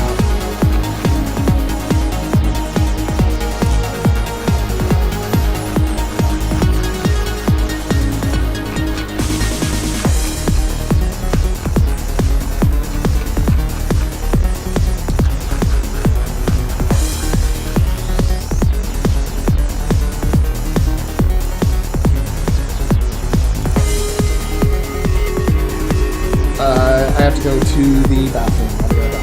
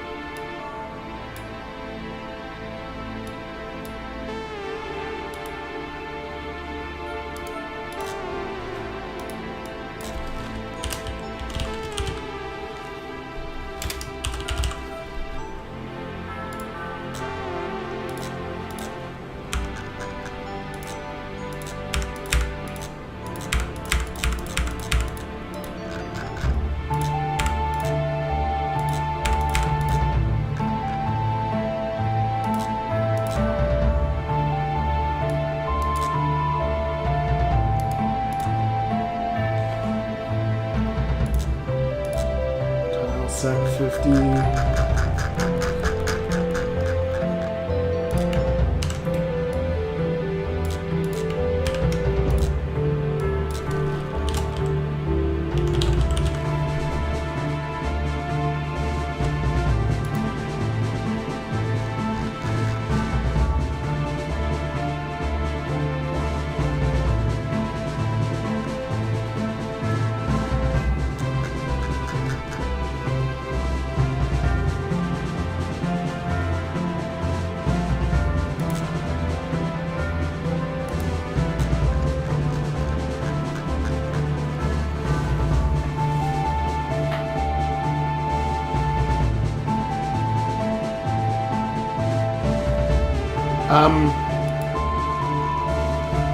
Well, I don't. When it comes to Deceased Superior Technician, I can tell you that I had been following him for a few years, since like 2014, and I always went to his website to download new tracks as they came out, and all of it abruptly ceased in 2016. So in 2016, all activity just stopped overnight, when previously there was lots of stuff getting released. And his website, which used to look like a like if you're a DJ and you have like sound equipment with its own like custom playlist and stuff, instead it got replaced by a Facebook page that says free game music. I've added all my tracks. Here's the Google Drive link. Enjoy. And that was the last post from 2016. And no further posts. So he might actually be dead. Or decided to stop doing this. But the music is so good, I don't know why you would stop. Yeah, his music is CC0, meaning you can use it without giving credit. Just go for it, use it. You know, use whatever you want, no problem. I love it when people do that. But I do that for all my stuff too. But see, all of his music, there's a lot of tracks. I still haven't listened to all of them. I find them when I'm looking for new music. I just kind of like go through all of them, and then I find one on accident. And some of his tracks have different parts to them, so like it might be like a 7-minute long track, but what you're really trying to get out of that 7-minute long track is a 3-minute loop. So like some of the tracks I use from him in my game, if you played the full track, it's actually a little off, but if you have like the loop of part of the track, then it's really good, right? And so yeah, it's been a huge resource for me to have all these tracks.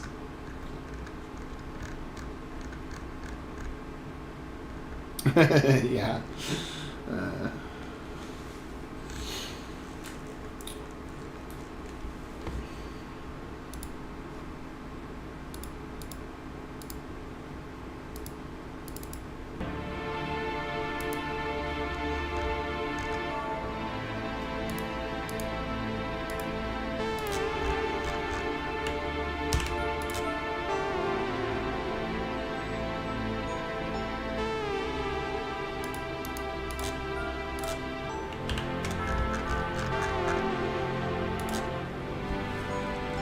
We gotta modify this because this is a different planet, of course. It's not Primera, even though it's similar in some ways.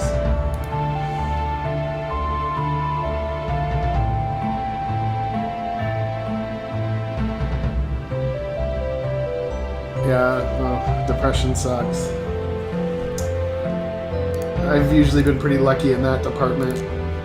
The feeling I feel the most in daily life is annoyed. Like that's number one feeling I feel at all times. Like I'm annoyed, and so I have to like do something to make it go away. I wouldn't say I'm usually happy, but I'm usually even keel or like fine. I'd say fine is how I would describe how I'm. Fine mixed with annoyed. But I try to be positive, try to build a positive future or whatever, but sometimes things are shitty, straight up. And you can't pretend otherwise.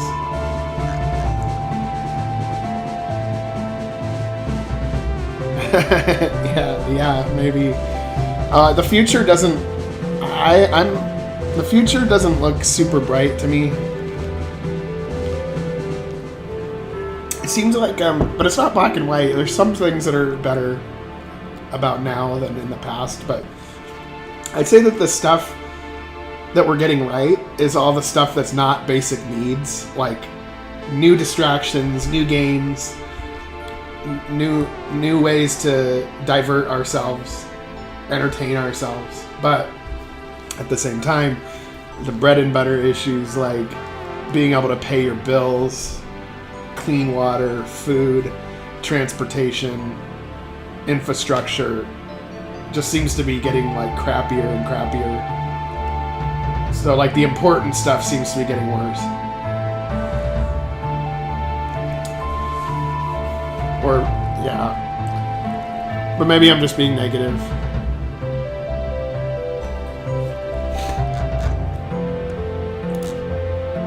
And even for me, my lifestyle is like I'm better off than most people, but even my standard of living has gone down in the last 10 years, probably.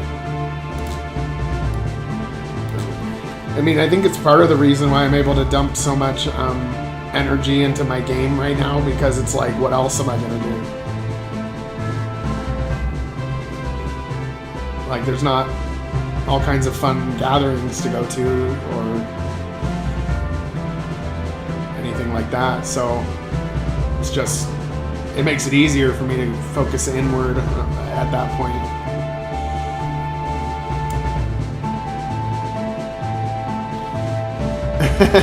Yeah, George Carlin is actually one of my favorite comedians. Like, he's just, I just crack up, but he's right though, but like I just laugh really hard whenever I hear him speak. I like his humor a lot.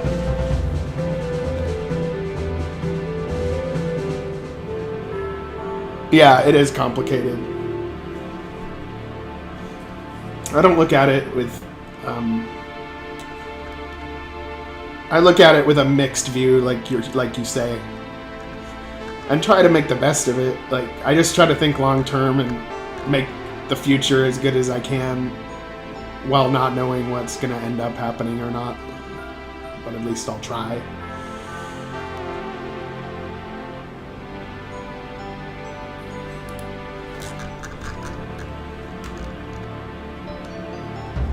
Okay, so we gotta edit this world map. We've gotta mess with these files.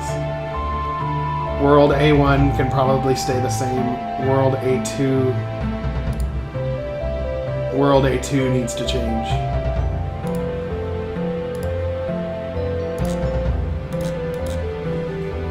World A2...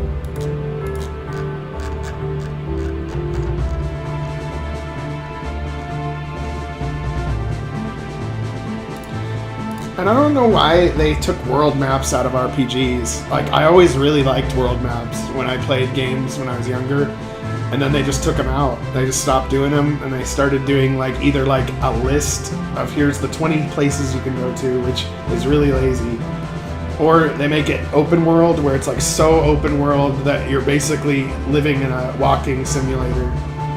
A lot of games today are walking simulators, where you're just walking in a huge, empty, procedurally generated world, and I just get kind of sick of that, honestly.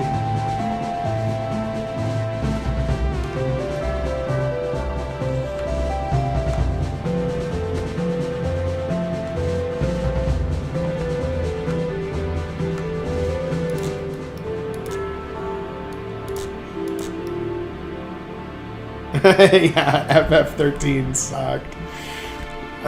10 was the last one I liked. I haven't liked any of them after 10. 7 was my favorite. I liked 8 as well. I liked 6, 7, 8. And those were probably my favorite ones. 4 was good too. but I haven't liked any of them really after 10. I haven't played the FF7 remake. I'm sure. I'm not really as much of a fan of the hack and slash type of battle system.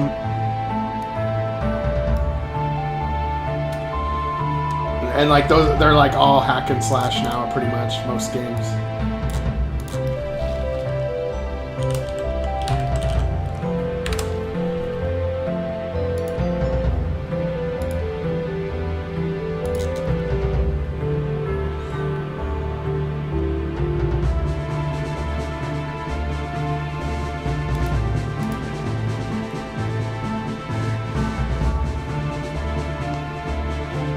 My favorite one was 7. I resonated with the story the most on that, like the corporate control of the world and pollution and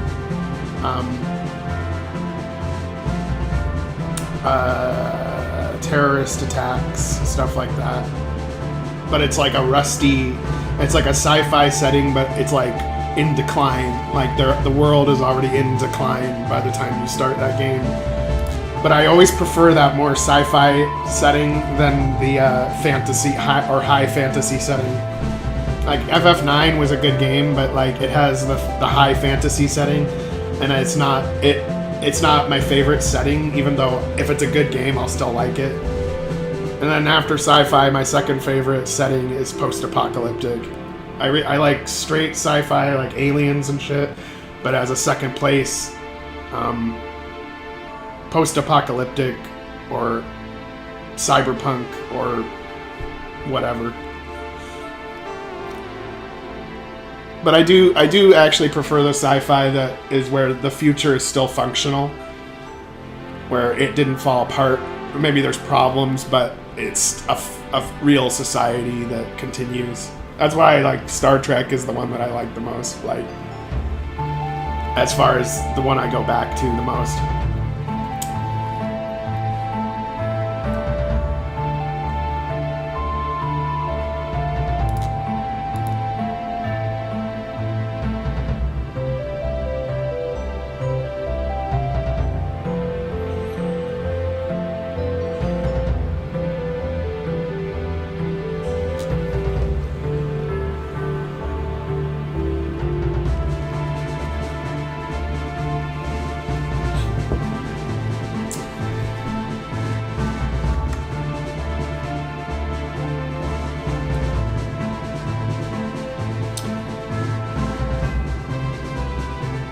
Yeah, I really liked Chrono Trigger as well.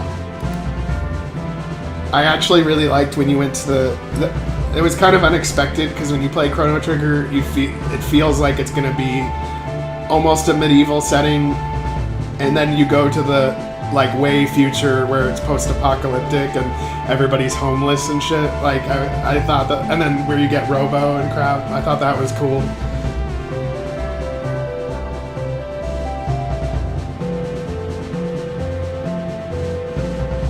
For me, the game that probably stole my heart the most, probably the 2 games that did it the most, was probably Suikoden 2 and Xenogears.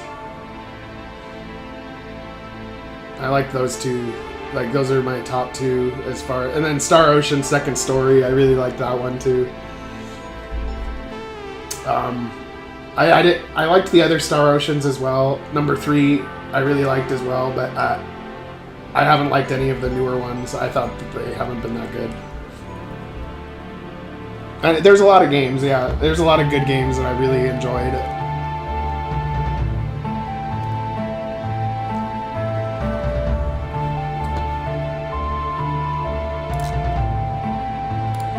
So I'm gonna make the world map of Infernis have like a little mini scrap springs on it.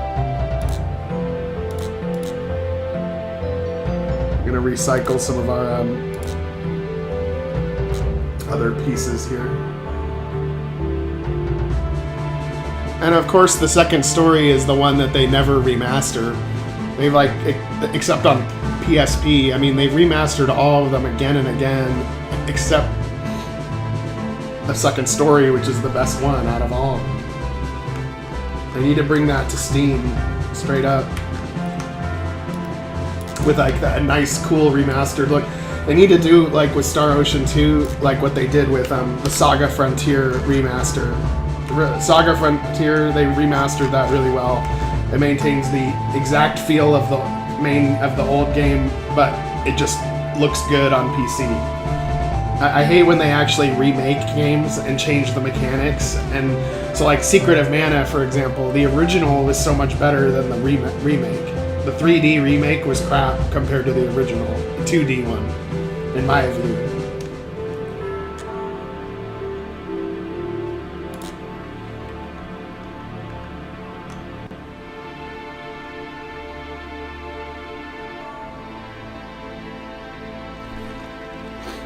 In Star Ocean 3, I don't know if I finished 3, but I liked the twist. Some people hate the twist. I liked the twist.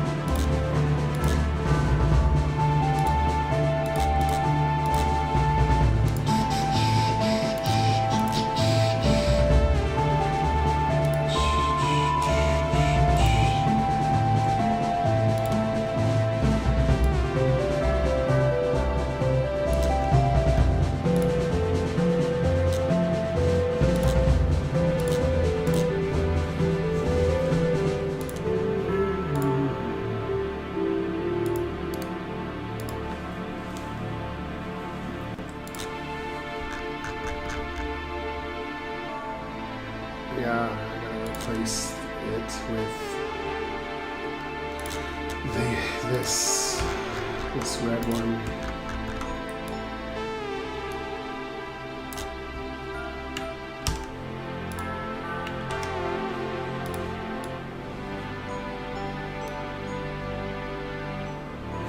Yeah, I'll play test your game if you want. I'll even do first impressions videos. I just usually wait to be asked to do those. I've done one already. I like doing them. But I can also just quietly test it too if that's more desirable.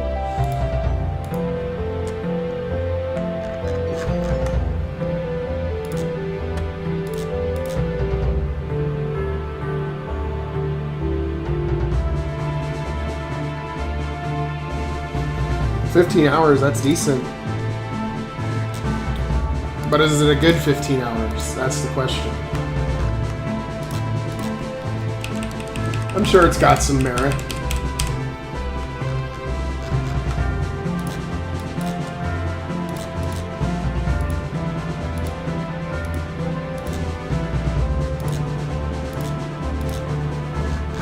See, this is kind of how I do world maps, where I'll get like an existing world map and then I'll make changes that cascade through the map, and then I'll change a few things. It's like how I can make, and then I make the world maps a little bit of a walled garden, where you only have to go to a part of the world instead of the whole world. And the reasoning for that is that if you made a full world for every world you went to in a sci-fi game where there's many worlds, you might not get it done. But how do you make the player feel like they're going to a lot of worlds?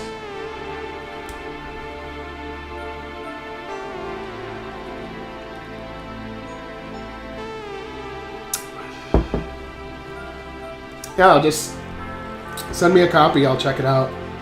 And I definitely will give good feedback or pointers on enhancements you can make to it or whatever, too.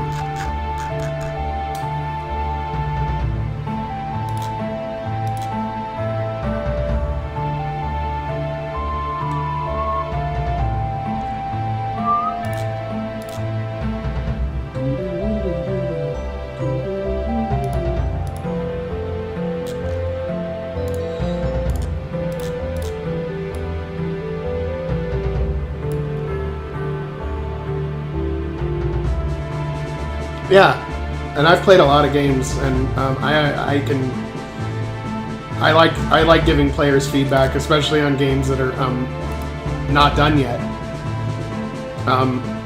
I've noticed a lot of people don't want to play a game until it's fully done, but I'm interested in influencing the course of the game to make it a better game when it finally does release on any game that comes across my desk.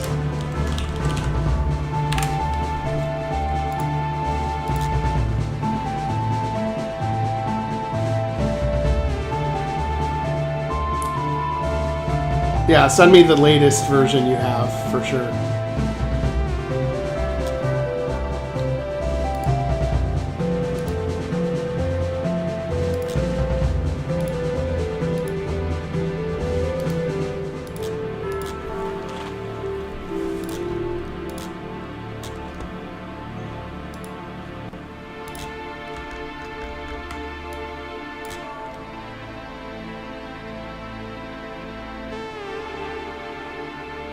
Wow.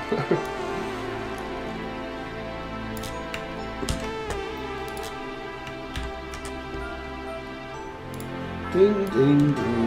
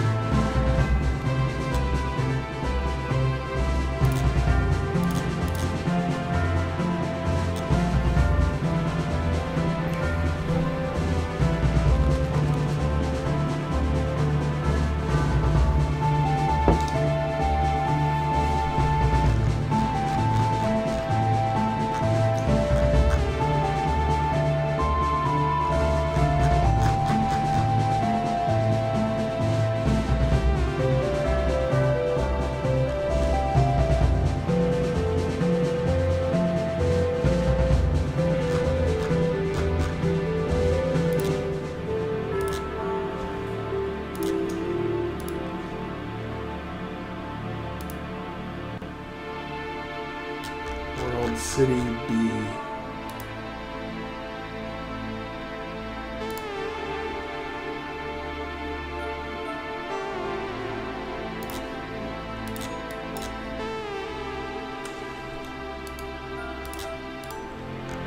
And then this tile set we're making will be released when we're done with it. We'll release it to the public, and they'll be able to make their own little scrap springs or their own biome with the Infernis tile set. Alien Worlds pack, Infernis Prime.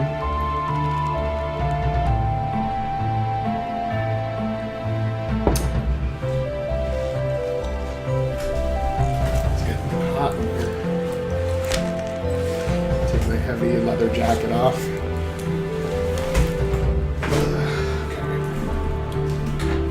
It's good at this time of year, though, because it gets cold up here during this time of year. Not too cold, though. It's not like the Midwest where it gets into the negatives.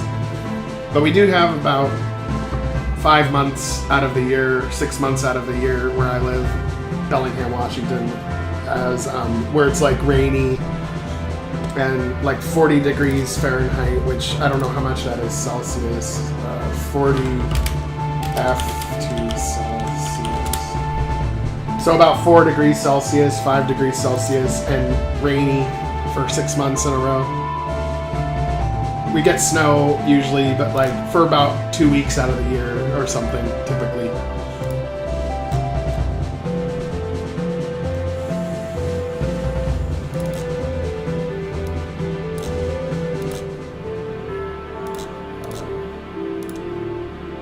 Okay, yeah. Thank you.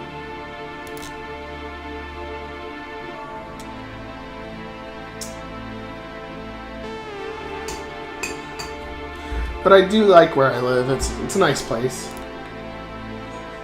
We got our problems, but I've been to other parts of the country. I don't really like the East Coast very much.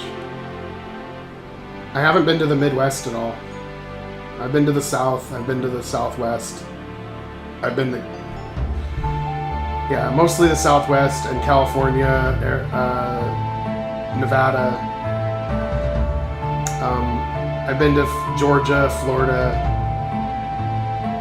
I've also been to Washington, D.C., Philadelphia, Pennsylvania, Maryland, Virginia. But yeah, like I think the worst place I've been is Washington, D.C. I don't like Washington, D.C.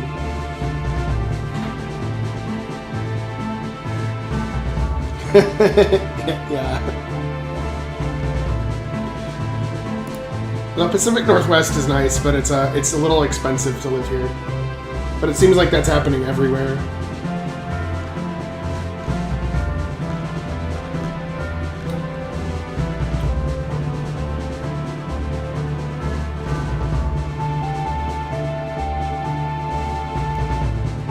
Yeah, it just looks like it's really like run down and old. I don't know how to describe it, but it just looks like it's in decay, or the Northeast, I mean.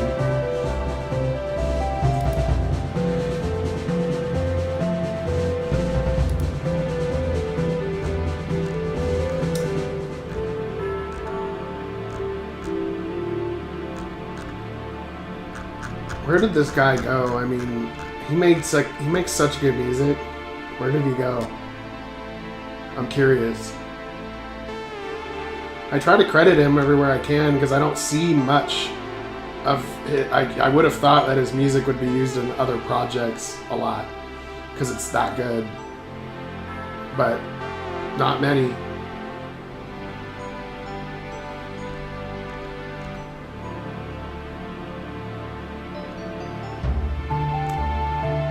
Yeah, I agree.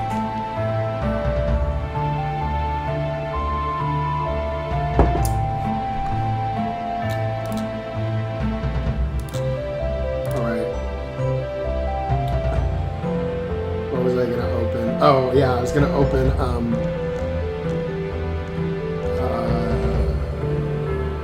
Alien World Pack, I think is what it's called, or futuristic world map or something.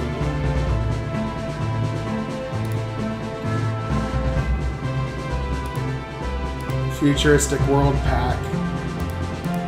Maybe there's some good stuff from A2 in there, A2 layer.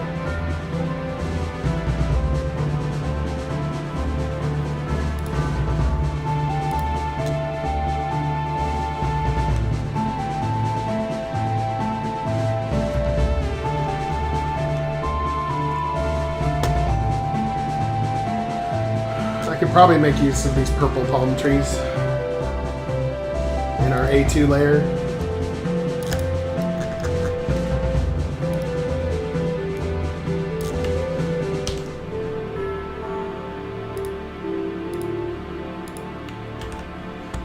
In place of the green ones. Oh god, I hate when they do that. Okay.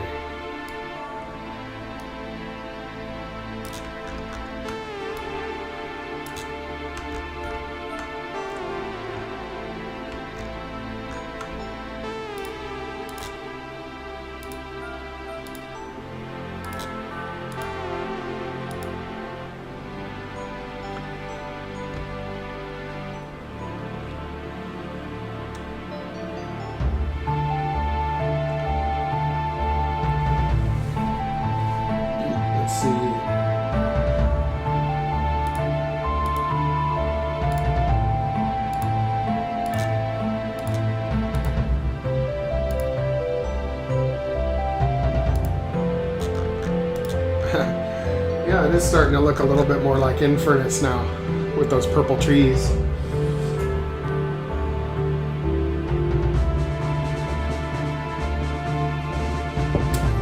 Although the shadows for the trees look weird.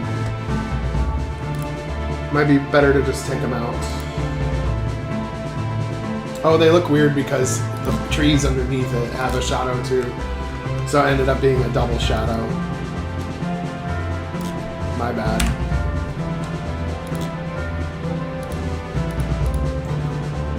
But I think I will take the shadows out.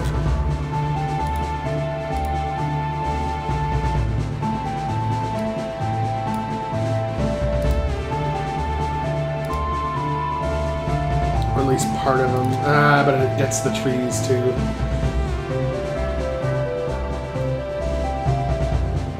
Ah, fuck it. It's not worth it.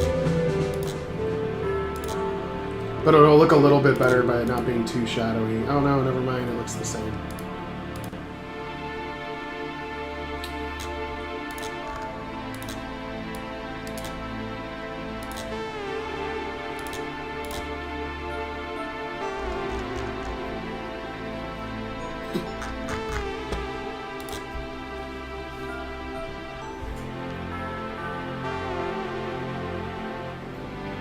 The thing I hated about Washington, D.C.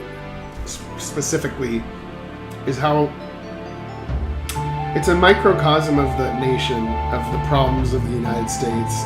Like, you have one area of town that is like marble and gold and bronze that looks pristine, and then you go 3 blocks down the street when you're outside of that area, and then it's just like a shithole. If like total poverty,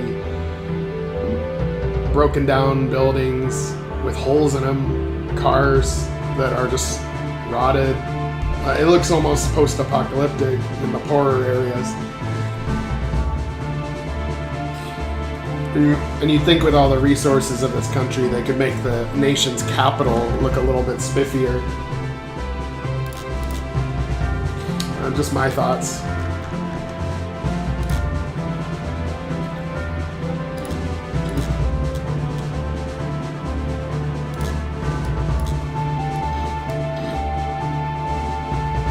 Shadows do look weird, so I'm just kind of getting rid of them, but maybe I won't go overboard. I'm trying to get rid of all of them.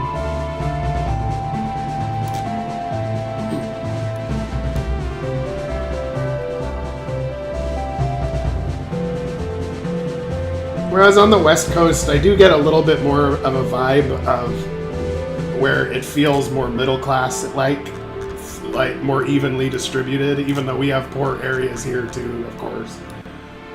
But it's like not as extreme where it's like a couple blocks down the street, it's like royalty right next to total poverty. It's a little bit more in the middle.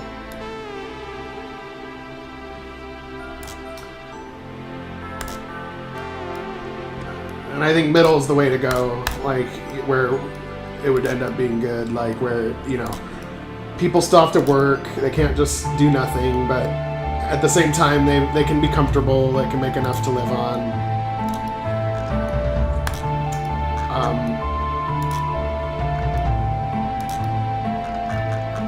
Without worrying about starving or whatever. I mean, that would be nice.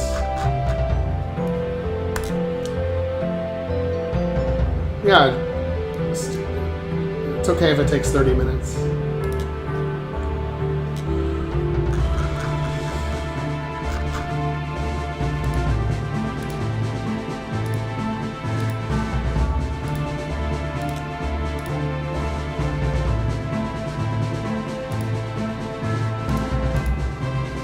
Yeah, that looks a little better. It still shadows it, but it shadows the inside parts rather than weird half bubbles of shadow.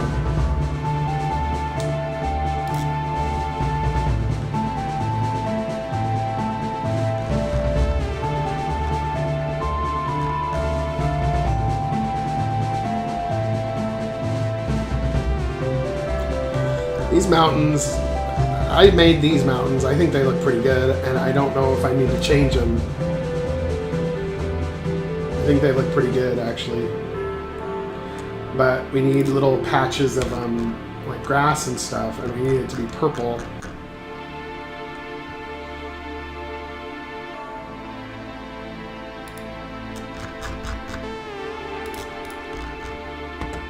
So I don't know what will happen if I add these, or if it'll look okay.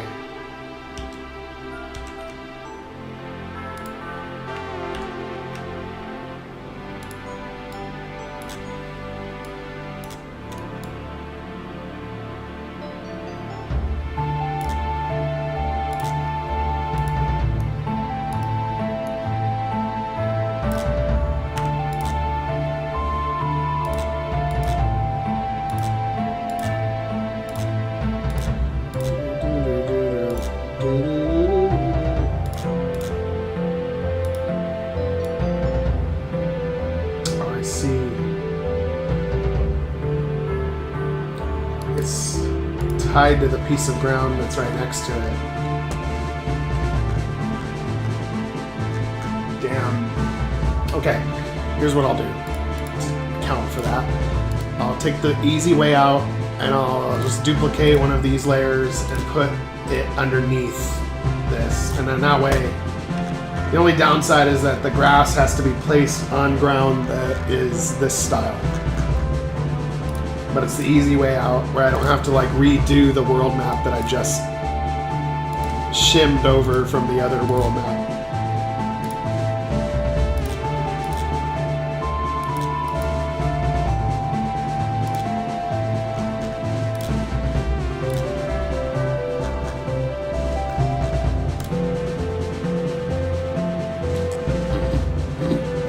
And we need to get rid of this city and all this crap.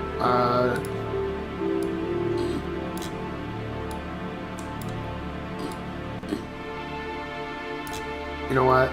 We'll just get rid of the whole thing because I don't want it to look too much like a previous one that's been done.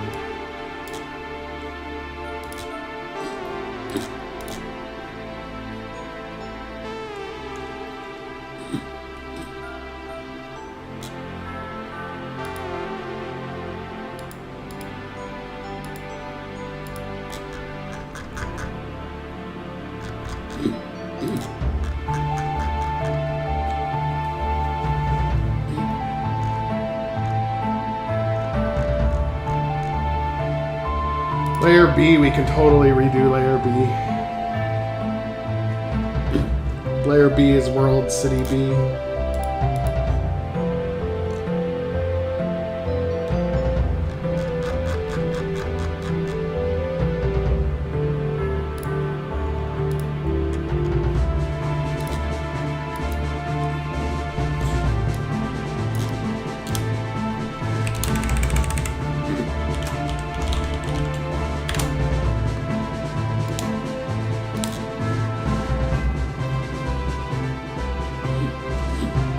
Some of these buildings are still valid, but many are not.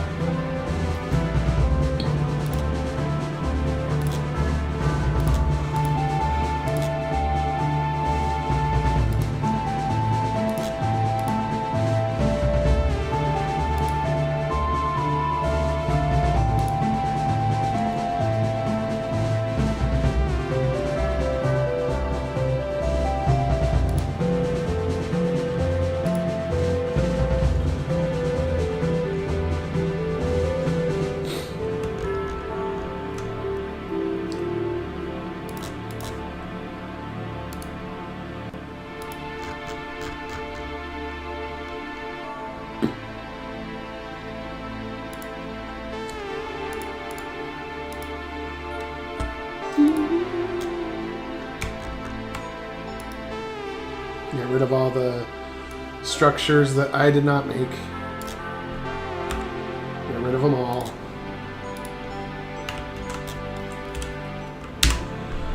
Don't want to be accused of art theft again.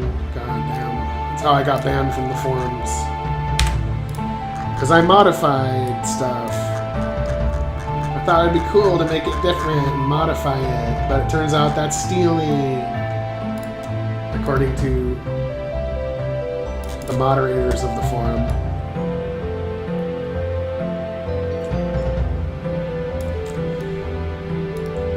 And I said, no problem, I won't modify them again, I'll do my own thing.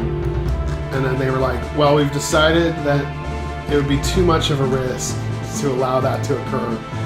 The ban stands.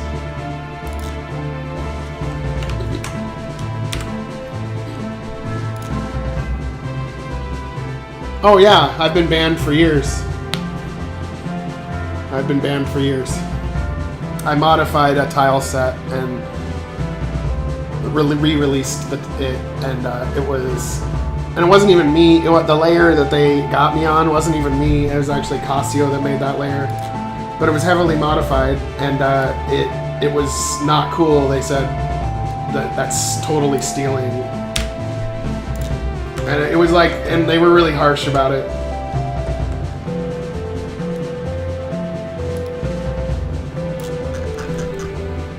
Because Casio did the A layers, he did the A5 layer, and I did layers B through E, and none of the layers I made were, and we made the set together, so none of the layers that I actually made were the layers that they had a problem with. But they said because one layer was modified and they found out it was modified, that was enough to ban the entire set. I had all my sets taken off of Steam and everything like that too. So yeah, it was a setback, that's for sure.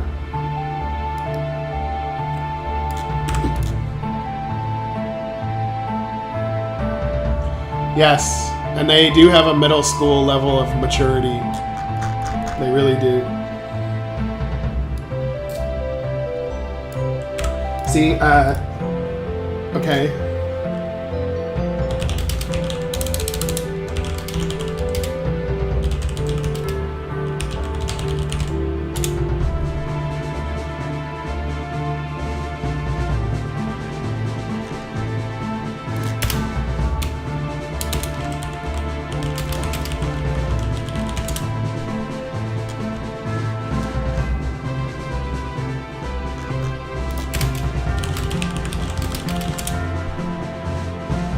Resource blacklist.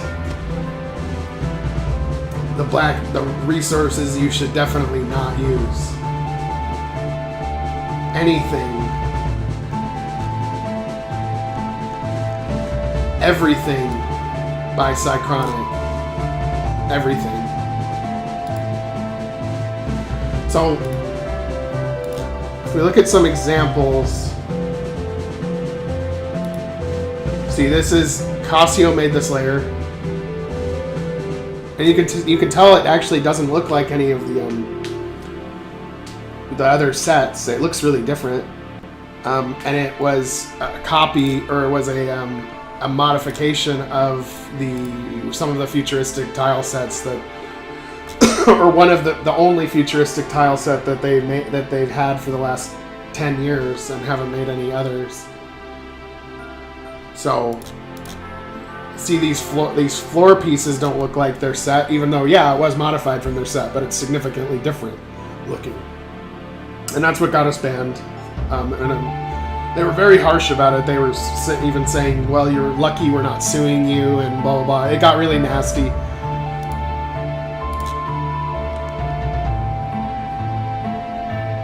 Yeah, I know. Making the logs and seeing me make my own stuff is my way of proving them wrong.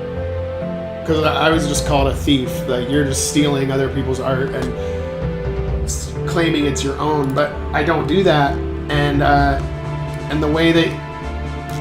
but I never try to say it's all from me either. All good art is based on other art. All. So even though anybody that made anything, they usually didn't make it 100% on their own. You know, like, so for example, if I have that character I just made, okay, you saw that I have my own face generator and I made my own shit, but if you look at this, well, no, I didn't make the turban though. I found a turban and slapped it on him. But does that mean that I didn't make the face? No, it just means that I got the turban from somewhere, I got the hair from somewhere, I drew the nose, I drew the mouth. So it's like a mix, and I never try to claim that I just 100% imagined it in my own head and drew it with my eyes closed to make everything that I've made. I have a variety of techniques, but I won't just take something else that somebody else has made and say, well, yes, I made that.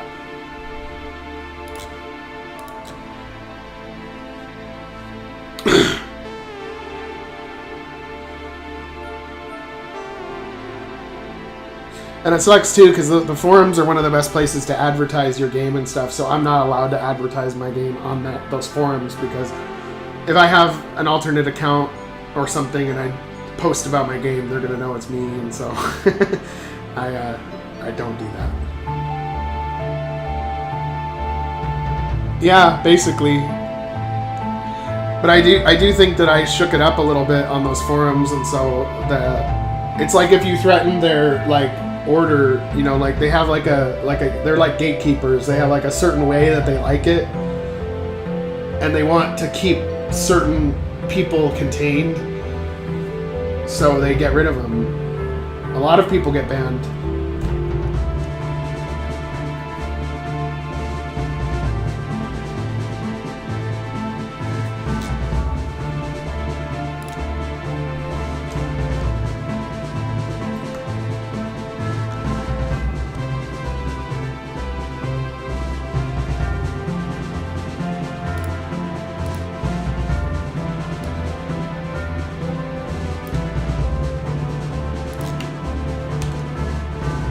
I mean, I feel like it was something that they could have just given me a warning about and said, don't do it again, young man, or we're going to have a problem. Okay, yeah, no problem, I'm sorry.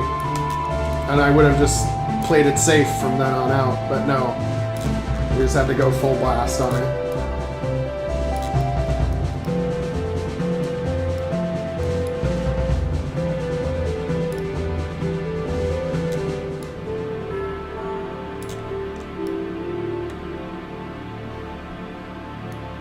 Yeah, because I went on my alternate account and commented on the thread and said, well, I'm sorry, I didn't know that wasn't cool, and I won't do it again in the future. And then they just banned that account instantly at that point.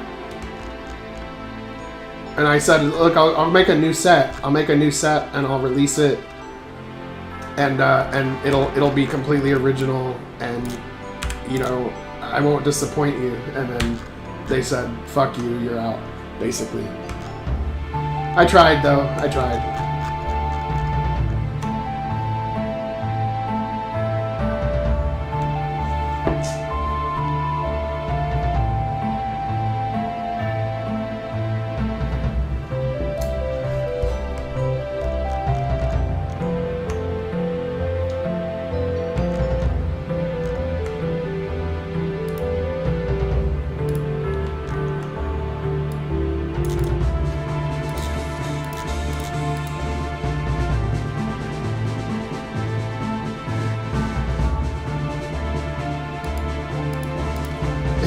Yeah, I know. They all try to act like they're hot shit or something.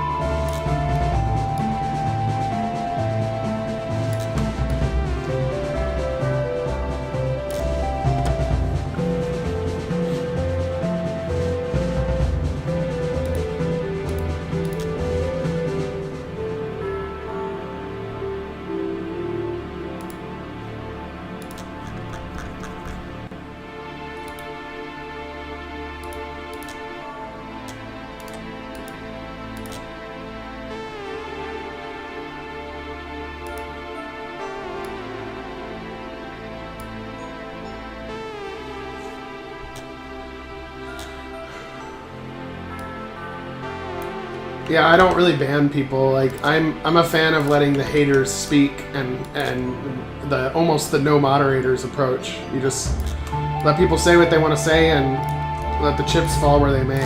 You know, the truth will set you free, so to speak. Let people speak. Let people judge for themselves, and the truth will prevail. But when you ban people, it ends up being really bad because when people are really causing a problem, if you ban them, then nobody knows who they are, and they go further underground. But if you let them speak, then it's like, oh yeah, we know that guy, he's a piece of shit. And then their reputation will keep following them. Censorship is always pretty much a bad thing.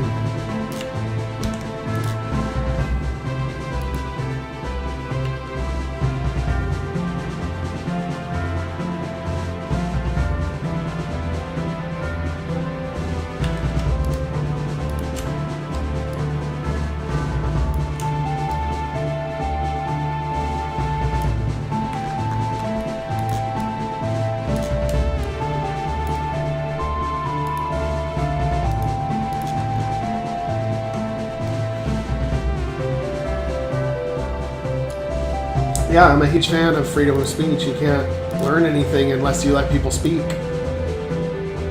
And just because you were offended doesn't mean you were harmed.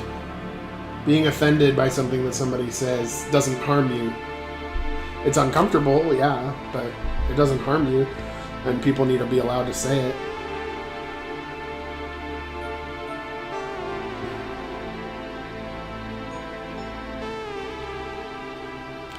Yeah, the temporary mute is when they maybe like stop people from commenting, stop everybody from commenting for like 24 hours until people stop thinking about it. Because you know how people can get all amped up on something and they're all amped on it, but then if they sleep on it, they're not as worked up the next morning or something. Something like that. But specifically targeting people that you simply disagree with and banning them is not the way to go. And it's all too common.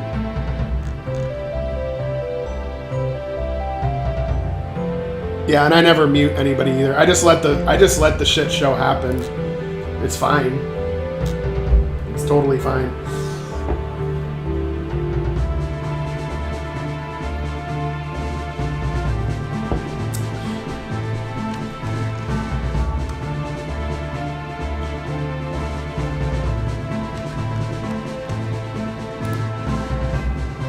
Because eventually people just tire of it and then they move on.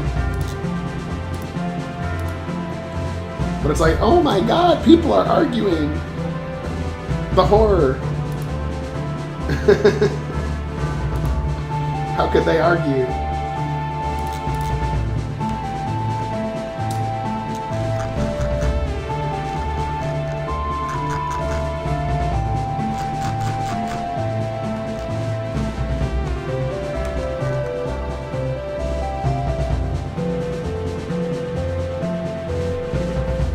Here's what I can do.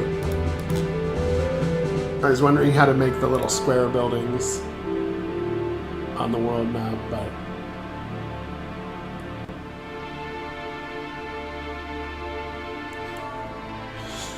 yeah, but I still just, it's just easier to just let people say whatever and just have it be done with.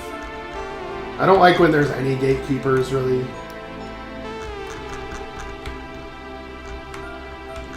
Oh yeah, this is going to be very simple. I just take the whole square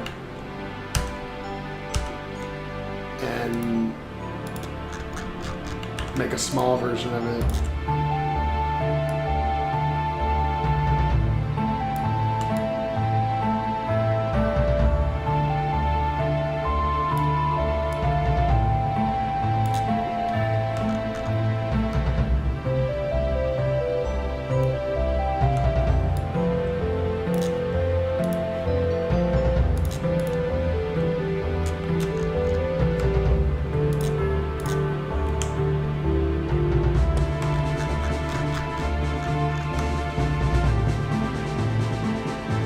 But you can see it's not really that hard to make like tile sets. You just have to like be creative, just be a little creative with it. And it gets easier over time for me.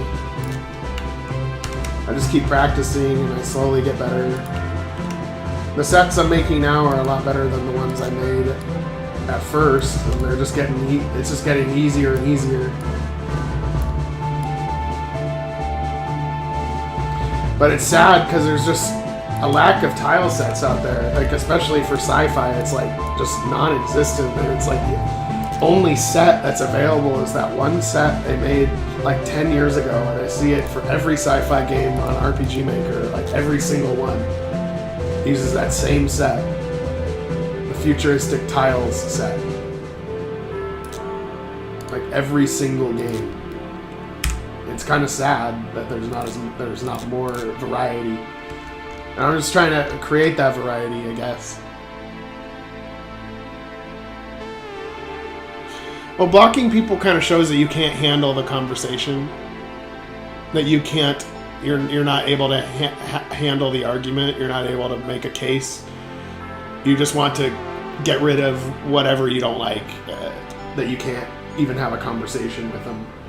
It's ridiculous. Like, I'm cool to debate whoever about whatever. I could be wrong. Let's do it. Let's talk about it. Let's go there. But some people don't like that. Some people are just... It's too uncomfortable for them to do that, so they don't.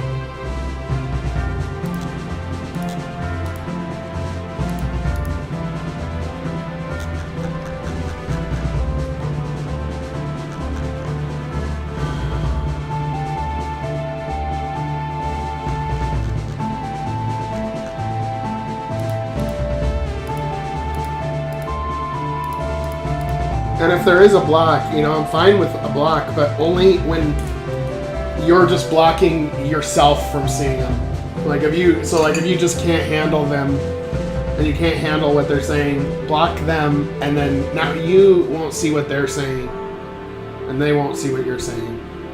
And that's the only kind of block, like a block that's only for you, that you can't, you're too fragile, you can't handle this. So you get to filter your own reality if you so choose. I would totally say don't do that, it's bad, but if they choose to block their own reality, that's their choice. But don't block everybody's reality. Don't block everybody from seeing somebody's comment that you don't like personally. That's just selfish, in a way.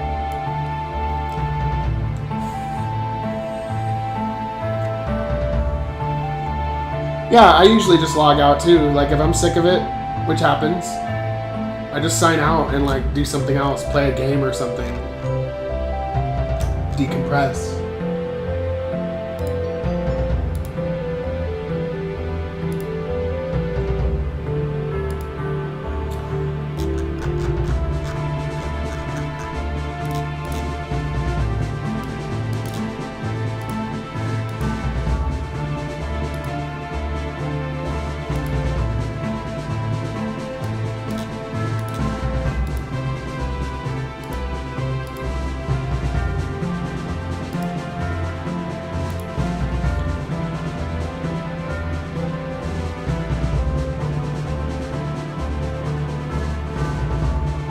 Yeah, I am kind of a fan too of the of an option where maybe they don't know that you've seen their message. You can kind of be the invisible thing, but you still receive the message.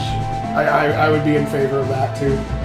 Like if somebody messages me on Steam and I'm as invisible, I will reply to them, but sometimes I'm not in the mood or something and I can just wait instead of like, I know you're there. I know you're there. Let's talk. I mean, it's good to discuss these options, these various options that could be available.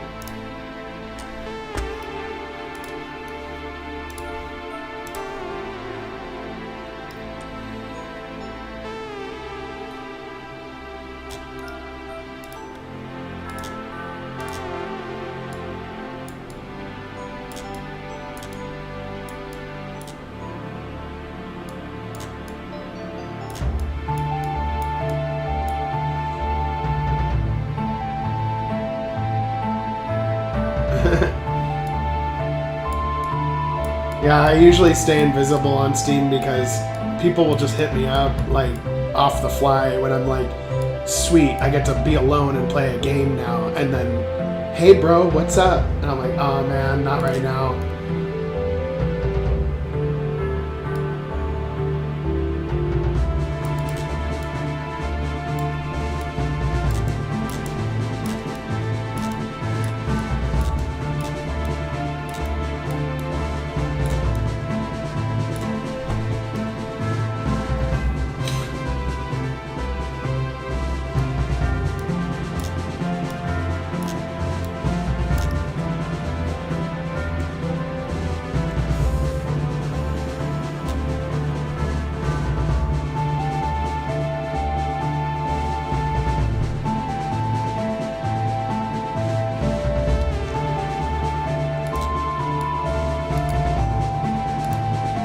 I mean, it's all good. I'm like fine either way. I don't want to make anybody feel guilty for contacting me or anything. For me, it's like just I get really busy and overloaded sometimes with too much human contact, so I just kind of, it causes me to withdraw a little bit. Just because I get like too much sometimes.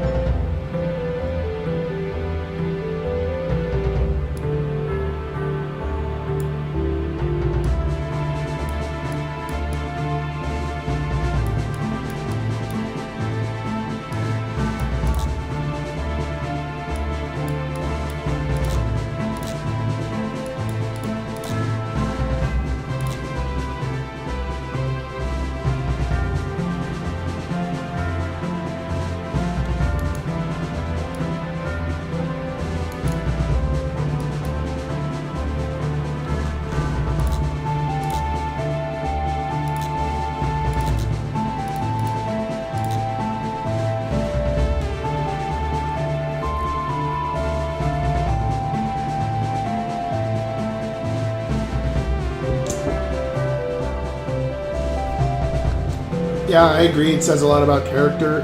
I think that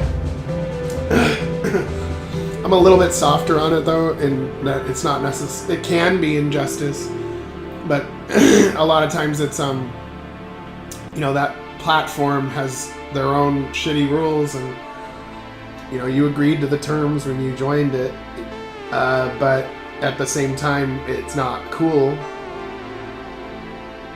And yeah, I think if somebody just arbitrarily blocks somebody, it does make me lose respect for them.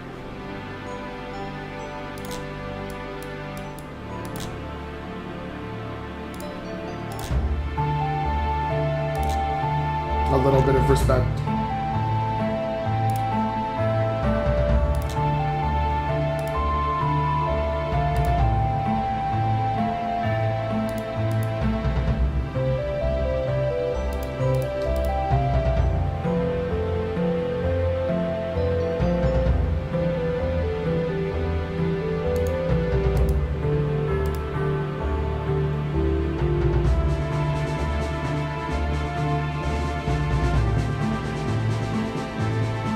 Yeah, there's a lot of nuance and everything, really. I mean, we're just having kind of a nice debate about it. But in general, I'm against banning people.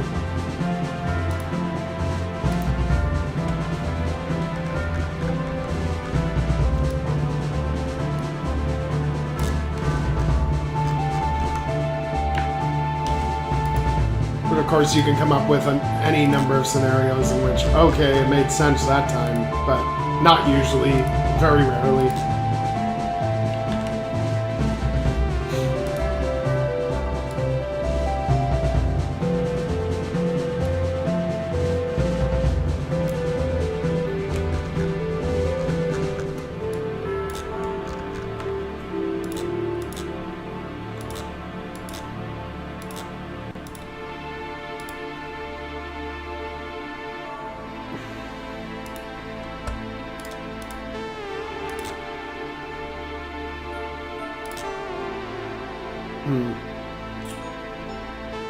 I wasn't supposed to do that to the water.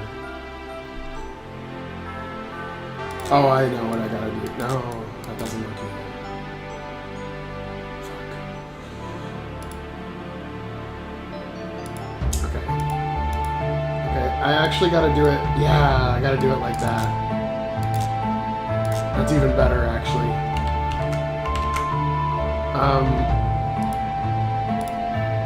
I go to layer B, and I just put a metal tile down that fills one square exactly. And we can even make it look smaller too, so that it looks not at the same scale as when you are doing it in game.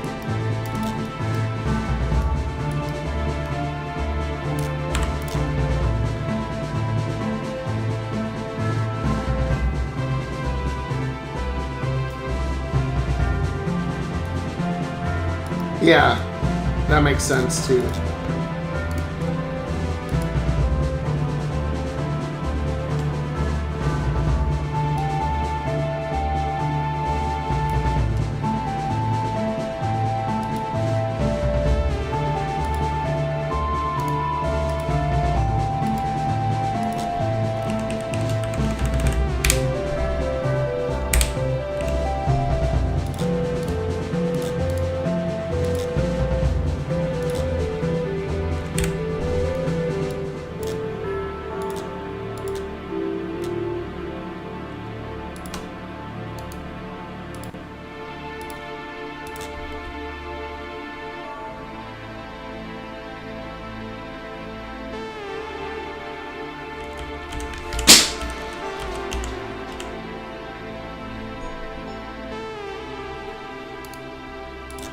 Shit happens.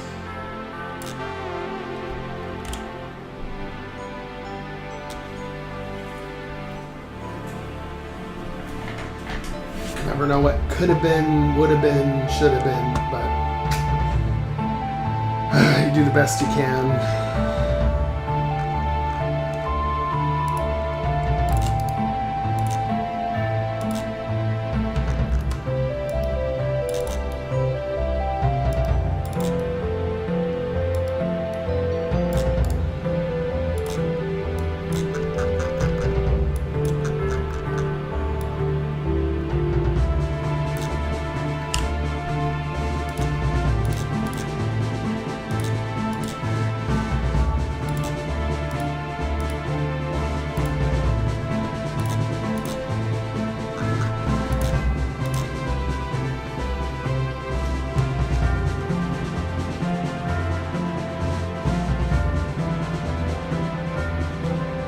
Yeah, I agree with the unexpected blessings thing.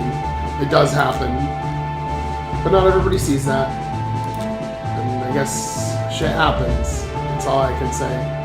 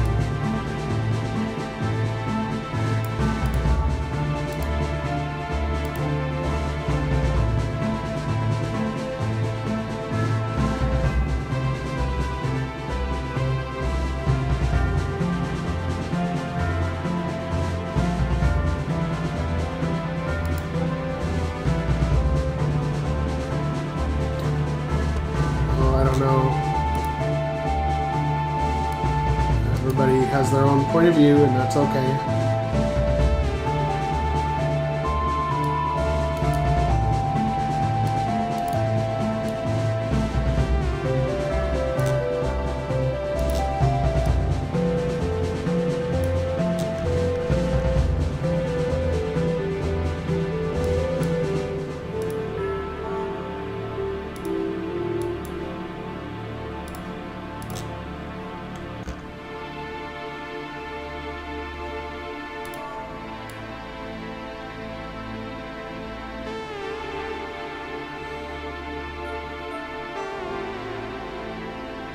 Yeah, I agree.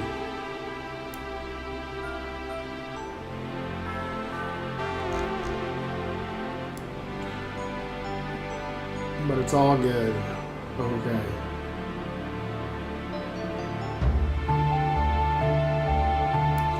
Everybody can learn from each other, so to speak.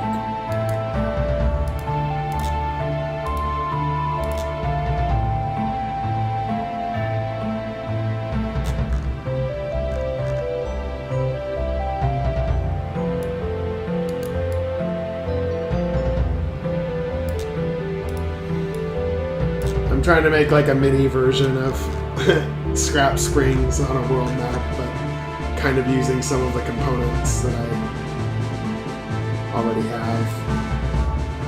I think it's kind of looking good.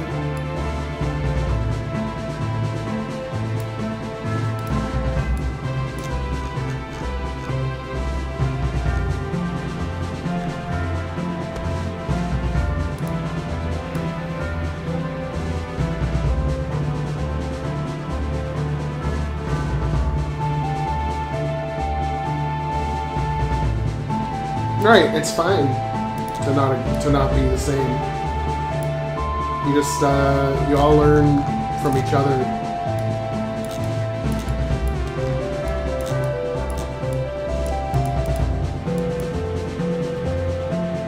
I actually think that we all have different energy from each other. We're all different.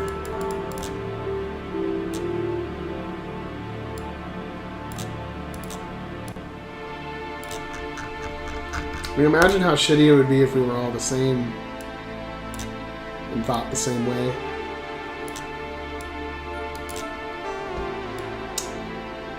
Think about countries in the past where they all thought the same way, or cultures in the past. It wasn't that good.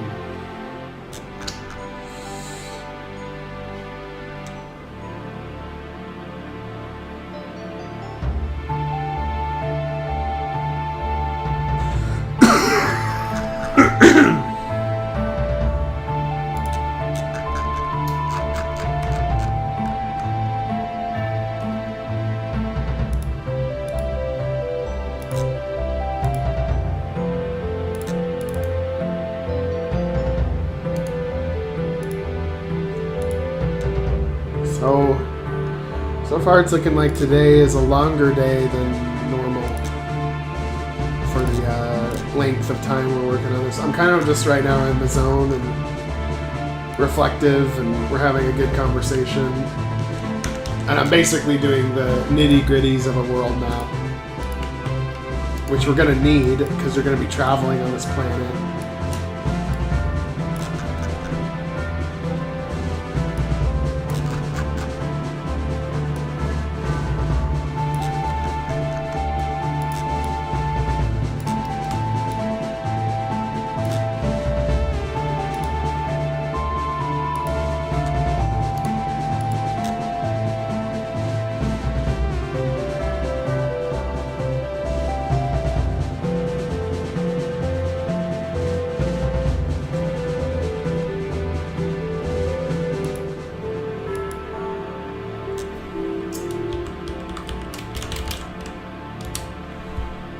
For me, it's my...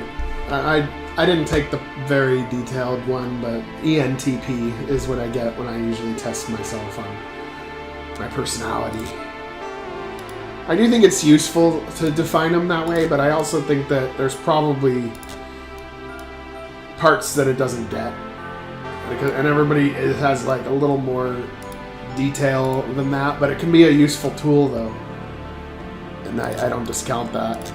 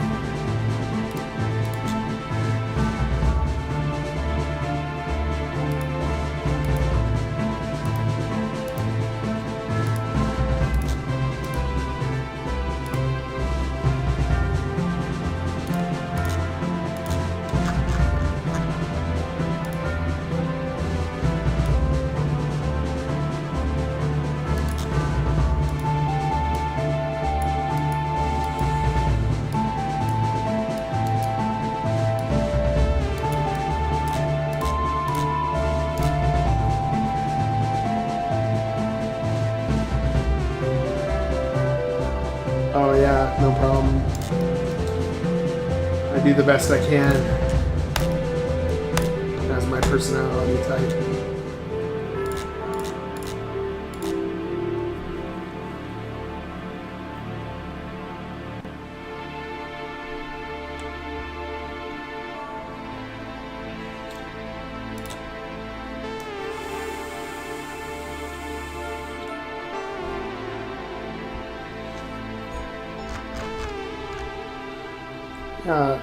Scrap Springs looks pretty nice right now. Now we need a little bit of like a little bit of those plants. Yes, those plants. Probably layer B is best because the plants do look individualized when we're in the. They don't look like you don't see like a forest of cactuses. You see like cactus here, little tree there, blah blah blah. Because it's a desert planet. There's not like a lot of forests or anything like that. So we got this little guy.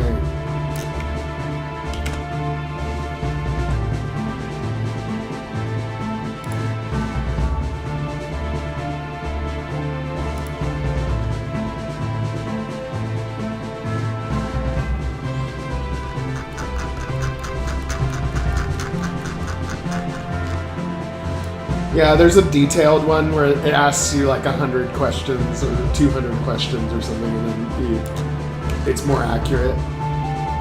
Because they ask the same question in a number of different ways to see kind of what your average answer is, and then that's kind of what determines.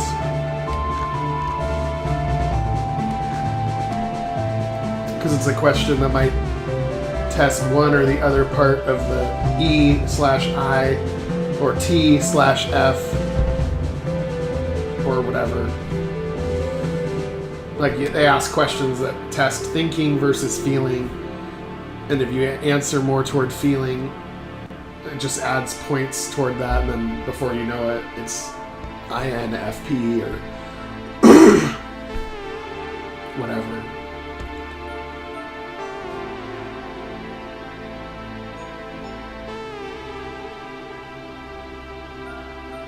I get ENTP like 75% of the time, and I get ENFP like 25% of the time. It is kind of like what Night Drive was talking about, where it's like 75% toward ENTP, but there's some qualities that are not. I've never gotten the J ever on any of them when I've messed with them.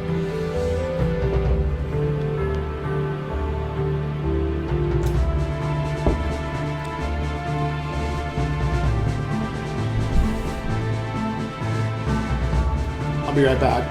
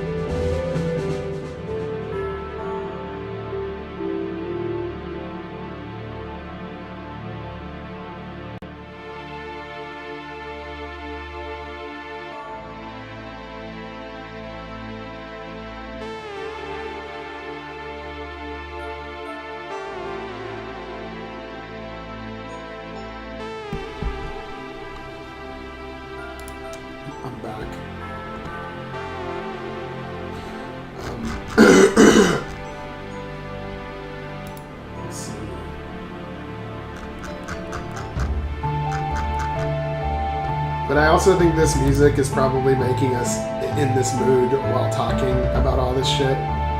It's kind of like that where you're in reflective thought while you're thinking or while you're listening to the music.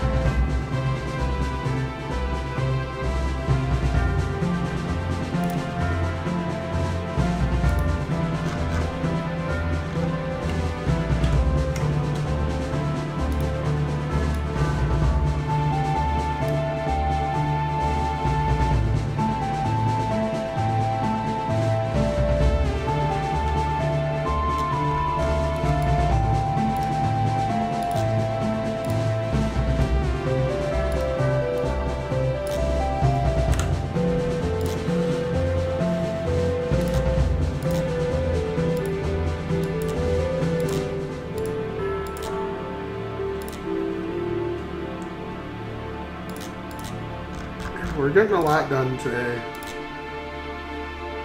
We got a little bit of story done and an idea of where to go next, which I was wondering where to go next, and so we kind of have a good idea now.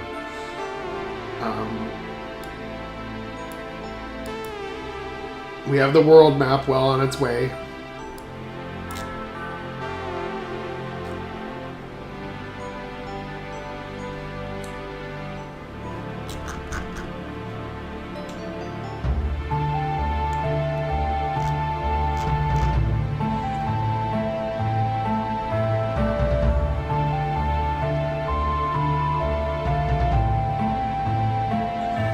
Yeah, there's a few weird names in there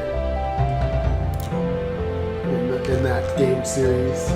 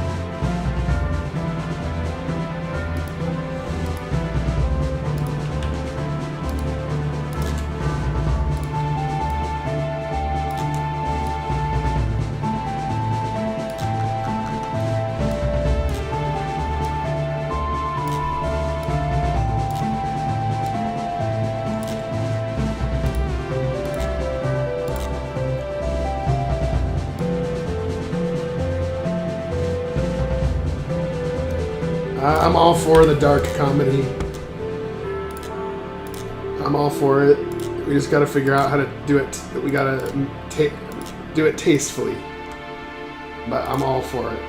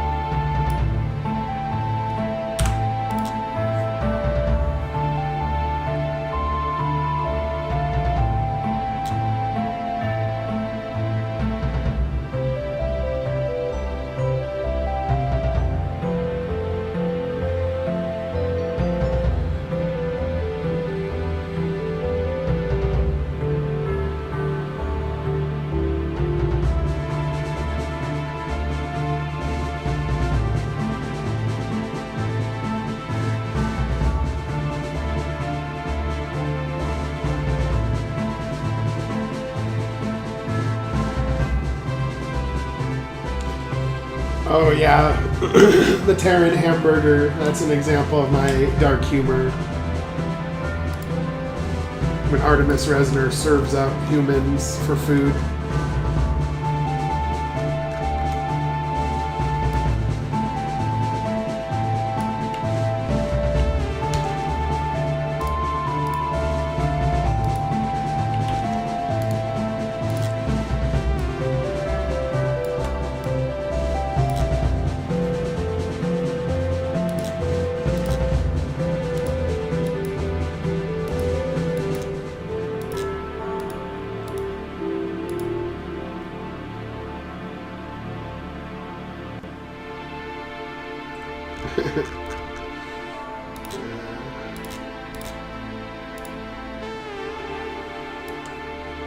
Good old Kelnis. And all the joy that he brings.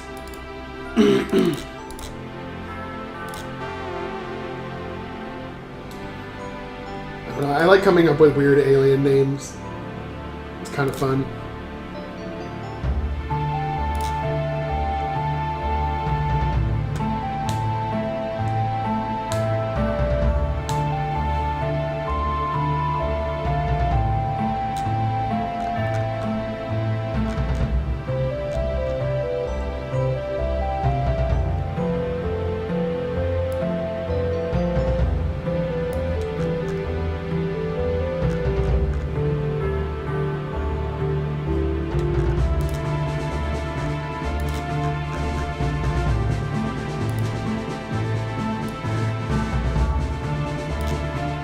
We'll make the rest of this journey a dirt road, because obviously you wouldn't want ESA to know that your city is out here and you have a camouflage field, so there's no reason you would have a fully paved road outside the city. So it would be kind of a dirt road.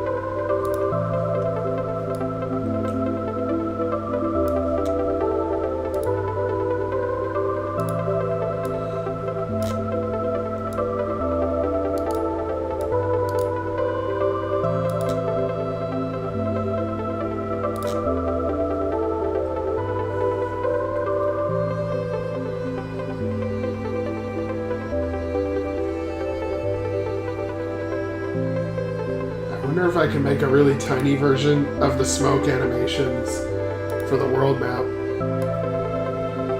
Because the smoke, the little smoke coming out of the chimney thing, I really liked it. Now I wonder if I make one that's like 10% of the size.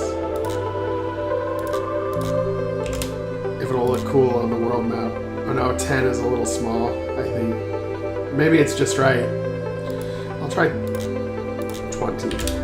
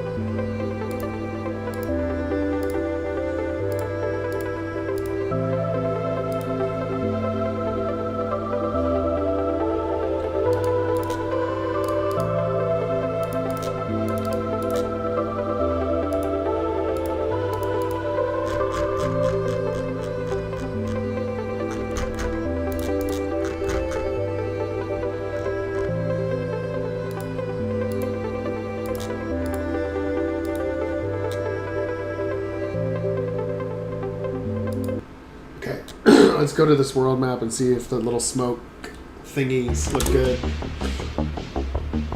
Oh, what the hell is that? Oh. Rebellion character 04. Okay, I know how to fix this. I'll just make a copy of it because I don't know where I need to change where the image existed or not, so I'll just make a copy of it. Rebellion character 04.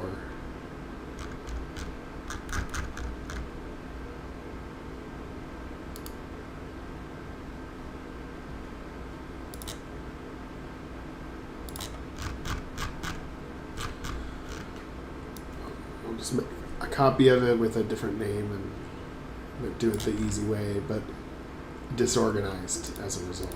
Rebellion character 04. Here we go. Make a copy, and then we'll just put the exclamation mark behind this one. There we go. That'll just stop any problem.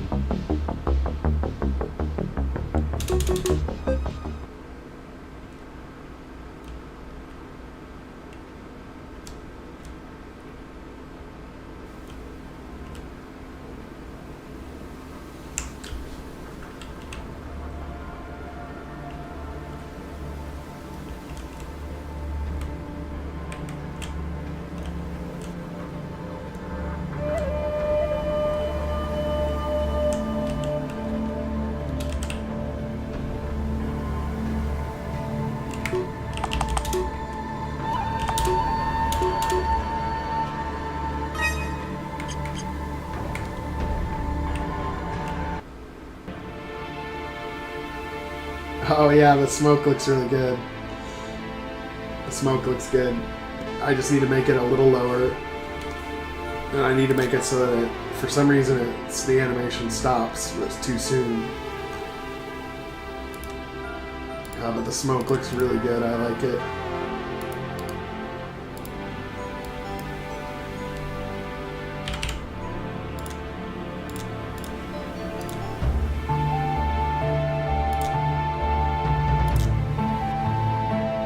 It's Infernis Prime.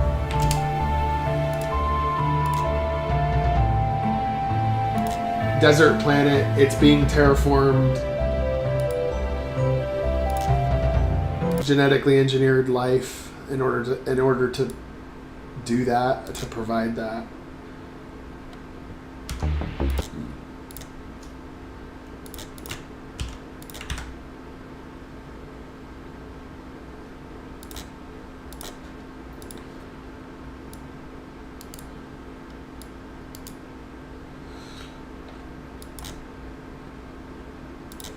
But yeah, having the 3 little smokestack things, it's going to add a nice little touch to the world map.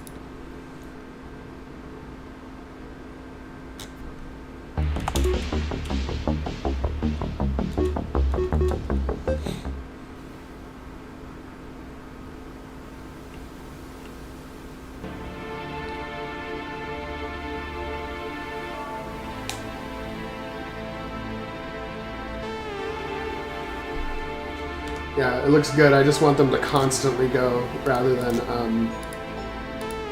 oh, that's why.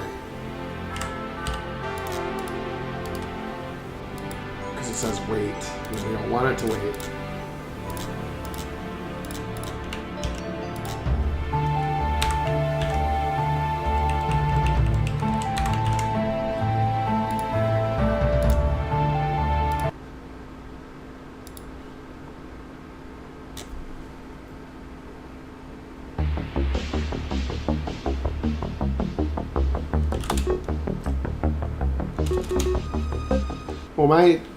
Well, my name on here is Psychronic Games.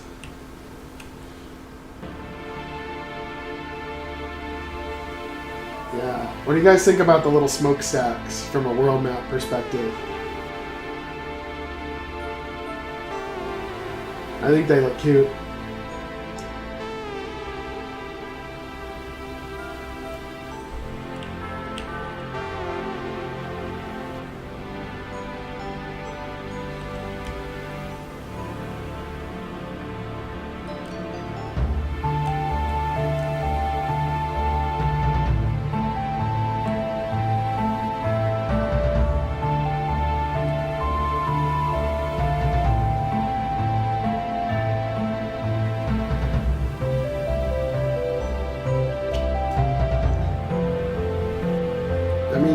this is looking good. Like I'm stoked. I mean, I gotta fix the passability here, but it'll be a cute world map when it's done. Like the player will enjoy wandering this planet.